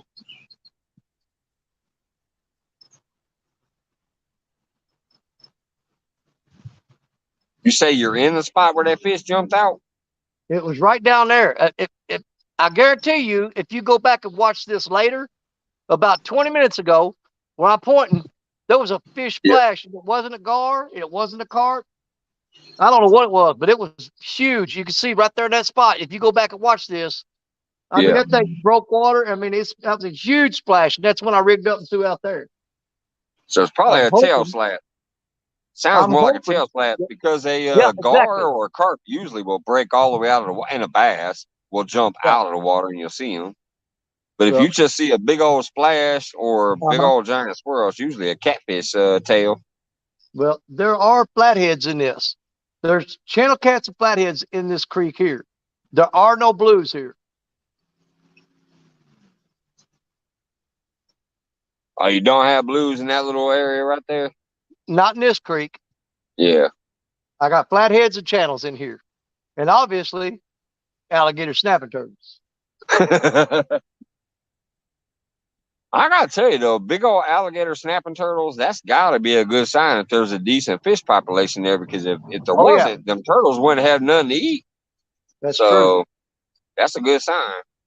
Well, when I caught that one, Jody's challenge, uh, that was not last week, but the week before that, wasn't it? Yeah. That turtle was over 40 pounds. And I had a bluegill, a live bluegill on the hook throughout there trying to get a flathead. And that bluegill was about 6 inches long. And that turtle swallowed that bluegill like it was nothing. Oh yeah.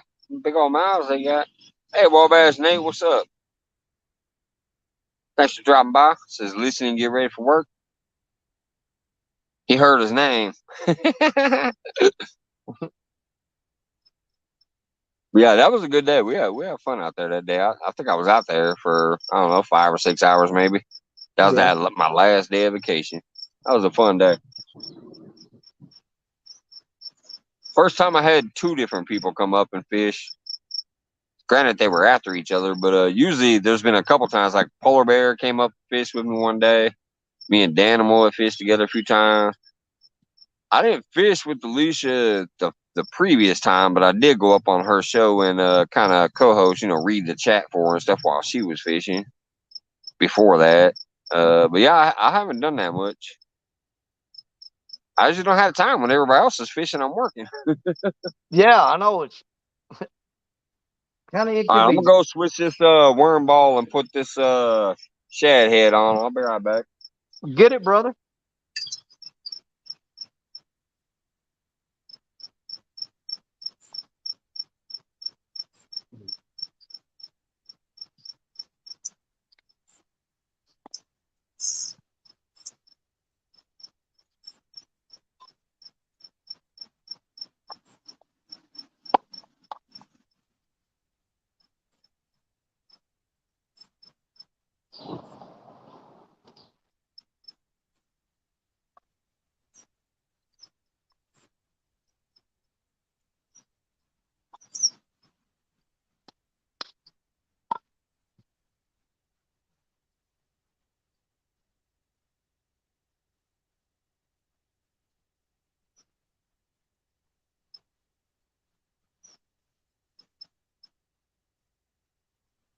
Keep it on my phone. It's at 58%, so we're still pretty good.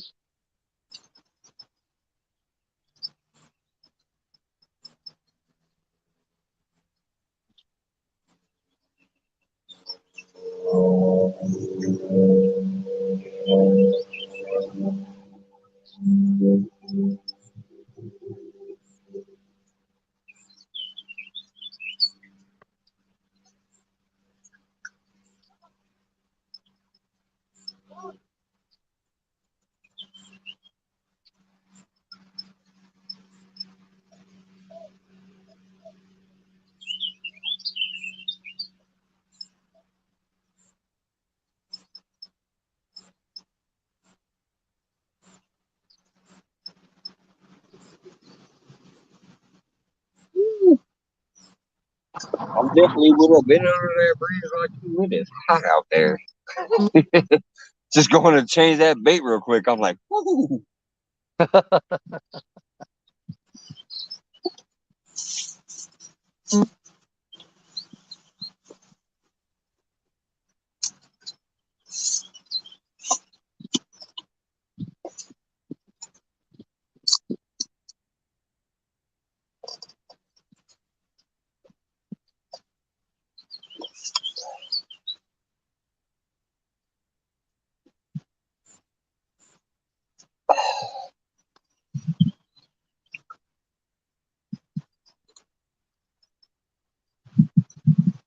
I will check the phone later. I can't do that when I'm on StreamYard. Like it'll take me away from my StreamYard. I'll peek at it. Whenever I ended up taking off, I'll look at my text. What's up, Dale? Dale Hayslip says, hey, Danny. Hey, Dale. Just to update you, buddy, since you just showed up, we got 2 catfish, 2 alligator snapping turtles, a gar, and a butterfly on Danny's nose.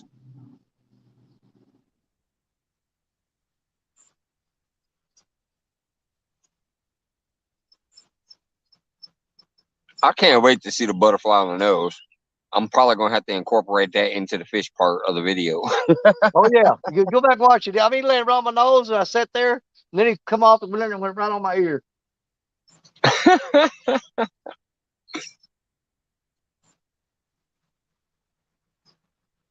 That's hilarious.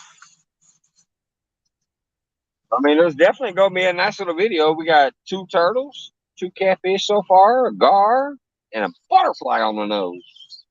Yep.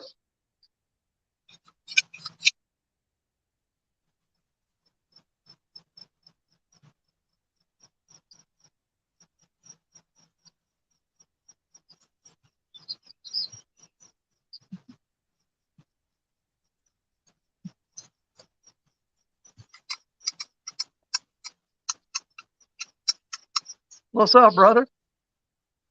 I'm sitting here on the ditch bank fishing with old Mike's fishing hole. What you got? What you got in mind?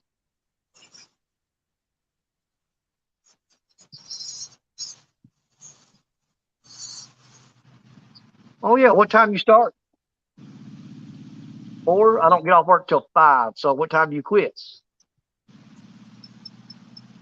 I could probably catch if I rush over here. I can catch at least the last hour and a half of it. Sounds good. You gonna do it? So see you this Thursday night then, right? All right, brother. We'll sure do it. All right. Bye.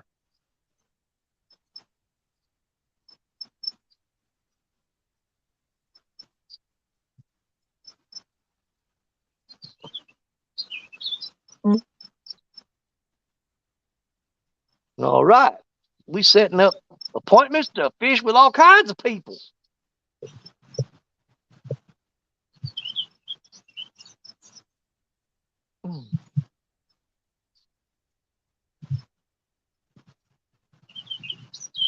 Oh, come on. That's Yeah, me too, Jarvis. That's what the time zones are crazy. Yeah. Because sometimes when I'm like able to get out here, somebody else might be on, that I used to catch more of, but I'm like, well, it's the only time I can get out here, so I'm out here. The times when I'm the other times I'm like at work when people are on, I'm like, ugh. That's why I still try to when I get them notifications, I still try to share and throw out there, even if I can't hang around, because the least I can do is give them a thumb up, share them out, maybe get them some more love. Somebody else that has more time to watch.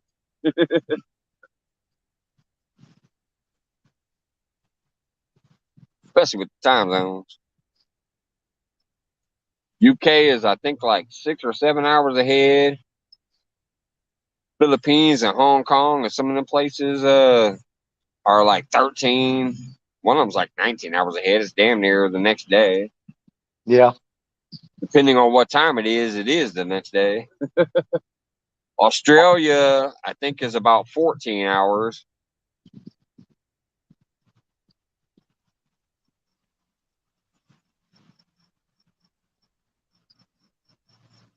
So that's what cracks me up when you got people in there. They're like, "Hey, good morning." I'm like, "It's like 10 o'clock at night here. What you talking Yeah. about? Good morning." I know it, man. Say, whoops, forgot about the time zone thing. Yeah. Hey, what's up, crazy hillbilly?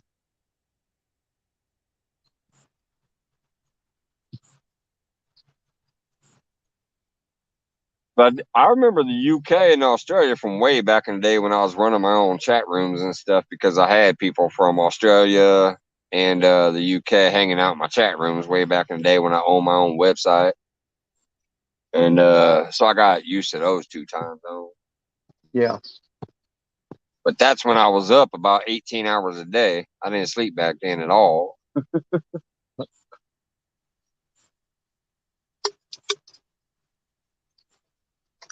Yeah, I've got quite a few from the UK. I don't know if I've got anybody from Australia or not. I know Carping Down Under, and then there's a few others that I have, but because of the time zones, yeah, I don't get to see much activity from them. Yeah. Occasionally, they'll pop in some of my late night feeds if I go a little long, because they'll just be getting up or be getting on a lunch break or something, depending on where they're at.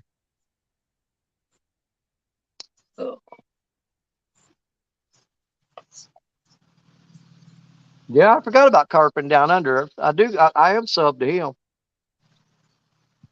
Yep, Fluff and Stuff also. NJ, thank you. Yeah, Fluff and I Stuff don't is I on don't know if I've got Australia. fluff and stuff or not.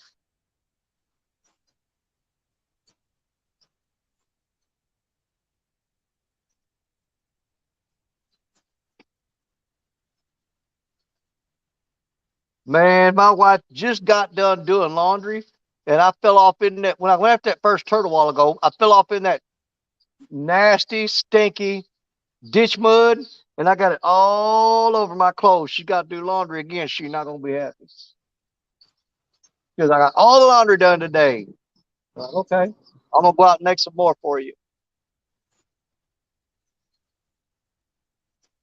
Well, Piggies, get you some rest if you need a nap. Definitely appreciate it, but if you need a nap, get it. Because I'm going to be on later tonight. I'm still doing my normal Monday show. We'll need you in there then for the laughs.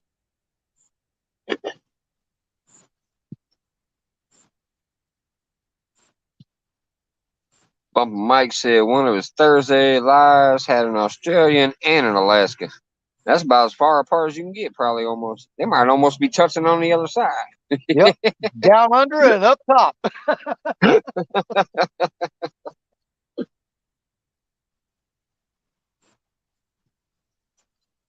He got it covered from top to bottom.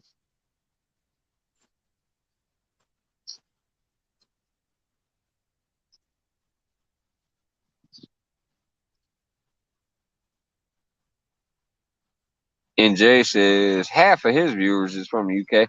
That's why I did the UK shout out, and I'm also going to do another shout out pretty soon. I've already mentioned that before, but that's kind of the reason I did my UK shout out videos, because they've shown a lot of love to a lot of American channels, and they've put in time and get to know people and say hey and share us out and whatever. So Oh, absolutely. Like uh, Martin. I reached out to a couple people and asked for lists, and the first one that got back to me was Lex, so I just used Lex's list.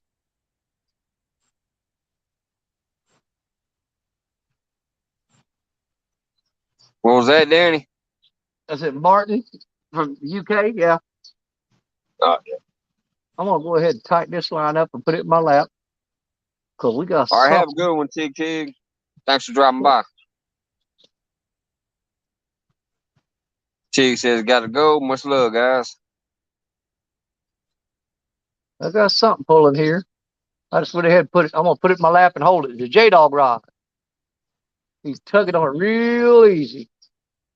I can feel him. It's that flathead. I put you on solo just in case he takes it. Well, he's sure working it.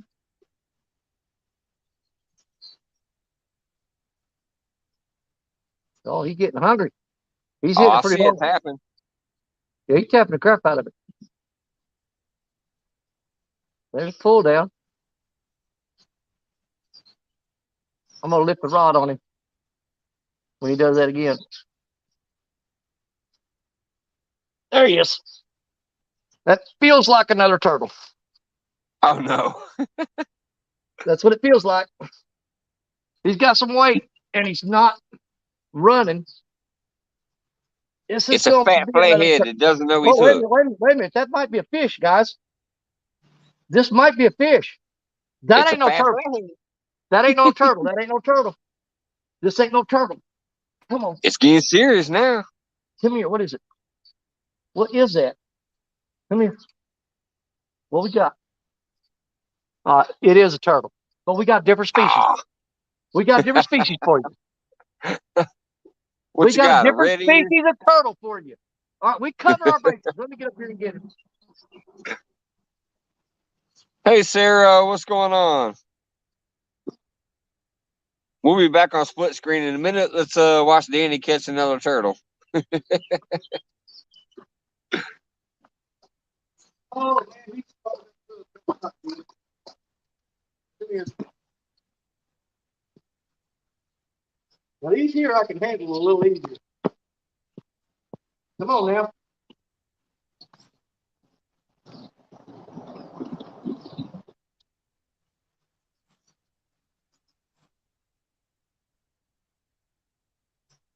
Okay. This. Oh, we got a soft shell this time. Those are awesome. I love soft shells. They're so cool. Yep. When it's not what you're trying to catch, it's annoying, but they're still cool as hell. Yep. Here we go. Gonna have a nice another shot of Danny with the turtle. Yep, another one. Man, I gotta get off this turtle kick, man. It's this spot. All right, let's see what kind of damage we got going with this hook. If we can get it out of there. He may get to keep that one. Yep, we're gonna have to. There we go. One last look at him. That rubber shell, though, it's real soft, man. Yeah, I love those little soft shells. They're awesome creatures. Hey, and these things are quick. When they take off, they take off like a rocket. But that's why I'm surprised he wasn't running at first. He gone. When you thought you had another snapper. Hey, what's up, TX Tiger? We're definitely in the turtle hole. All right, let's get this rig back up. Man, I'm gonna ruin my reputation with all these turtles. Apparently, Piggy Poodle's already got a name for you. Danny Stone, the Gator Turtle Whisperer. Oh my God. Yep. I've gotta get away from these turtles. But you know what? I do a lot of turtle fishing when the catfish are spawning. I want to see that rod bend. Turtle will bend the rod for you. Oh yeah, will. And the thing about it is, there are times that we will keep them turtles, not the alligator snapper turtle, but soft shell especially. Because there's this old Cajun lady and her husband that lived down the street from me that moved up from Louisiana. And she was watching my channel one time and I was catching a soft shell turtle, throwing them back, and she come walking down the street, knocking on my door. She see my truck at home. And she goes, "Don't you do that." I said, you get them, you get soft shell turtle? So you bring them on turtle down here to me. He said, "If you bring my turtle, I'll fish you up something you're going to like it a whole lot." I said, "All right, ma'am, I'll get that turtle for you." So I caught a soft-shell turtle, took it down to her. She goes, "We think you about to put you up for that turtle right there. I like that turtle. That's a good turtle right there." And so about 6 hours later, she comes down there and got this big old pot full of something. And I dip up a bowl of it, and I thought, my God, what is this woman cook? Because it's like magic. It makes you feel good all over when you eat it because it just tastes so good. And she made me a turtle sauce piquant. And that's the first time I ever had that. And I'm going to tell you something. Man, it made me start speaking Cajun like it did right there. I'll tell you what.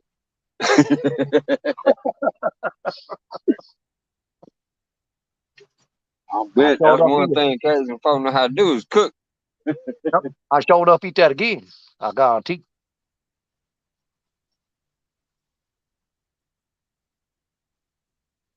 Come on, fish. Easy now. Them spring-loaded shears that Tom and Michelle sent those to me because they saw me trying to cut some braid one time and I was sawing on it. Couldn't cut that braid. These things here will take off your fingers, your toes. It'll probably cut your wrist off. Them's like razor blades, but you cut wire with them. And Tom and Michelle hooked me up. They saw me struggling, and they had the solution to my problem. And they actually sent me a 2-pair set. Yeah. And I keep those there in my catfish bag. And I've got another small pair that I keep in there for whenever I'm going after bluegill, skipjacks, such like that. Yeah. And that's so both pairs go in a bag and they get used quite often. Matter of fact, if I'm fishing, they get used. So thank you, Tom and Michelle, for those. I dearly appreciate it. That's why I sent Polar Bear a tripod just out of the blue. I seen him fishing one day and I was like, man, he still ain't got no tripod. I noticed he was like, he's always had his phone propped up on the truck trying to get an angle at fishing. I'm like, brother, do you need a tripod? Yeah. Sent him a text. I didn't send it through chat. I sent him a text and he answered back. He's like, yes.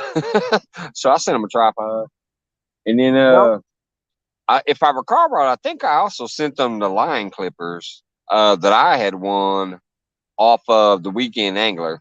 I kept the bait knife and I mentioned something about clippers, the Polar Bear, one day, and he said, yeah, that'd be fine. And so I think I sent him those too, if I recall right. That was a while ago though.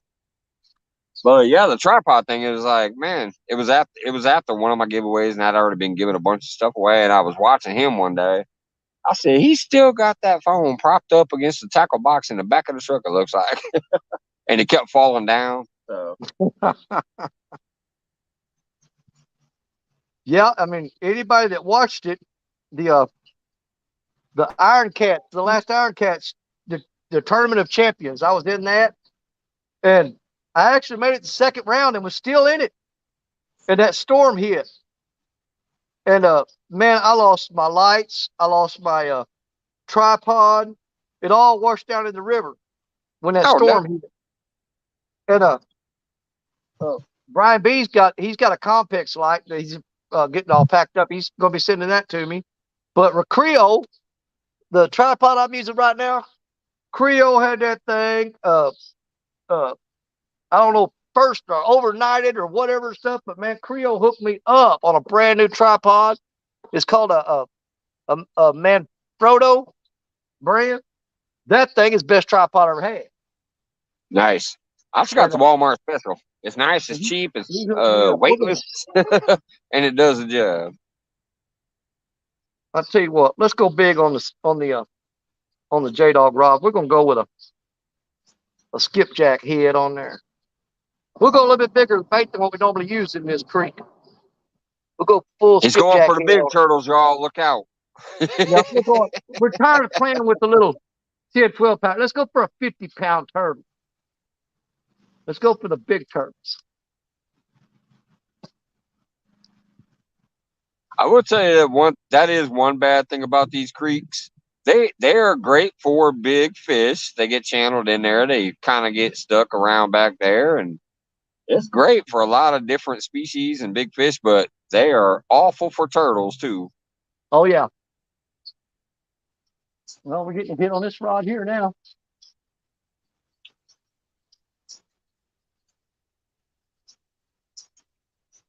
This one's acting like a gar.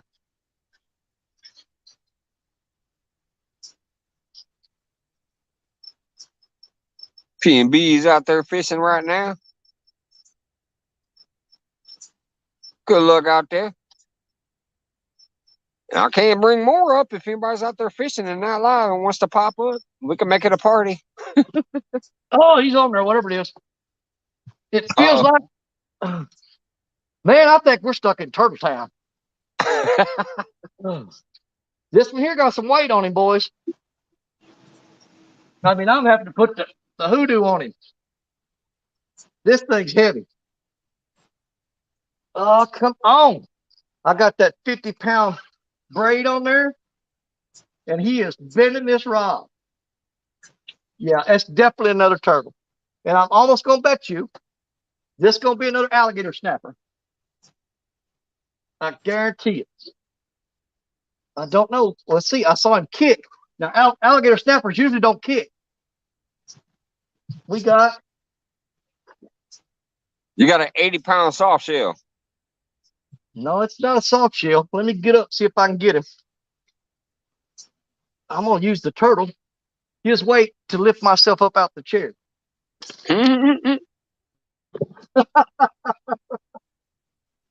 I used that rod to pick myself up. Let's go see. This may be just a common snapper turtle. If it is, then we've got 3 species of turtle on the back. Danny is multi-species fishing. Man, that's got some bend to it.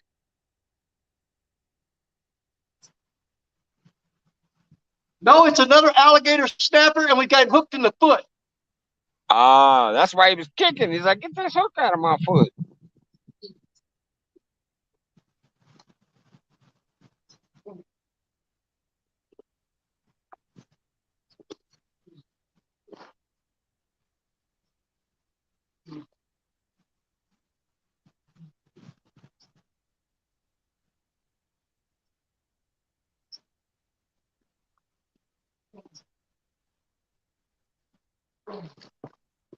This one's a little bit bigger.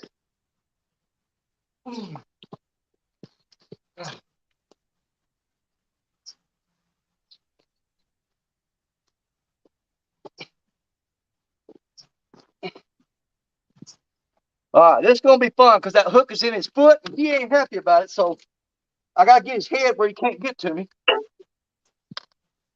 All right, have a good one, Richard. Out of his foot. Thanks again for coming in, hanging out, all the moderator work you do, and for becoming a member, man. Have a good rest.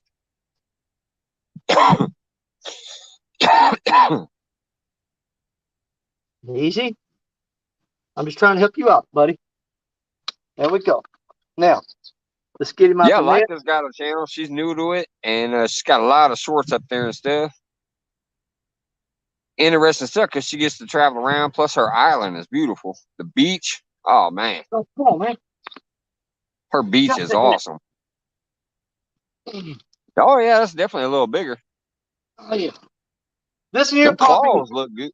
Them claws are sharp. Look at the head on that boy. He's close to 30 pounds. Oh yeah, that's a nice one. But that thing there will take your wrist off.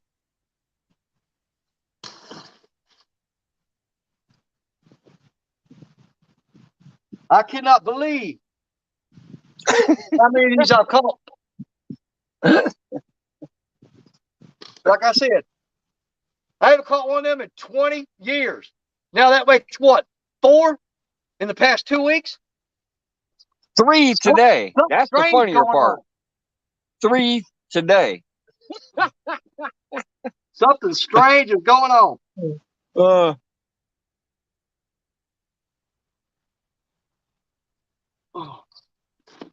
It back out.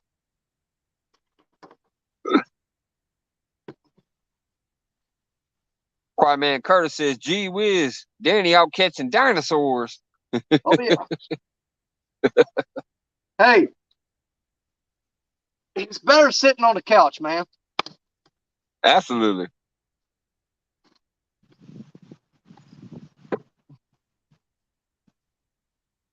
Trust me, from the guy that's done about 1,000 shows from the couch,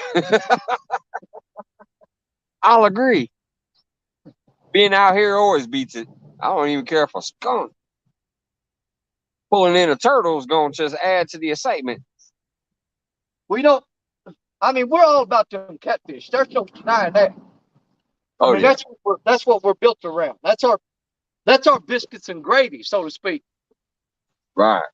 Anytime you get a rod bending down with something heavy on there, it's a good day, time, man. But I can't believe how thick those things are in here. This is insane.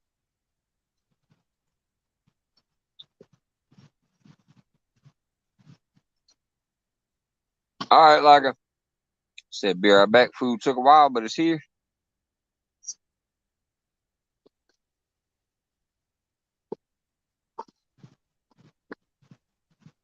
Okay.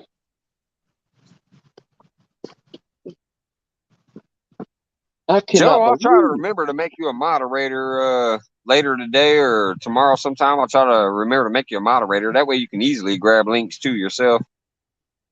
Because all you got to do when you're a moderator is click their name and then click go to channel.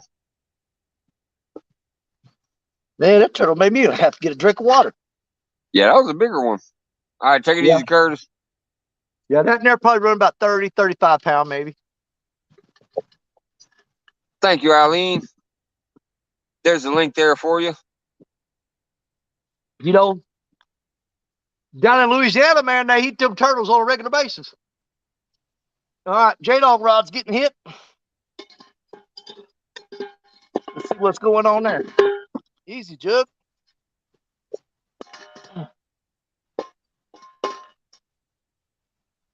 What's going on with it? He's tapping it. Not enough to get me excited, though. Especially after a turtle fest. Like, wait a minute. Let's see what this does. Yeah. I mean, no, I'm with you. Obviously, every time I come out here, what I'm fishing for is hopefully that next big catfish that I ain't seen for a little while. But I'm gonna get excited no matter what. When that rod taps and bends, and if I pull it and it feels heavy, I'm excited. Well, see, for us, I mean, you got if it doesn't run, then I'm like, oh crap, it's probably a turtle, but still a fun time. See, that's the thing. These aren't like those little water turtles, like little red ear mud sliders. Now, those things, I hate catching them. They're a pain in the neck. But man, a big giant soft shell, a big giant alligator snapping turtle, man, that's just cool. That's cool.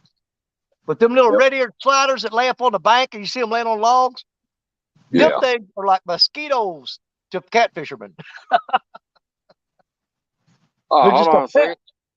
Thank you, Greenwell. I missed it when I was looking away. I appreciate that. Here comes PNB.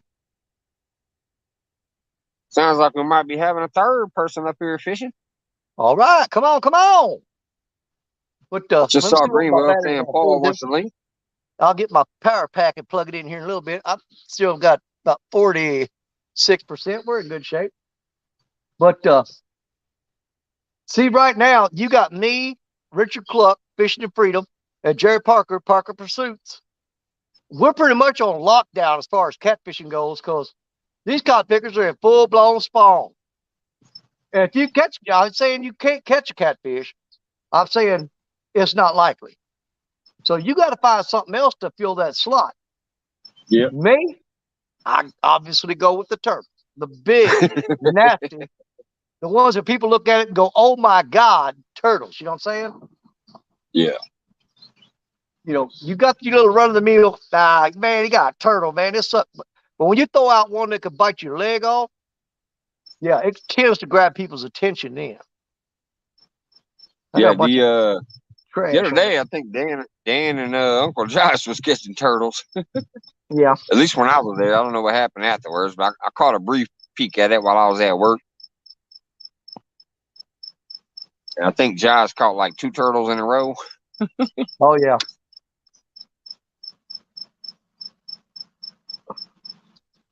All this grass off here. Throw that link back out there again, just in case you missed it. It's in chat, Paul, if you need the link.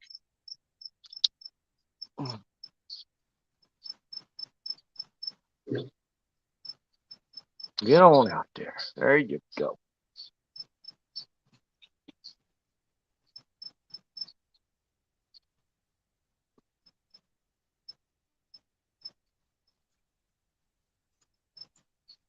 Thanks, guys. Picking up Lacka. But I don't think, if people only knew just how long it's been since I caught one of alligator snapper turtles and how rare they are right now.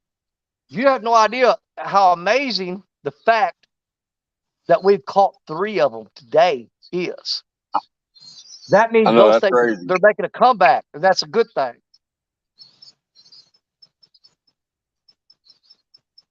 It just shows that conservation does work if people follow the rules. Because, 20 years since the last one I caught, and then caught 4 in the last week or 2 weeks. But that's a really good indicator. But you start getting the diversity and the animals coming back that have been gone for so long. That is a testament to your water system and the health of it.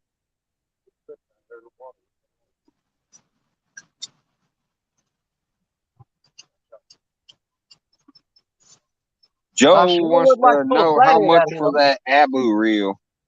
Do what? Joe wants to know how much for that Abu reel. For this Abu right here? That Abu right there? He says green Abu reel. That's not an Abu, Bubby. That's a what's them Ancient Mariner. That's all right. And that rod right there, that green the green rod this is a Chopsticks Master Series 2.0. Michael Murillo gave me this rod at CatCon back in February. He gave that rod to me. And I went down there to CatCon and I bought this Ancient Mariner green reel to match it up with this green rod. But Ancient Mariner is Ancient Mariner, a lot of people don't know about them. They're the only rod company, only reel company, only one that has a lifetime warranty on their reels. Oh, nice. If that reel tears up, I throw it in the box, send it to them. They won't fix it. What they do is they ship you out a brand new one. Well, they don't mess around with all that fixing it crap. They're going to send him a brand new one. Just make sure you keep your box and your receipt. But you know what? I don't know if you have. I don't think you have to have a receipt. I think it's no questions asked. If you send in an Ancient Mariner reel, so like if I sold that reel to somebody else and they sent it in to them, and you'd have to check on this, check their policy, but I'm almost 100% sure that it doesn't matter if you're the original purchaser or not. They lifetime warranty their reels. That's sweet. The only thing I ever bought that had a lifetime warranty, pretty much guarantee, was a Brunswick pool table. Oh yeah. I got an 8-foot Brunswick pool table a long time ago, and I remember when the guy was talking to me and stuff. I was at the pool shop, buying it, and he's like, "Oh yeah, this is guaranteed for life. If anything ever happens to this, they will replace it." Yep. And all the information I just gave to you, the girl that was at they set up their booth at CatCon and selling those reels. All the information I just gave you is the information I got from her. So, it might. I'm not saying that it ain't, but it might be like Walmart, where you got a lifetime warranty and you go take it up there and they go, "Oh, you got to send that back to the manufacturer or something." Walmart will screw you. And yeah, I said it. Walmart can sue me if they want to, because I can prove it. I can prove it in the court of law. So I ain't scared of. That's all that matters. Hey, what's going on, Paul? Hey, Mike, Danny. Hey, what's going on, man? I'm trying to get my other pole back out there where I had a fish on it and it come off. You need to get on them fish, because I'll tell you what, people are going to get sick and tired of me pulling these turtles in. I need some help. I come on here embarrassing myself. Matter of fact, I'm gonna recast my ugly stick. I might be in a different spot than normal because I've caught both fish out of that same spot, and now I haven't had a tap. So I'll be right back. Handle it. Handle your business.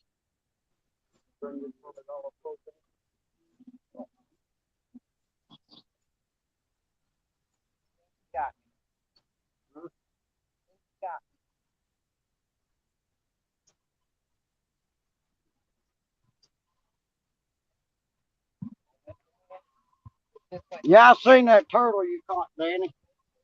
Which one? I got 3 of them so far. I've got 3 alligator snapping turtles and a soft shell turtle and a gar. Well, you must have caught the other 2 while I was driving. Yep, we're up to 3 alligator snapping turtles and 1 soft shell so far. All right, I'm going to either get a catfish, a gar, or a...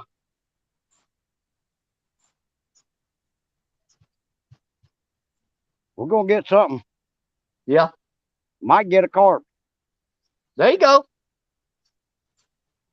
Hey, in the dog days of summer, every fish counts, brother. You got that right. Believe me. If I come out here and sit in 100-degree weather, I'm counting anything that bites the hook because of the fact that I'm sitting out here. You got that right, Danny. Yep.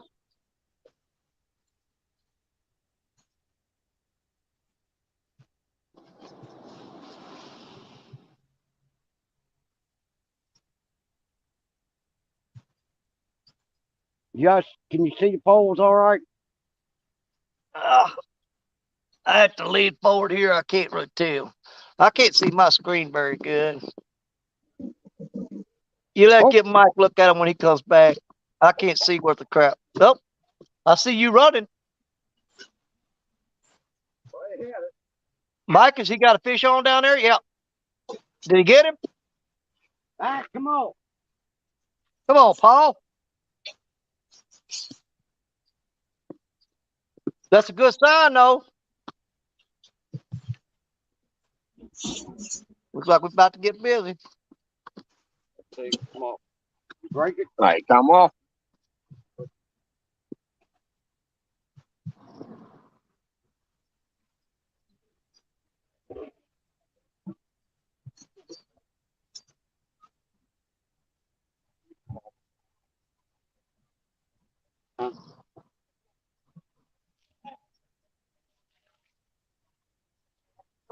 Yeah, he come off. He was running with it too. Man.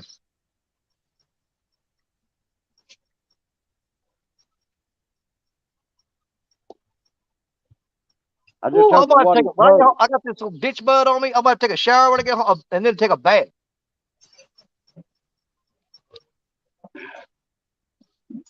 How long you staying out, Danny?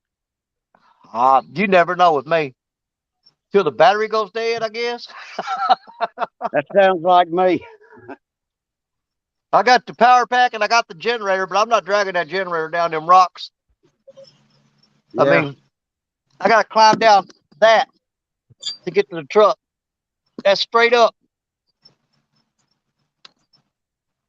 Yeah, I don't blame you there, buddy. Straight up. They're rebuilding these bridges, and they're dumping them big, giant riprap rocks here. And I don't know. It makes it rough on me getting up down there. I guarantee you, I'll have to have 2 sessions of physical therapy after I get out of here. Hey, your boy Troy, what's going on, man? Hey, Troy.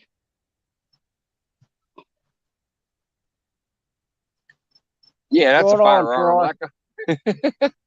Just in case you missed that, yeah, it's a real one. Like I wanted to know if that was a real firearm, Danny. Oh, yeah. What's going on, Brad? I can't see chat, but hi, everybody. Yeah, brother. I eat, sleep, everything. I always got a sidearm on me. When I take a shower, there's a little Beretta pistol laying on the soap dish.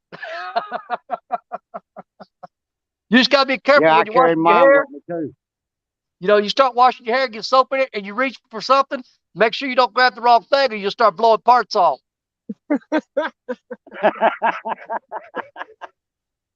Then what happened? I thought it was a soap.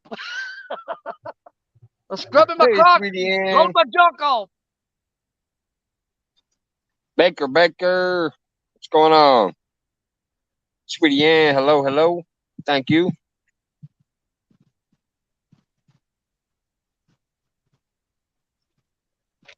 Especially when you're out there, you're going into some rivers and back streams and whatever else. You never know who the hell is going to be out there.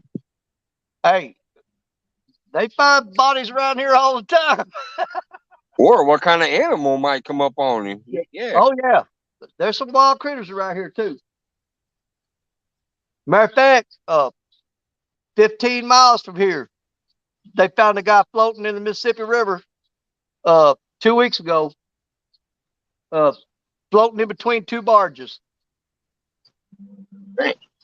Lord. Yeah, when I was pulling that drift sock in, retired Rick and Ray were both like, "You ain't dragging in a body, are you?"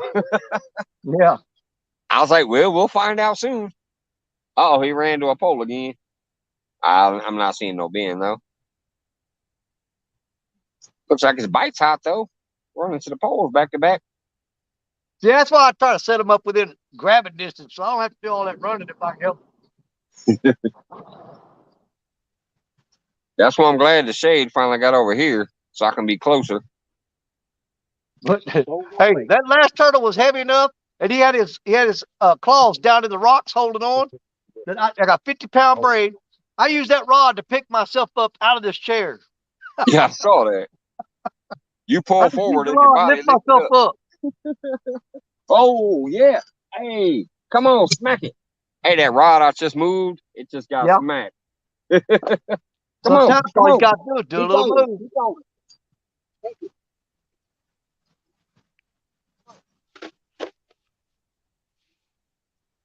Still tapping.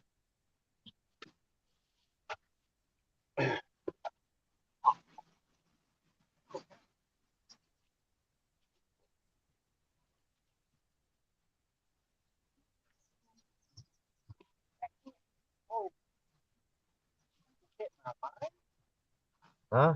No, maybe I meant. I thought something hit my other line. I don't think so. Must hit passing by it. Liking it. Stop.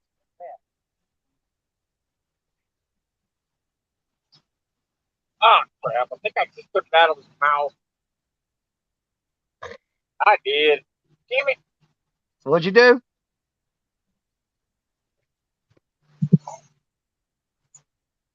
What's he got going on?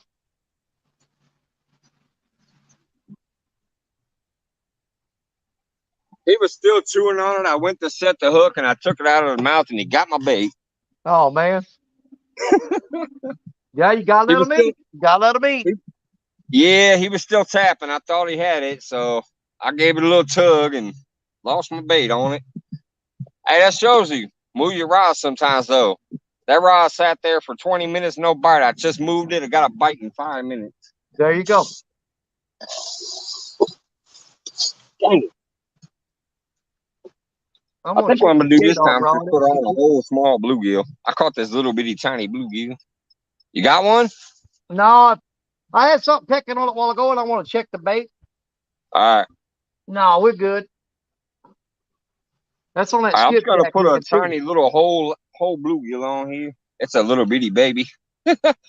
It's about the size of my shad heads though, so we're gonna go with the whole fish and see what happens. No, he was pecking on it pretty hard a while ago, and he just quit. I want to make sure he didn't take the bait off there.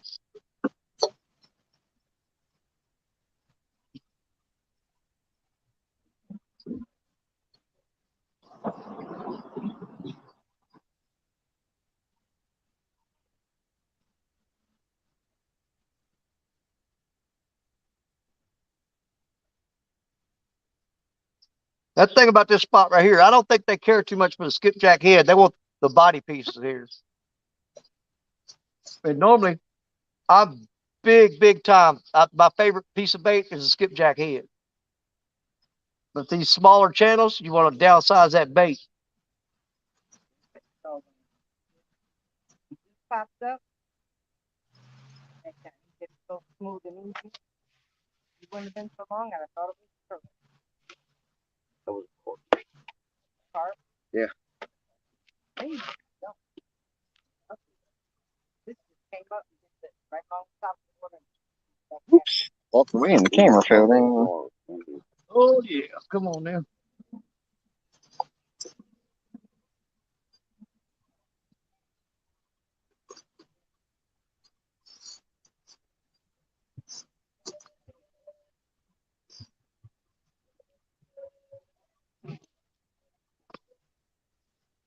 Ah, that Burns missing the third fish of the day.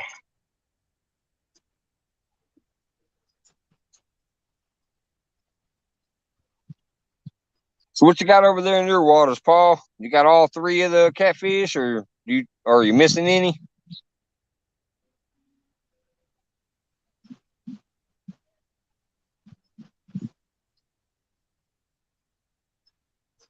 Is he over there?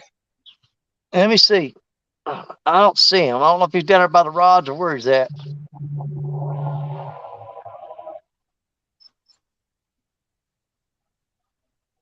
It's kind of dark where he's at. I can't see very well in there.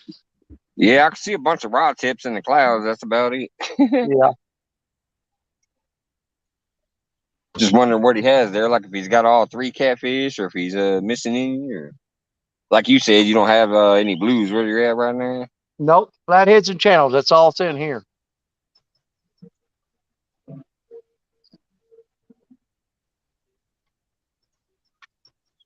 Can't believe I jumped the gun on that one. He was still tapping it while I was in my hands, and I was like, "Ooh, he's on there."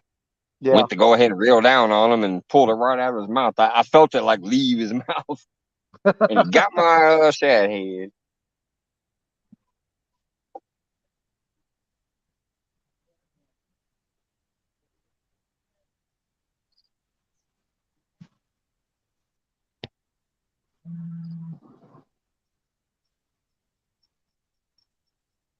I got it right back in the same spot though. What's a payphone? Yeah, my kids asked me that one time. Me and my lady was talking. My son was like, "What's a payphone?"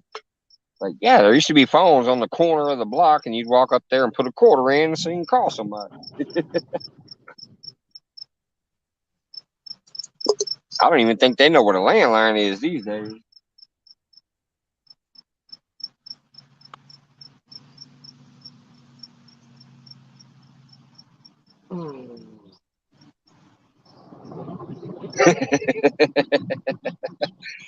Brad says, Mike, see why pulling is always bad?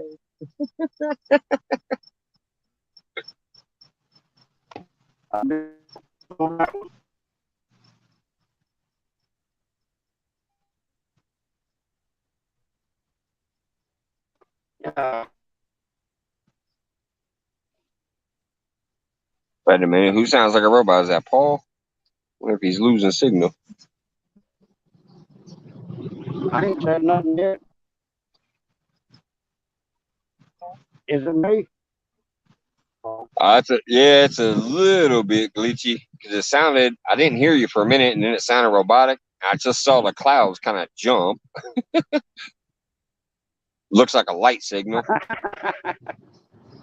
it, take it, take it.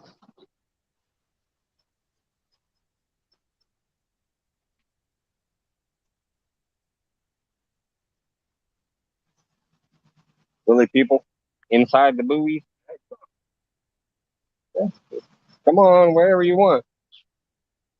You're only about 10 yards off my line.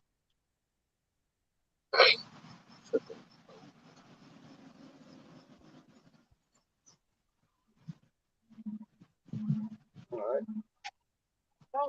Yeah. I'm gonna bounce off my.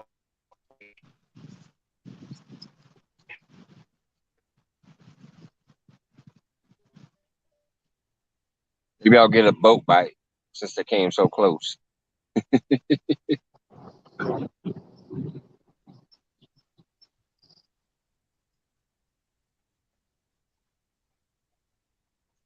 I'm gonna get him this time.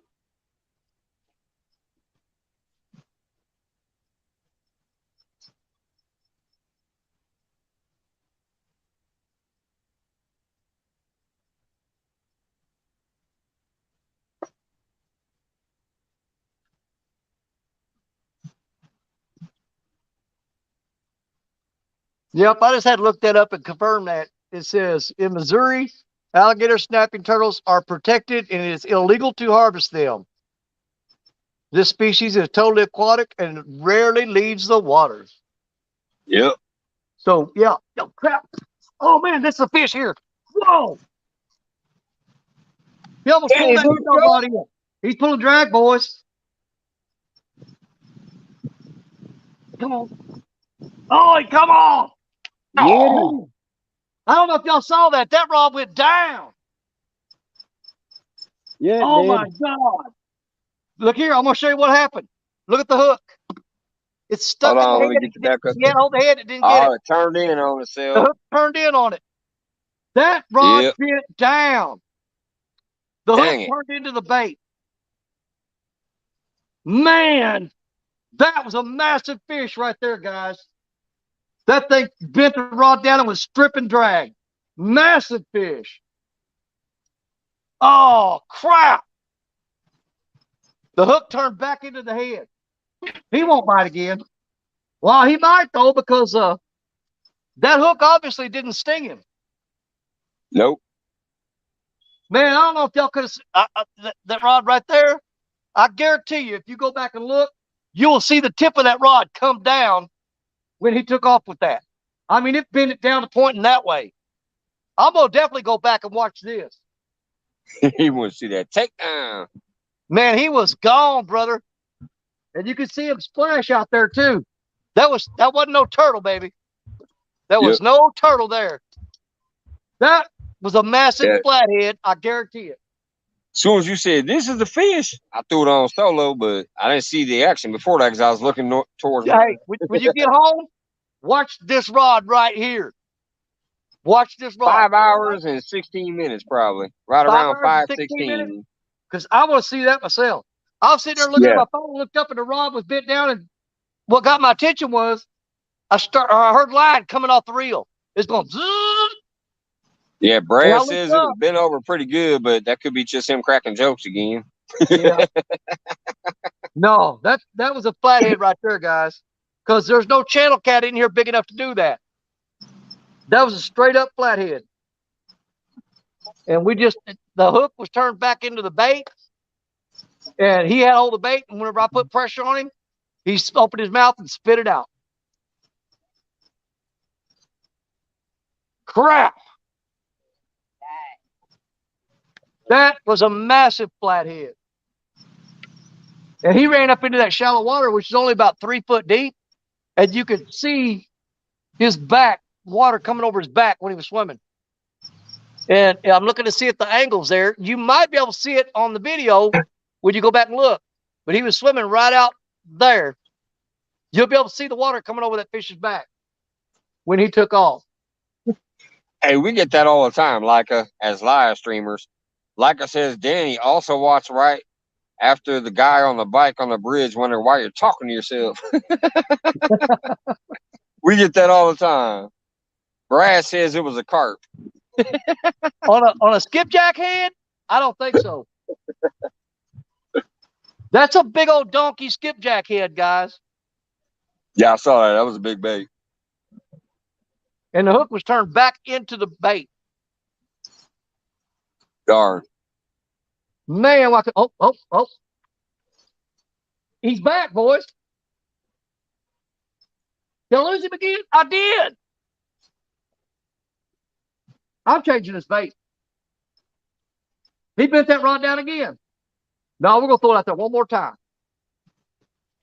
Hey, it might be starting to get magic hour, guys.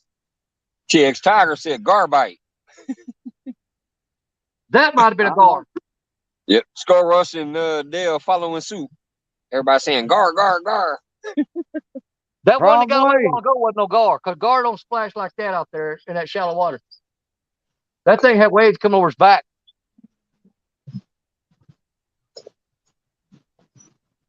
I had to make the difference, Danny. A gar will jump out there and splash. I just had it do it. Well, I'll tell you what I'm going to do.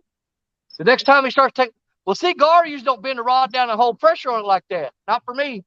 When they feel something pulling against them, they'll spit that hook immediately. They don't like nothing pulling away from them. I don't know. This in here was running with mine. Yeah, the Well, rod bend. looks like he ran to his rod again. Yeah, he's doing that a lot. He is doing that a lot. Those clouds look pretty, even though they're dark. What's my battery on? 36. Hey, I'm going to run up the truck and grab my power pack. All right. If I can get out of this chair. Speaking of which, I need to get my little solar charger back in the sun here. I didn't realize that my phone was draining and this jackery's drained again. Yeah, I hook my power pack up when it gets down to about 80%.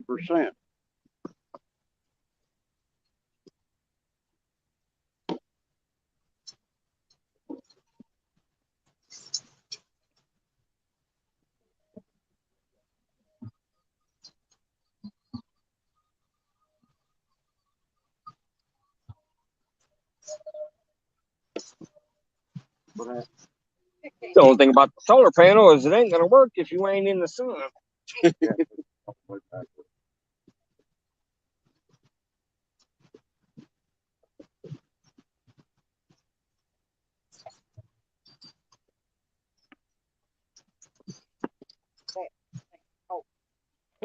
Ow! Hurt myself. The line moving. Hold on.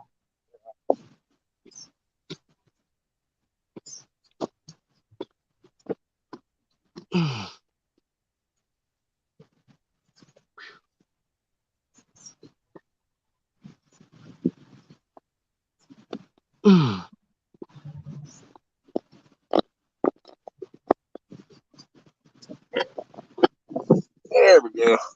Now the jackery's charging back up. Get the phone plugged in here. Now we're cooking. I don't like to let my phone get below 50%. I let it get down to 35. So we got the fully charged power pack plugged into it now. Man.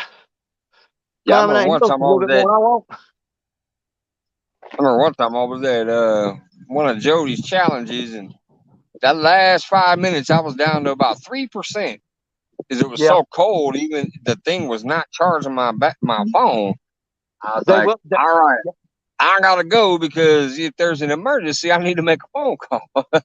I only had 3% left, so Yeah, if I it's had to real leave like cold, 5 minutes early one time.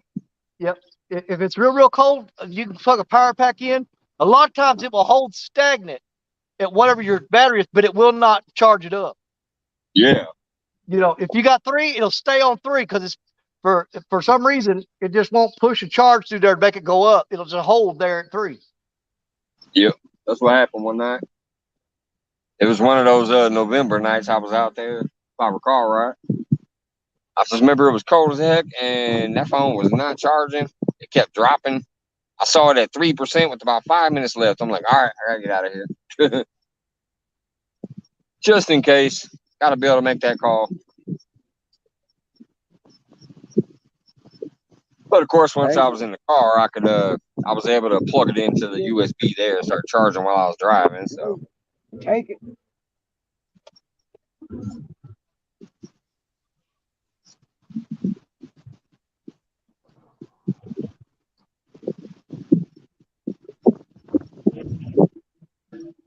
Man, I can't wait to go back and rewatch that. I want to see that takedown. yeah, what did I say? I think I said 5:17 or 5 something. Yeah, it's either No, it's at five something. 5:30. It's somewhere between 5:13 and 5:17. I know it's a Yeah. 5 and a teen, so anywhere between 13 and 19, I'm golden. It's Yeah. 5 something teen. So I've got just a few minutes to search in there to find it. So as long as I know it's 5 and a teen, I'll be able to find it pretty easy.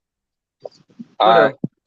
Yeah. Danny Yeah, Greenwell says check your messenger. Go on. Is that the message he sent me a while ago? Or is he I got a don't new know. one? I don't know. He says show you. That's who I check your called on messenger. the phone a while ago was Greenwell. Okay. Hey Tasha, what's going on?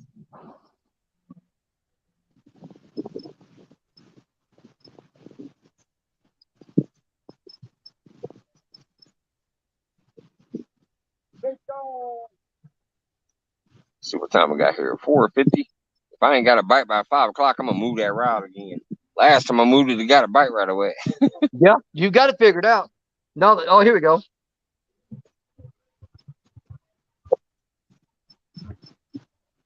Oh, Mike sent me the video. What did he do? Clip out the takedown part? Man, that there, I don't know what that was. He was running. Every time I'm looking at this phone, I look up, the rod's down. Every time. If I'm looking at this phone, I look up, the rod's down. But that was probably a gar because I just flat jerked that out of his mouth. Hey, Danny, check What? this out. What you got, honey bunny? Oh, I like Got that. a gar. There you go. That's a nice size gar. Long nose. Oh, he smacked his camera down. Yeah, Been there, done that. he's I think that was catfish. He's trying to take me out. Yep. Yeah, Man, I'm he's getting trying to take me out. Well, I mean, no matter what they are, these are some huge fish to be taking these rods down like they are. He tied a knot in that line. He looped the leader around the hook. Looks like a nice gar. See if we can get a shot of that again. Hold on. I get a hook out of him. I'm trying to keep everything situated where I can bait the rods, catch the fish, and all that without getting out of this chair. I need to bring my Hey, net over here and put it by my Bruin, feet. what's up? Let's go another fucking bait on there. I'm kind of excited now, man. That's 2 big takedowns like that. And yeah, I know that I'm pretty sure that last one was a gar, but I'm telling you, I don't think that first one was a gar. Scoot in a little closer to the camera, see if we can block the sun because it gets shady. There you go. We can see that better. Yeah, That's you get nice. more like, there you go. Because when he holds it back there, you just get like a silhouette. Yeah, we can see him nice when you get close like that. That's awesome. I actually love those fish. Yes, I'd rather have catfish, but I love gar. I pretty much hate them. You want it? I just hate how prevalent they are. Like when they're out there on the water, man, they are just there like them turtles. Yeah. And here's the thing. They're tricky to hook too. Yeah. I mean, if they hooked up more, I'd probably gar fish on a regular basis. I would probably try to catch gar purposely. Yeah. Well, what we do here when we usually fish for them, if we're fishing for them to catch them, that's because we're going to put them on the smoker. I'm going to tell you something. You can't beat smoked gar. But we'll take a medium-sized treble hook and put a chunk of cut bait on it, and you throw it out there, and then you open the bail and free line it. And when he picks the bait up and you let him run, you let him go for about 5 minutes, 10 minutes, and then you close that bail, and you better hang on because these gar here are big. Oh, yeah.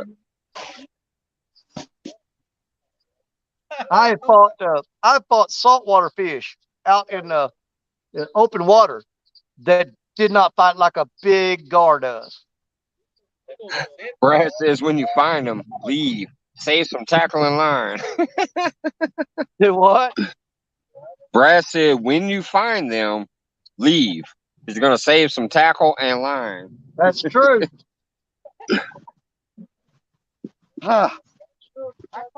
Mike, did you watch our show Saturday night? Right. Saturday. I worked open to close Saturday, so I might not have, but I might have shared it. Well, if you'd have watched it, you'd have known it because hey, Creole landed a bull shark Oh, did he? Yeah, I on definitely the didn't see Mississippi it. River. Yep, on the But, Mississippi River Ranch show Saturday night, Creole caught yeah. a bull shark out of the Mississippi River, got it on the boat. You're welcome. Awesome. Hey, Lauren, what's going on? Yeah, no, on Saturday and Sunday, I work open to close. That's my Okay. 10 and 11-hour days. Okay. So that's the days where I miss watching almost everything. But I'll still, look at my phone occasionally, and I'll see notifications, and I'll share stuff out. Yeah. I don't Well, share everything. It's me, Creole Catfishing, Fishing and Freedom, and Parker Pursuit. We have our show that we do on a regular scheduled basis now on Saturday night. It's called Mississippi River Rats. And last week, I caught a 70-pound blue. This week, Creole landed a cotton-picking bull shark off the Mississippi. Yeah, I peeked in that night. I remember that night because everybody was talking about your blue when I did peek in and share that one. Yep. I don't think I shared this last Saturday. I'm going to have to check that out. Well, he caught a bull shark. He holds it up on camera and everything. And if you listen close, you might get to hear Creole do a little cussing when that shark was on the boat. Hey, Lauren, what's going on? Yeah, I cracked up because Creole got the fish grips on that shark. And I'm thinking, man, he put fish grips on that shark. And he lifted it up. And the kids was all wanting to take pictures because he had Gabe and his nephew on the boat. And he said, to hell with that. I'm putting his ass back in the water.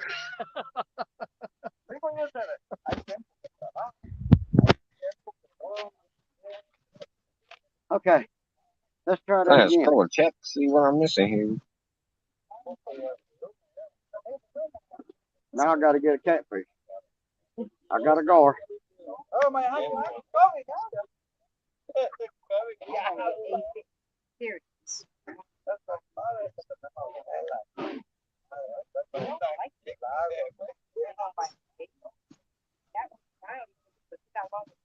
Does it take?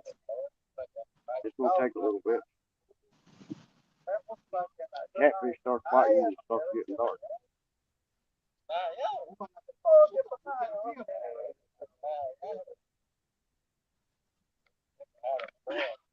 You catch anything here, Mike, in this PD River?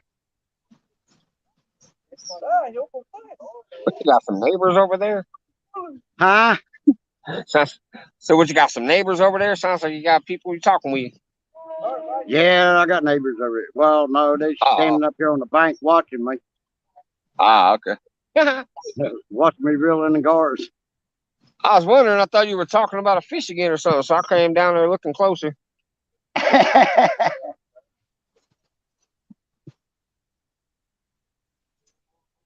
Yeah, there's flatheads in here, blues, gars, turtles. You name it, the PD River's got it. Well, if you got flatheads and blues, you probably got channels too then, right? I ain't never caught no channels out of here, but I've caught them out of Tillery and Baden. The blues and flatheads probably eating them all. Now, if I go in, I think ain't that where Laura used to always talk about the PD? Yeah, they fish down there at Conway, South Carolina. Yeah. I fish up here in North Carolina.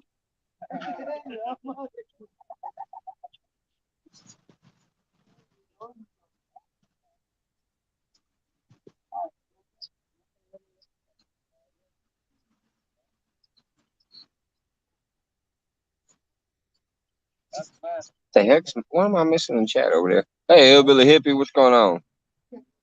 What am I missing in the chat over there? Misunderstandings, but I wasn't here for the whole thing. Apparently, I'm gonna have to read a convo. I can't see the chat, or I'd read it. Right? I'm reading it now to figure out what's.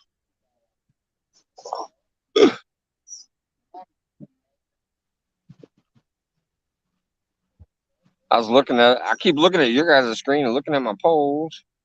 Occasionally looking to see if I see a new person. Hey, look, lady, what's going on?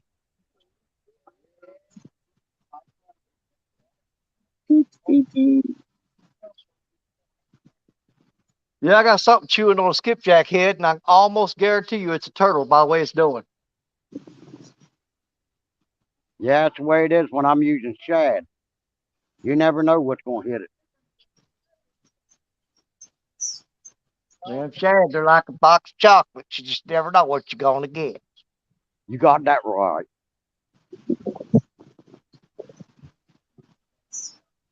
Well, has anybody caught a fish? Mike caught 2 channel cats. Okay, at least somebody caught a fish so far. And I caught a guard. You caught a guard. Them are fish. Yeah, they're Yeah, those fish. are all fish. Oh, it looks like Laika and NJ were going at it for a little bit.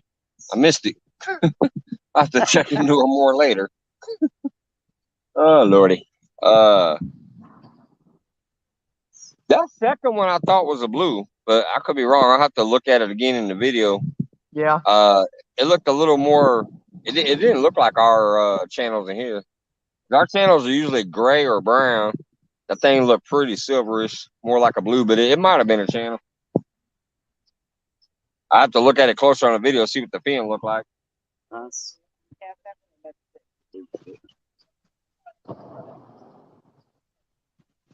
Oh, I think I'm gonna go back to shad head on that one.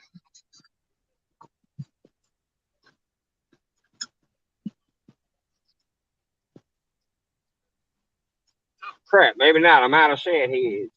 Mm-hmm.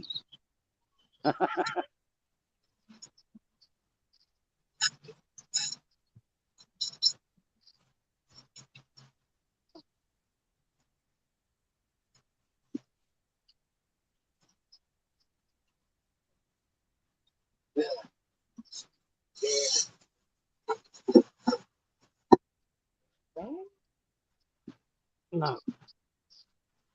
Snap.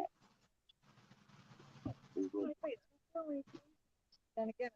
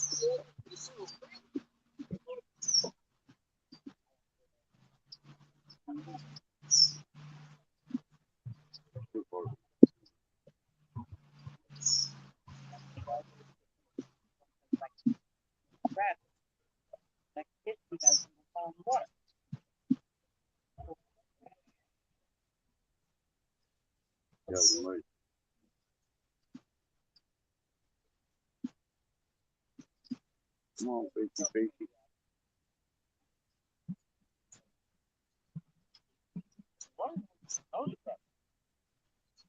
that's really.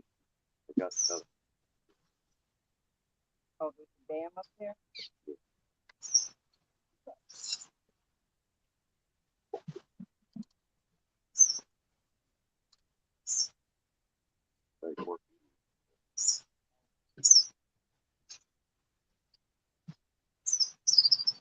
Come on, fishy.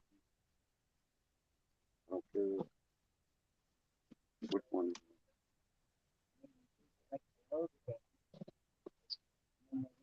Did that.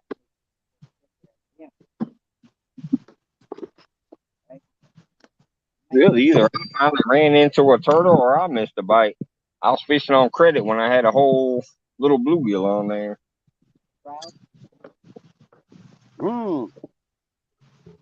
Something stole it.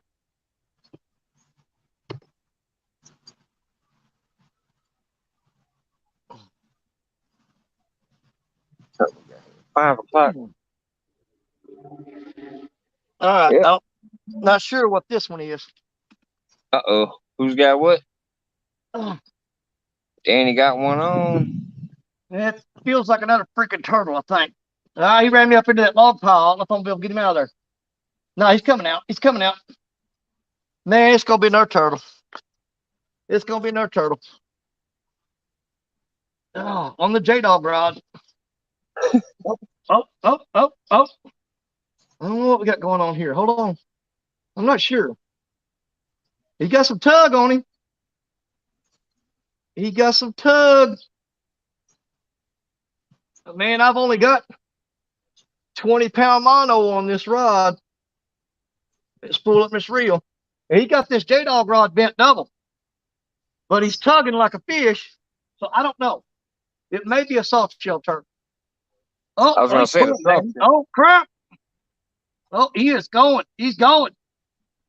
Come on up, son. I'll see what you are at least. Oh, my God. there's a thumbnail shot right there. Man. Oh, it broke off. Oh, no. What's up, Bug Williams? Gray Wolf. Pull the bait. Pull the hook. Now, it was tugging. A turtle don't usually tug like that.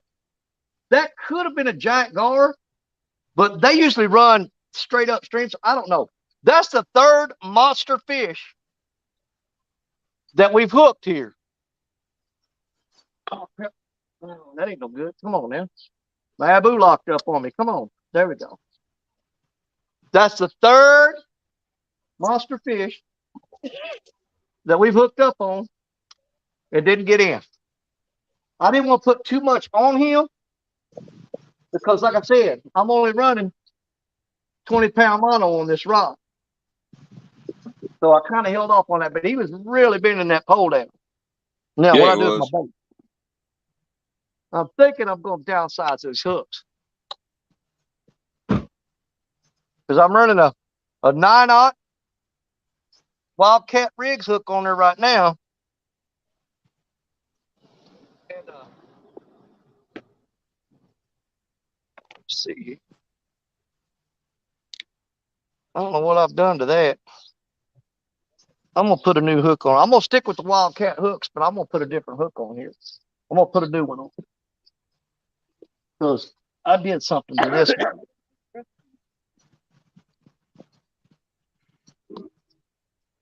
Give me some slack, Danny. Take it down. You're either a fish or a turtle. Let me see what I got going on here.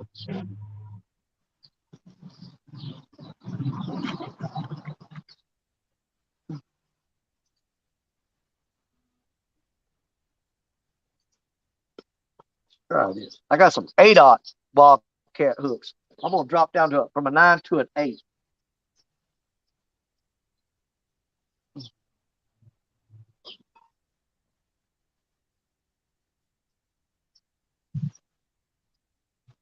Oh crap! Oh, look here! Oh! Come on! Oh boy! What is that? What is that? It's definitely a fish.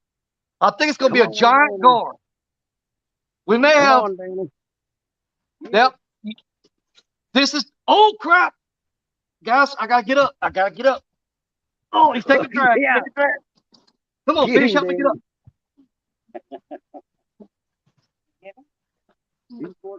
This is a massive gar, guys. Massive. Oh, come on. Get him. Oh, there he goes. I see him splashing water.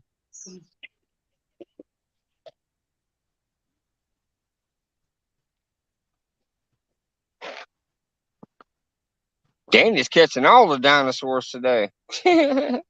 Oh, you're gonna crap when you see this one. Gars and snapping turtles. I don't think he's gonna fit in the net.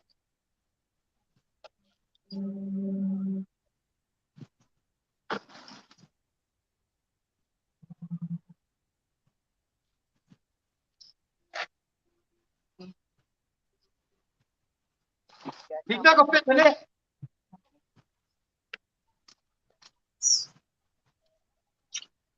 I don't know how I'm gonna do this.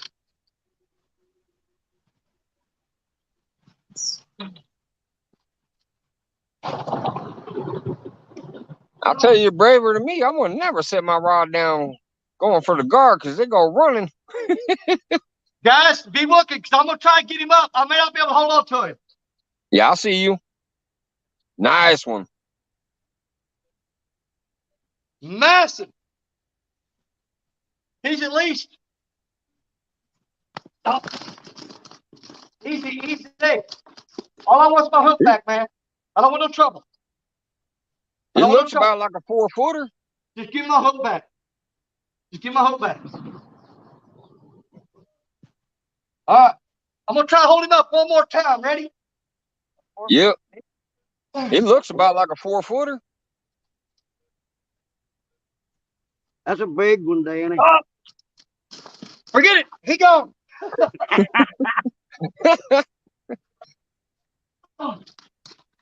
There's No, definitely I a ain't dealing with that. screenshot-worthy picture out of there.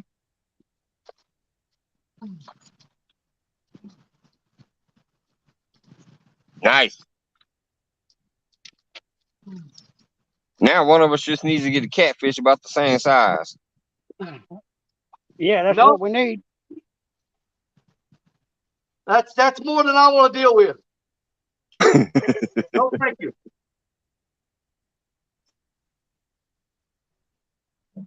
Danny said, I got better ways to get bloody knuckles than dealing with that fish.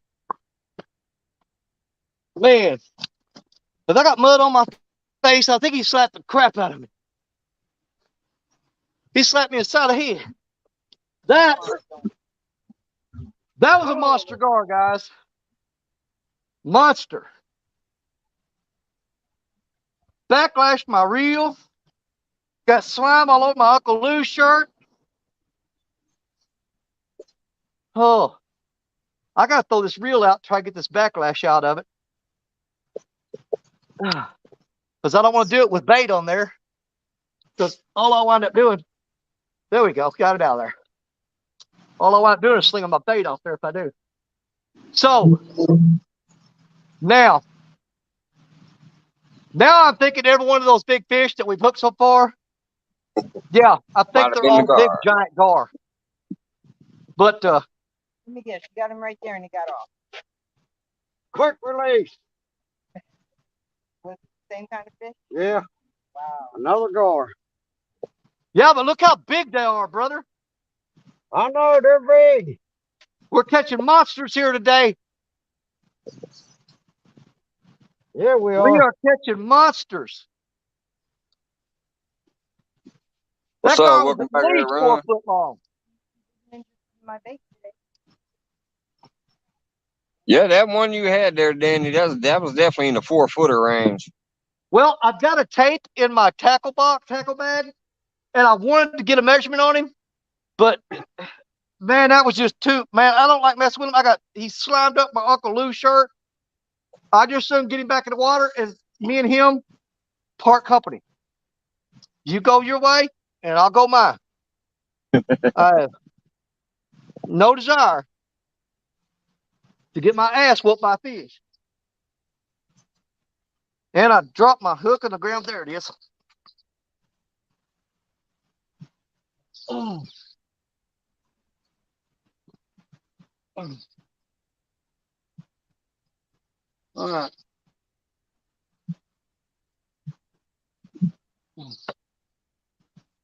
What time we got here? 5:15. I'll probably go about another 45 minutes.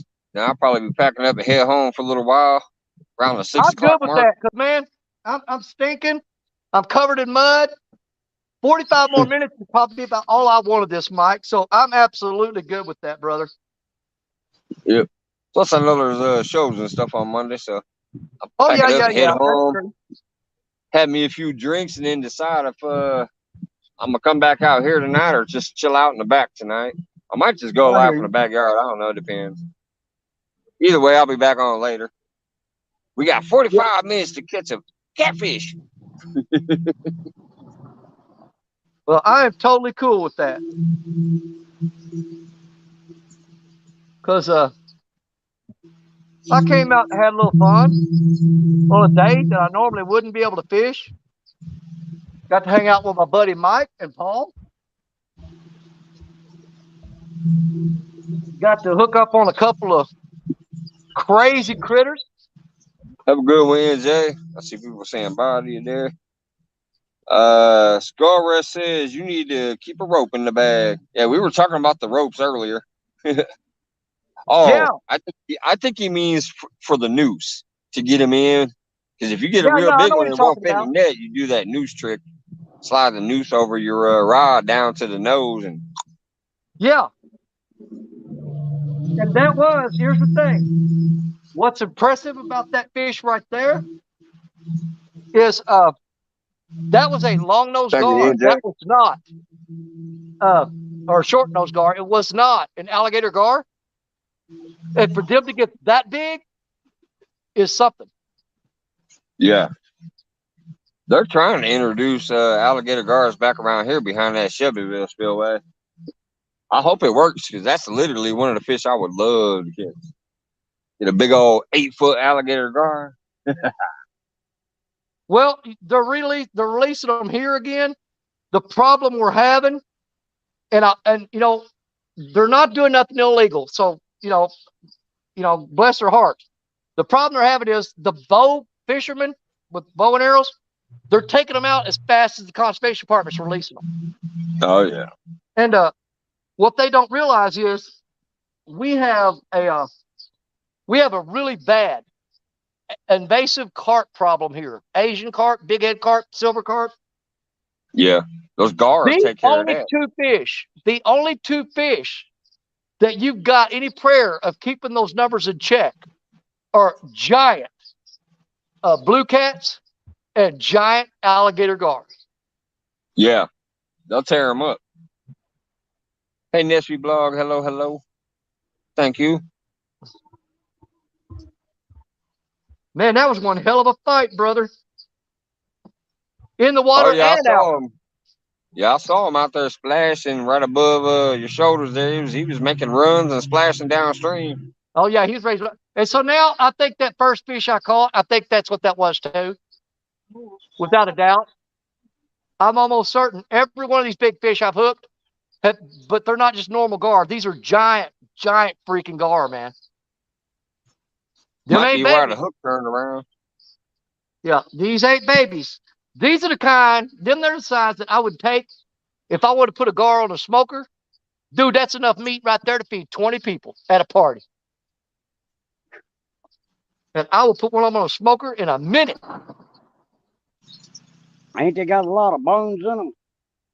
No, hey, you take what you got to do is you take some shears, 10 snips, and you cut along the top of their back, and you open that up. It's like an armor plating. And you cut out two big, giant tenderloin strips. You ever took the tenderloins or back straps out of a deer? Yeah. Same thing.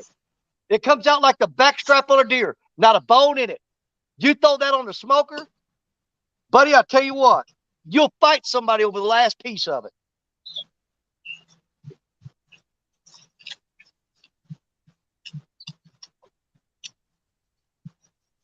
Yeah, I've seen some pretty good cleaning videos on YouTube about cleaning gars. I ain't never had one though. I ain't neither. They ain't worth nothing for freezing. Alligator gar you can freeze. The long nose and short nose gar, they get mushy when you freeze them. But man, I'll tell you what, I'm telling you, if you ain't never tried it, if you get somebody that can cook you up some smoked gar, or you do it yourself, give it a shot. And I'll tell you what, I do take thank you cards in the mail.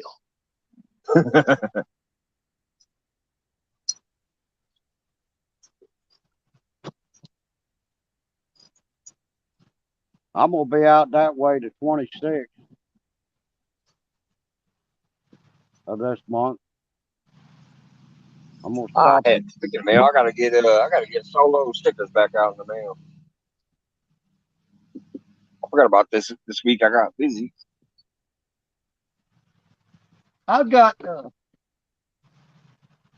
I don't think he sent me any information yet, But I'm your Huckleberry. His YouTube channel. He wanted Danny Stone stickers on the show the other night, and I ain't heard nothing from him on my email or my messenger. And I generally don't like to have to track people down, but I will if I have to. I just crossed that little line, but I'm not going to reel it in, because if I do, I'm going to snag them both up. Well, I'm going to reel this one in and rethrow it. That's what I'll do now, and they won't be crossed.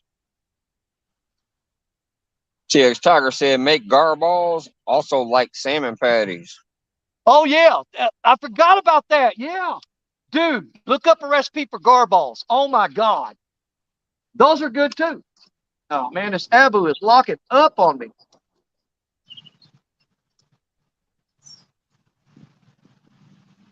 I bought this Abu off of it's an Ambassador 5600C. And hold on, is that a fish? Crap, I just threw that out. What are you doing? What are you doing?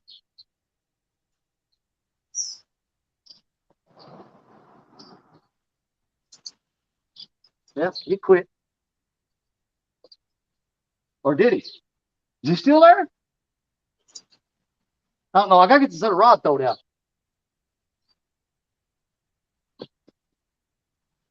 He's just gonna have to stay there. I bought this Abu off of Michael Murillo at CatCon. I got 2 of them for $25 a piece.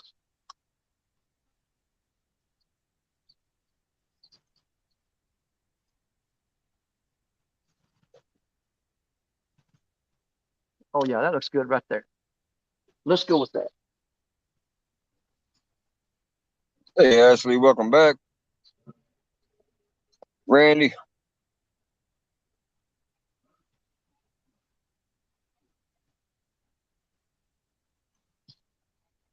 Now I know he didn't get that bait off there that fast. I just threw that rod out, and he bent it down and let go.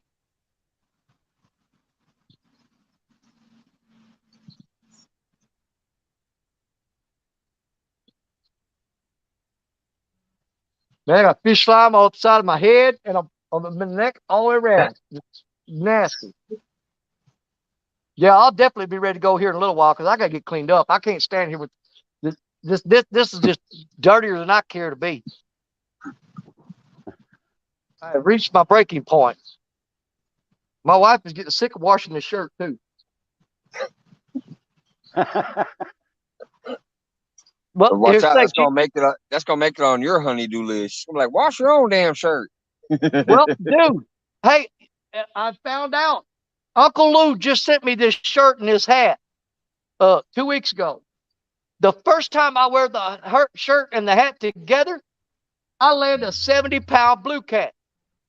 And every time I wore this Uncle Lou's shirt and this Uncle Lou's hat, something cool happens. Yeah, you did land that big 70. Better be wearing that every every day. The Lucky Lou clothing, buddy. Yeah, he was wearing Uncle Lou's shirt. He hadn't even never wore it. Well, Uncle Lou sent me 2 shirts and 2 hats. And when I unboxed it and laid them out on the kitchen table, was going through what all I got, my wife grabbed up one of them shirts and she grabbed up the pink Uncle Lou's hat and was gone. She was running down the hallway like a little kid screaming, mine, mine, mine. So I had 2 Uncle Lou shirts, 2 Uncle Lou's hats. I'm down to 1 each now. So she confiscated them. Hello, Jones. I got to check this rod because he hit that really hard a while ago. And I want to make sure he did not take that bait. No, it's still there. We'll check the hook, make sure it's sitting good. Yeah, that looks good. Let's get it back out there. Let's get it out there. Oh, I like that spot. Might be a big catfish running them cars.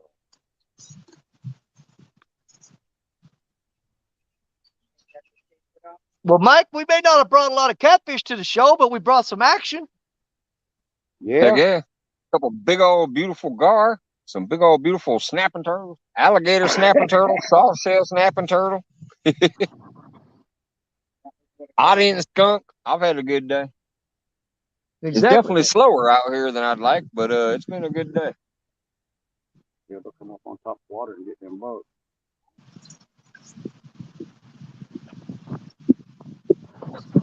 Ooh, I saw a quick rune. Woo, man, I need a bag.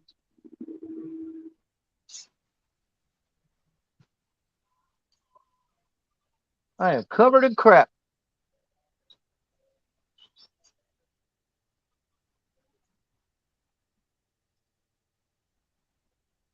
Yeah, I try to think who all comes on Monday night. You got what night does Catfish Weekly come on? Is that Monday or Tuesday? I think Tuesday is the bigger night where like all the shows come on back to back to back. Well, I know there's one night. I think you got like Catfish Weekly, then you got Panfish Nation, and dang, what's the other one? Catfish and Crop. Catfish and crappie. Yeah, I think that's Tuesday night when you got the three big ones back to back to back. Yeah. Now I thought one of them came on Monday night. I thought there was some shows on Monday too. That's why I said I'm gonna pack it up. Plus, I'm feeling the heat out here. But man, Oh who yeah. is Monday? Is it God dang it, is it Roger on Monday or not? Or Monster? Well, I know Monster Monday was there for a little while. Pat Now I said he was thought having issues. Roger and Creole, I thought they were Wednesday night. It might be. I lose track.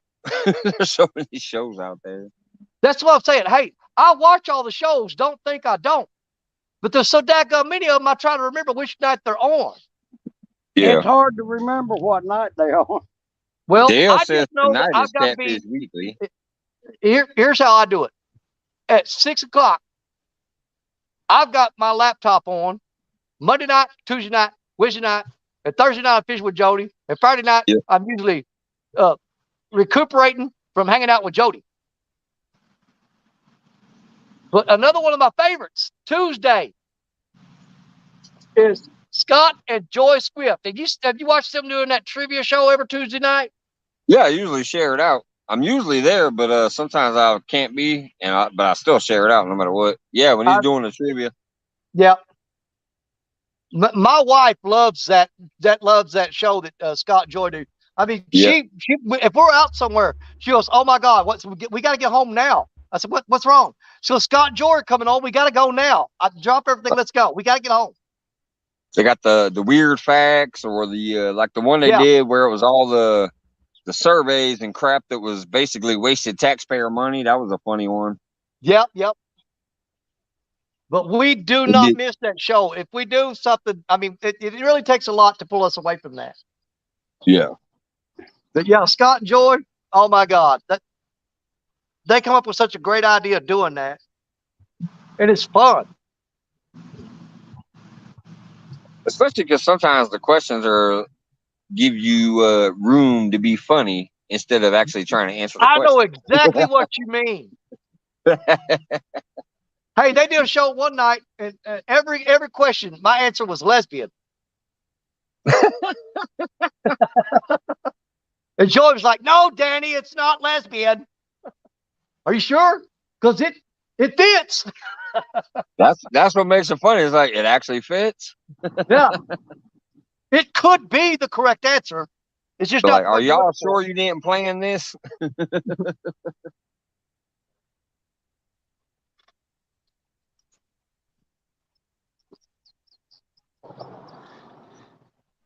Got my Yeti cooler with the Danny Stone sticker on it.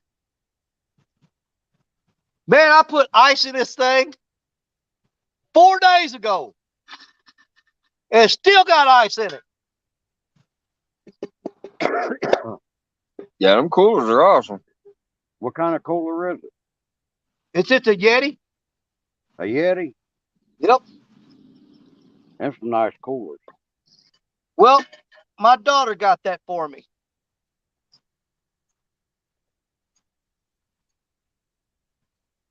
Come on, one big catfish before I get out of here. At least Yeah. one more, at least one more 5-pounder. Come on. Hey, them big Casting it. them fat belly cats you've been pulling up, or man, ain't nothing wrong with those fish. Yeah, they're real healthy in here. They definitely get enough to eat. Sometimes if we have a drought for a little while, they'll get skinny and bumpy, but generally Yeah. speaking, real healthy fish out of here. Even the channel cats.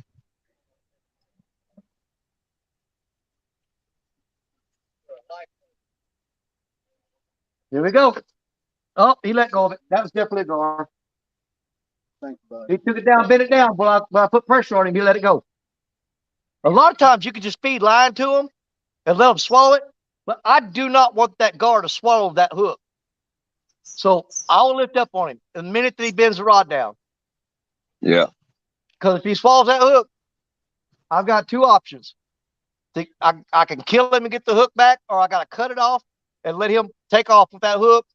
And that's something in him that I don't want in him. Yeah. So when they bend down, I just go ahead and lift up on it. If they hook up, they hook up.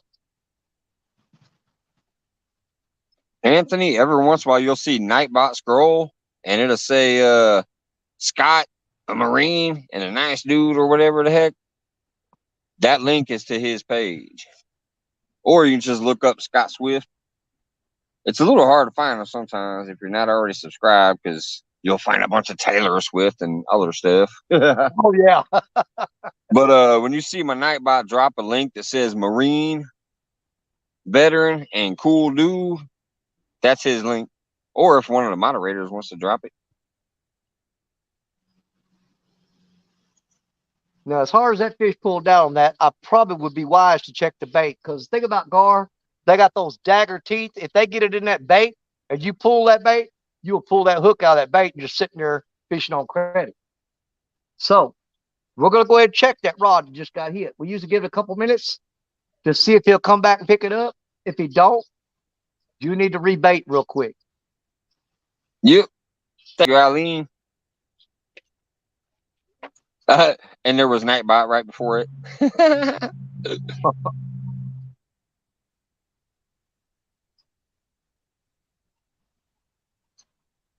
And that giant gar did come on a skipjack head. So we got redemption on that.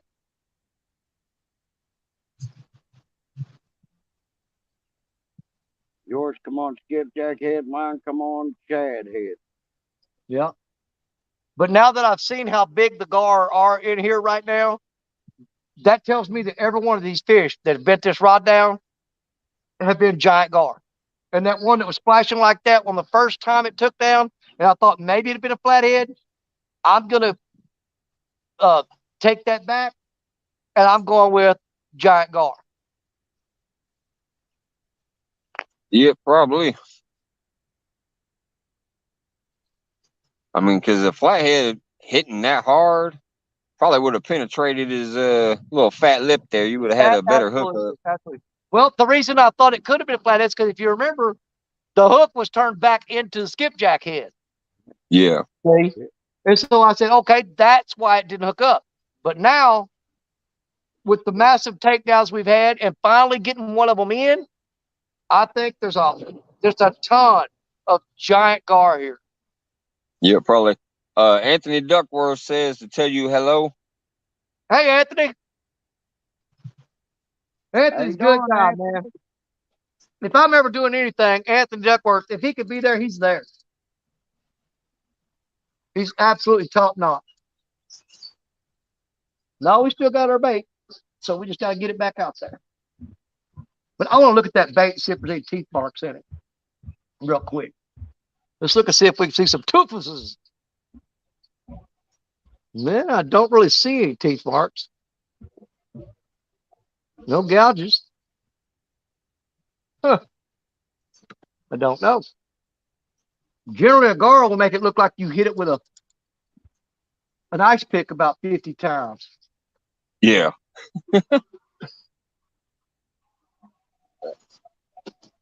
I'm gonna start walking some of the smaller stuff to the car real quick just to get it put All right, up. brother. Make my Yeah, trip by the later time a you're little ready to shut it easier. down, I'm gonna be ready to go anyway. Get Yep, home, get I got cleaned about up. 25 minutes left for that 6 o'clock. So I'm gonna start Yeah. walking some stuff that way.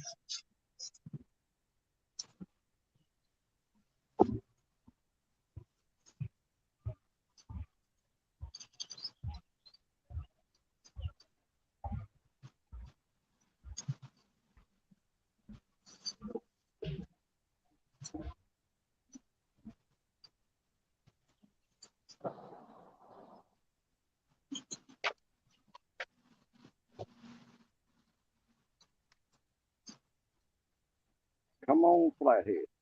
Go.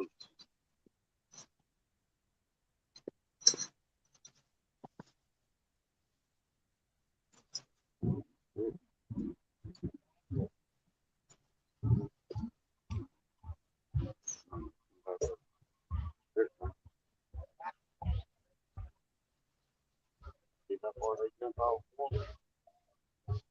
Something like something like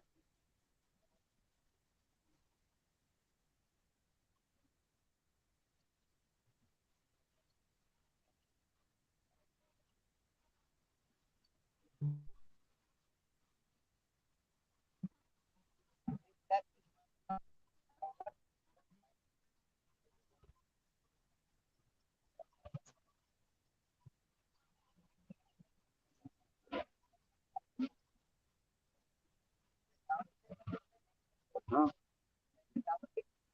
I ain't seen nothing off up and down.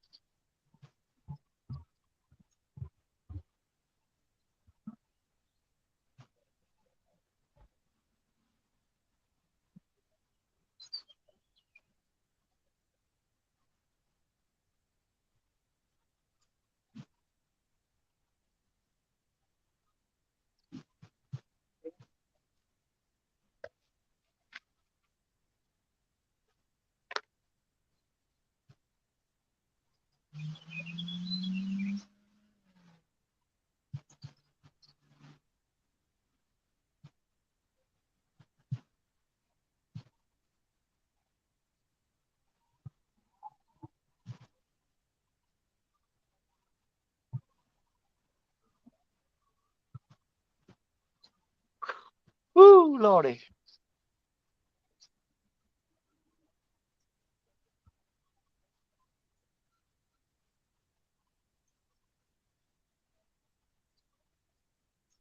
Oh, fishy, fishy.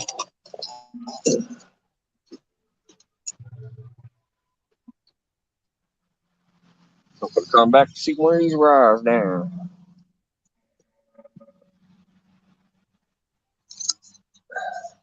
You know, we were having a conversation earlier before I hooked into that turtle under here, that big giant one, and we was talking about the watch hours and how some of the channels that man, I mean, they're doing so good, even though that their sub count is low, their watch hours are like freakishly high, you know,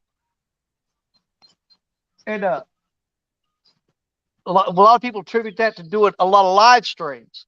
Now, me personally, I think you need to mix lives with some production videos to help you out a little bit. You can strictly go on live streams and do what you got to do.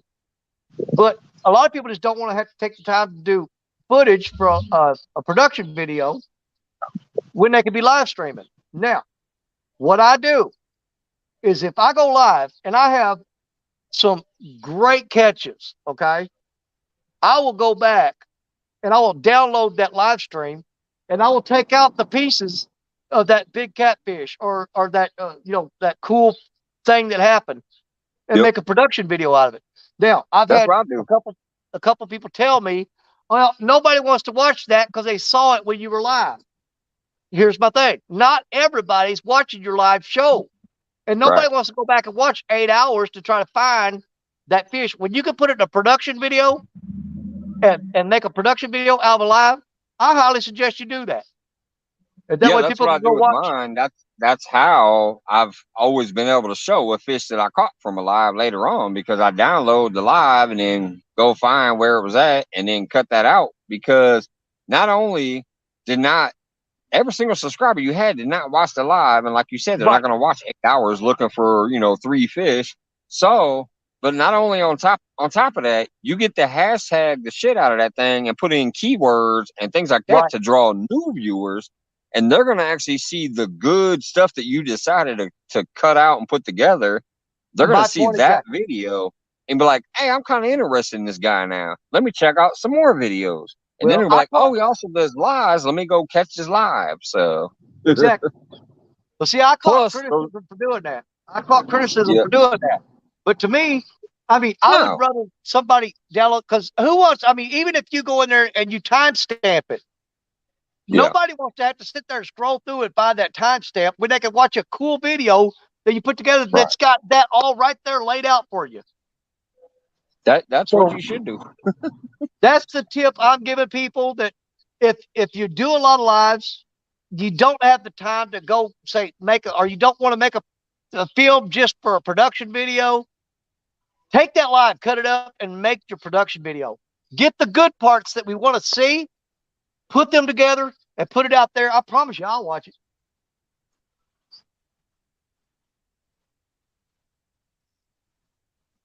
So that's Danny Stone's tip of the day.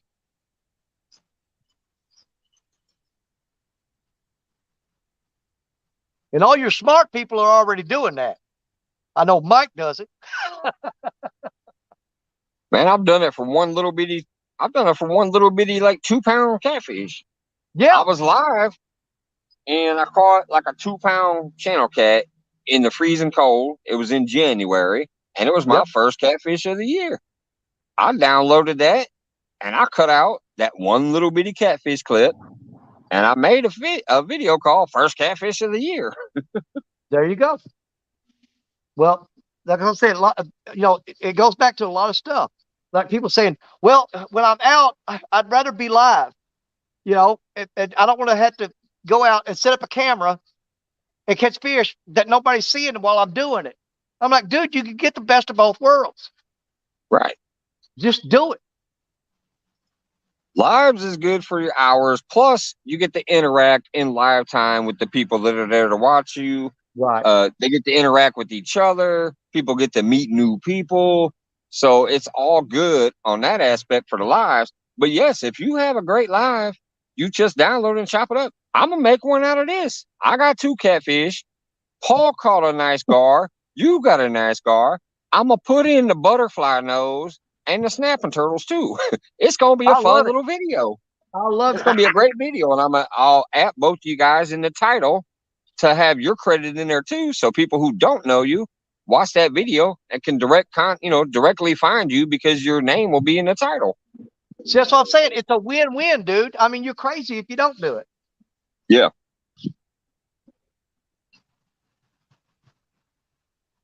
And there's some people that when they like search specific things. So like I said, if I put a bunch of hashtags in there, I'm a hashtag butterfly. I'm a hashtag alligator snapping turtle. I'm a hashtag soft shell turtle. You put all those hashtags in there and keywords. So when somebody searches that, they might come across that video. It might be There you somebody go. who ain't never heard of me or seen me. So I got somebody new watching me. If they like it, they're gonna be like, oh, let me check that out. Let me check out that channel. Let me subscribe, whatever. Or at least watch some more stuff to make a determination. So I'm gonna get some more view time out of it and views. And then they're gonna see those names and be like, well, these people were funny or these people caught some shit too. Let me go check out their channel. It spreads. Exactly. That's how you do that. It's a symbiotic relationship, brother. Yeah. Because what helps you helps me too. You see, when I was younger, we didn't have the internet. I sit down there at the house Me either at first. on my laptop, and that's how I found everybody on there that was fishing after I got out of the hospital. And I wasn't allowed to go fishing for over a year and a half. I had got out of the hospital from an artery operation. Then I had to go right straight back in, and they had to do a triple bypass on me. Man. Then I just started back fishing this year. The doctor said I could go back fishing. And I didn't know nothing about this YouTube stuff until I started watching all of you all. Well, That's see, pretty much how we all got into it. the first video I ever put up on YouTube was over 4 years ago. It's when I caught that giant flathead catfish. And all I did was put a video up. I didn't start a channel, none of that. So I went 4 years before I started getting in there and found people that said, wait a minute, they've got channels where they're actually putting these videos up constantly. Man, I just dropped a video on YouTube and left it. And can you imagine if 4 years ago, if I'd have known then what I know now and would have started my channel then, right, where I'd be at right now. That's what I said, because I've actually been on YouTube for like, I think 11 or 12 years now, but I've never did anything until this last year. It's crazy. I'm like, man, what was I thinking? Could have been chilling and having fun for all this time instead of sitting out there just chilling by myself on the bank. I could have had some buddies, met a whole bunch of new people. I've been fishing since I was without having 20 lines of crossing mine.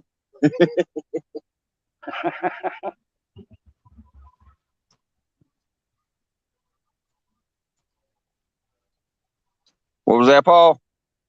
I said, I've been fishing since I was 13 years old. Yep. And I started out with an old Ward's pole. It didn't have no brake on it. The line, you throwed it out there and let it drop, put your pole down, and when that fish took a hold of you, you better stick your thumb on that reel to stop it. Yeah. And it's an old Ward's. I still got it. It used to belong to my granddaddy, and he gave it to my daddy, and my daddy gave it to me. He said, if you're going to learn how to fish, you're going to learn how to fish with this.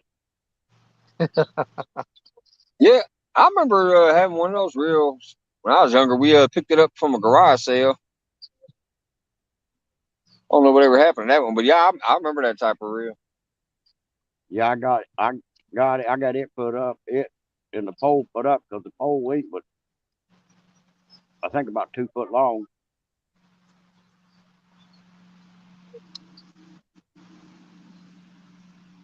Well, I got 550. I'm gonna go ahead and reel in one of these rods and start walking those to the car one at a time. All right, brother. Danny, thanks so much for coming up. You Paul bet. Boyd as well. You guys can hang out as long as you want, or if you have to drop out, feel free. I'm gonna just start walking this stuff back and forth to the car. Get home, get cleaned up, and get a couple beers in me. Thanks a lot, brother. It's been fun. And I'll clip all that stuff out and make a video, and I'll send you the Gar one that was slapping you or whatever. Well, I'll send you the pictures too. But hey, brother. I've seen about 2 or 3 people mention in the chat that you should maybe send that one to the blooper reel. Like, hey, brother, you feel free to do with it whatever you want. Yeah, I'll make sure to get you a copy of the GAR getting out of your hands too, though. Just so Okay, you can brother, I have that one if appreciate you want to submit that somewhere for. I think they're talking about the Golden Whiskers blooper reel thing or whatever. it. Well, if I've if had anybody several hops out people. before I get done to say the goodbye, I do appreciate you coming in today. Thanks so much. And to Danny, obviously my brother Danny Stone. I'm glad to have you up here. First time up here with me. Just shooting the shit on the bank. Appreciate that. Paul Boy, Yeah. you as well. All Well, Mike, I enjoyed it. appreciate it. Enjoyed fishing with both of you. But when I seen you were live, I seen I had the opportunity.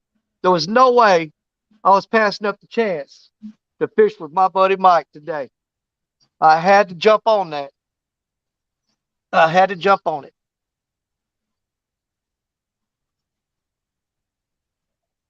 I know I got to clean all the mud off of these rods and reels. They are covered. Yeah, fishing on credit on it.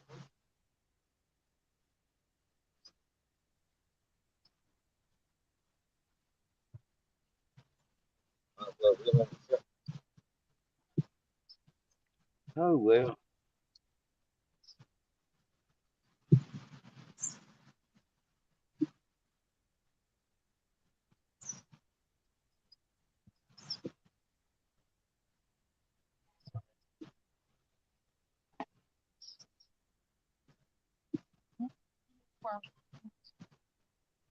Nothing else happened.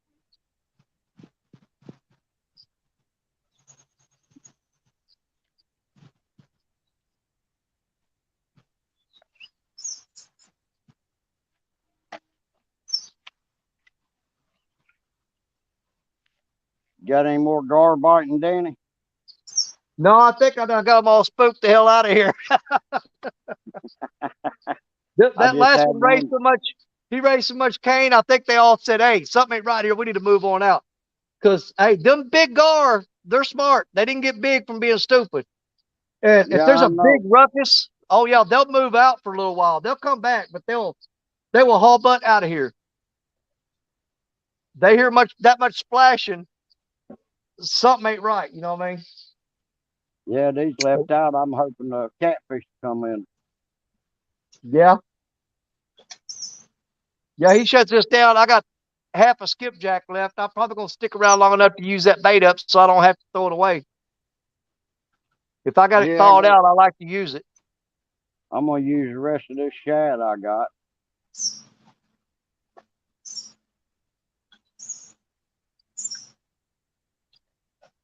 And see what I can get.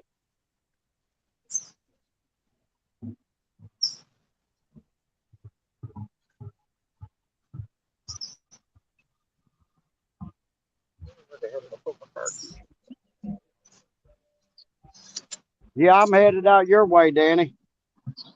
Say what? I'm headed out there to Shreveport, Louisiana, the 26th of this month. Next Really? Sunday.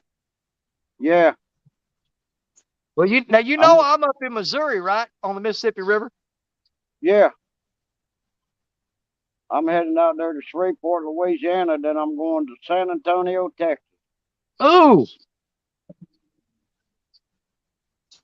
Well, you're going to two of my favorite states. Yeah, Of I'm course, going out there. I'm going out there with my son. That way I can see my grandkids out there. yeah. Then me and him's coming back. We're going to stay out there until after the 4th. There you go. I'm going to do me a little bit of fishing while I'm out there. Try to anyway. Well, my favorite state to go and hang out with good people that are just the coolest you ever met and eat the best food you've ever had, without a doubt, hands down, Louisiana. Now, my favorite state to go to do some fishing that ain't catfishing is Florida. Uh, Texas, hell, everybody loves Texas. Florida. Florida. When I go to Florida down there to visit my daughter, I go red fishing. Yep, redfish. I try to go time of year where I catch a lot of pompano because I love pompano. But I do a lot of shark fishing down there too.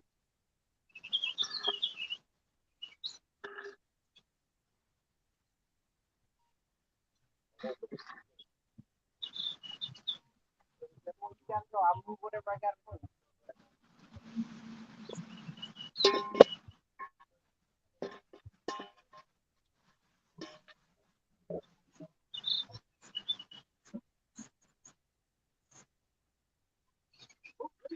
Yeah, we're getting hit again now.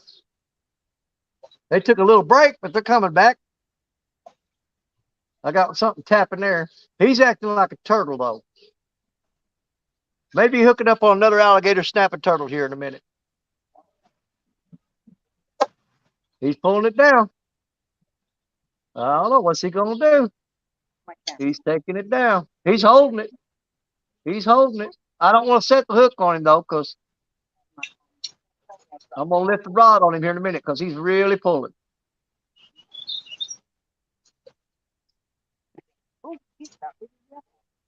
I don't know. There you go. We started talking about gar here.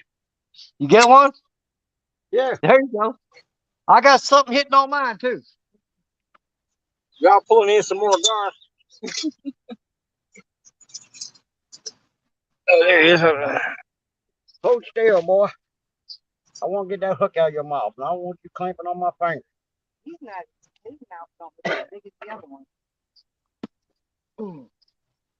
No, I pulled it away from him. Still, I want my hook back. Well, thank you. I better check that bait. What do you think, Mike? Nice. Another spotted gar? Yeah. Nice, nice. Yep, got a good shot of him.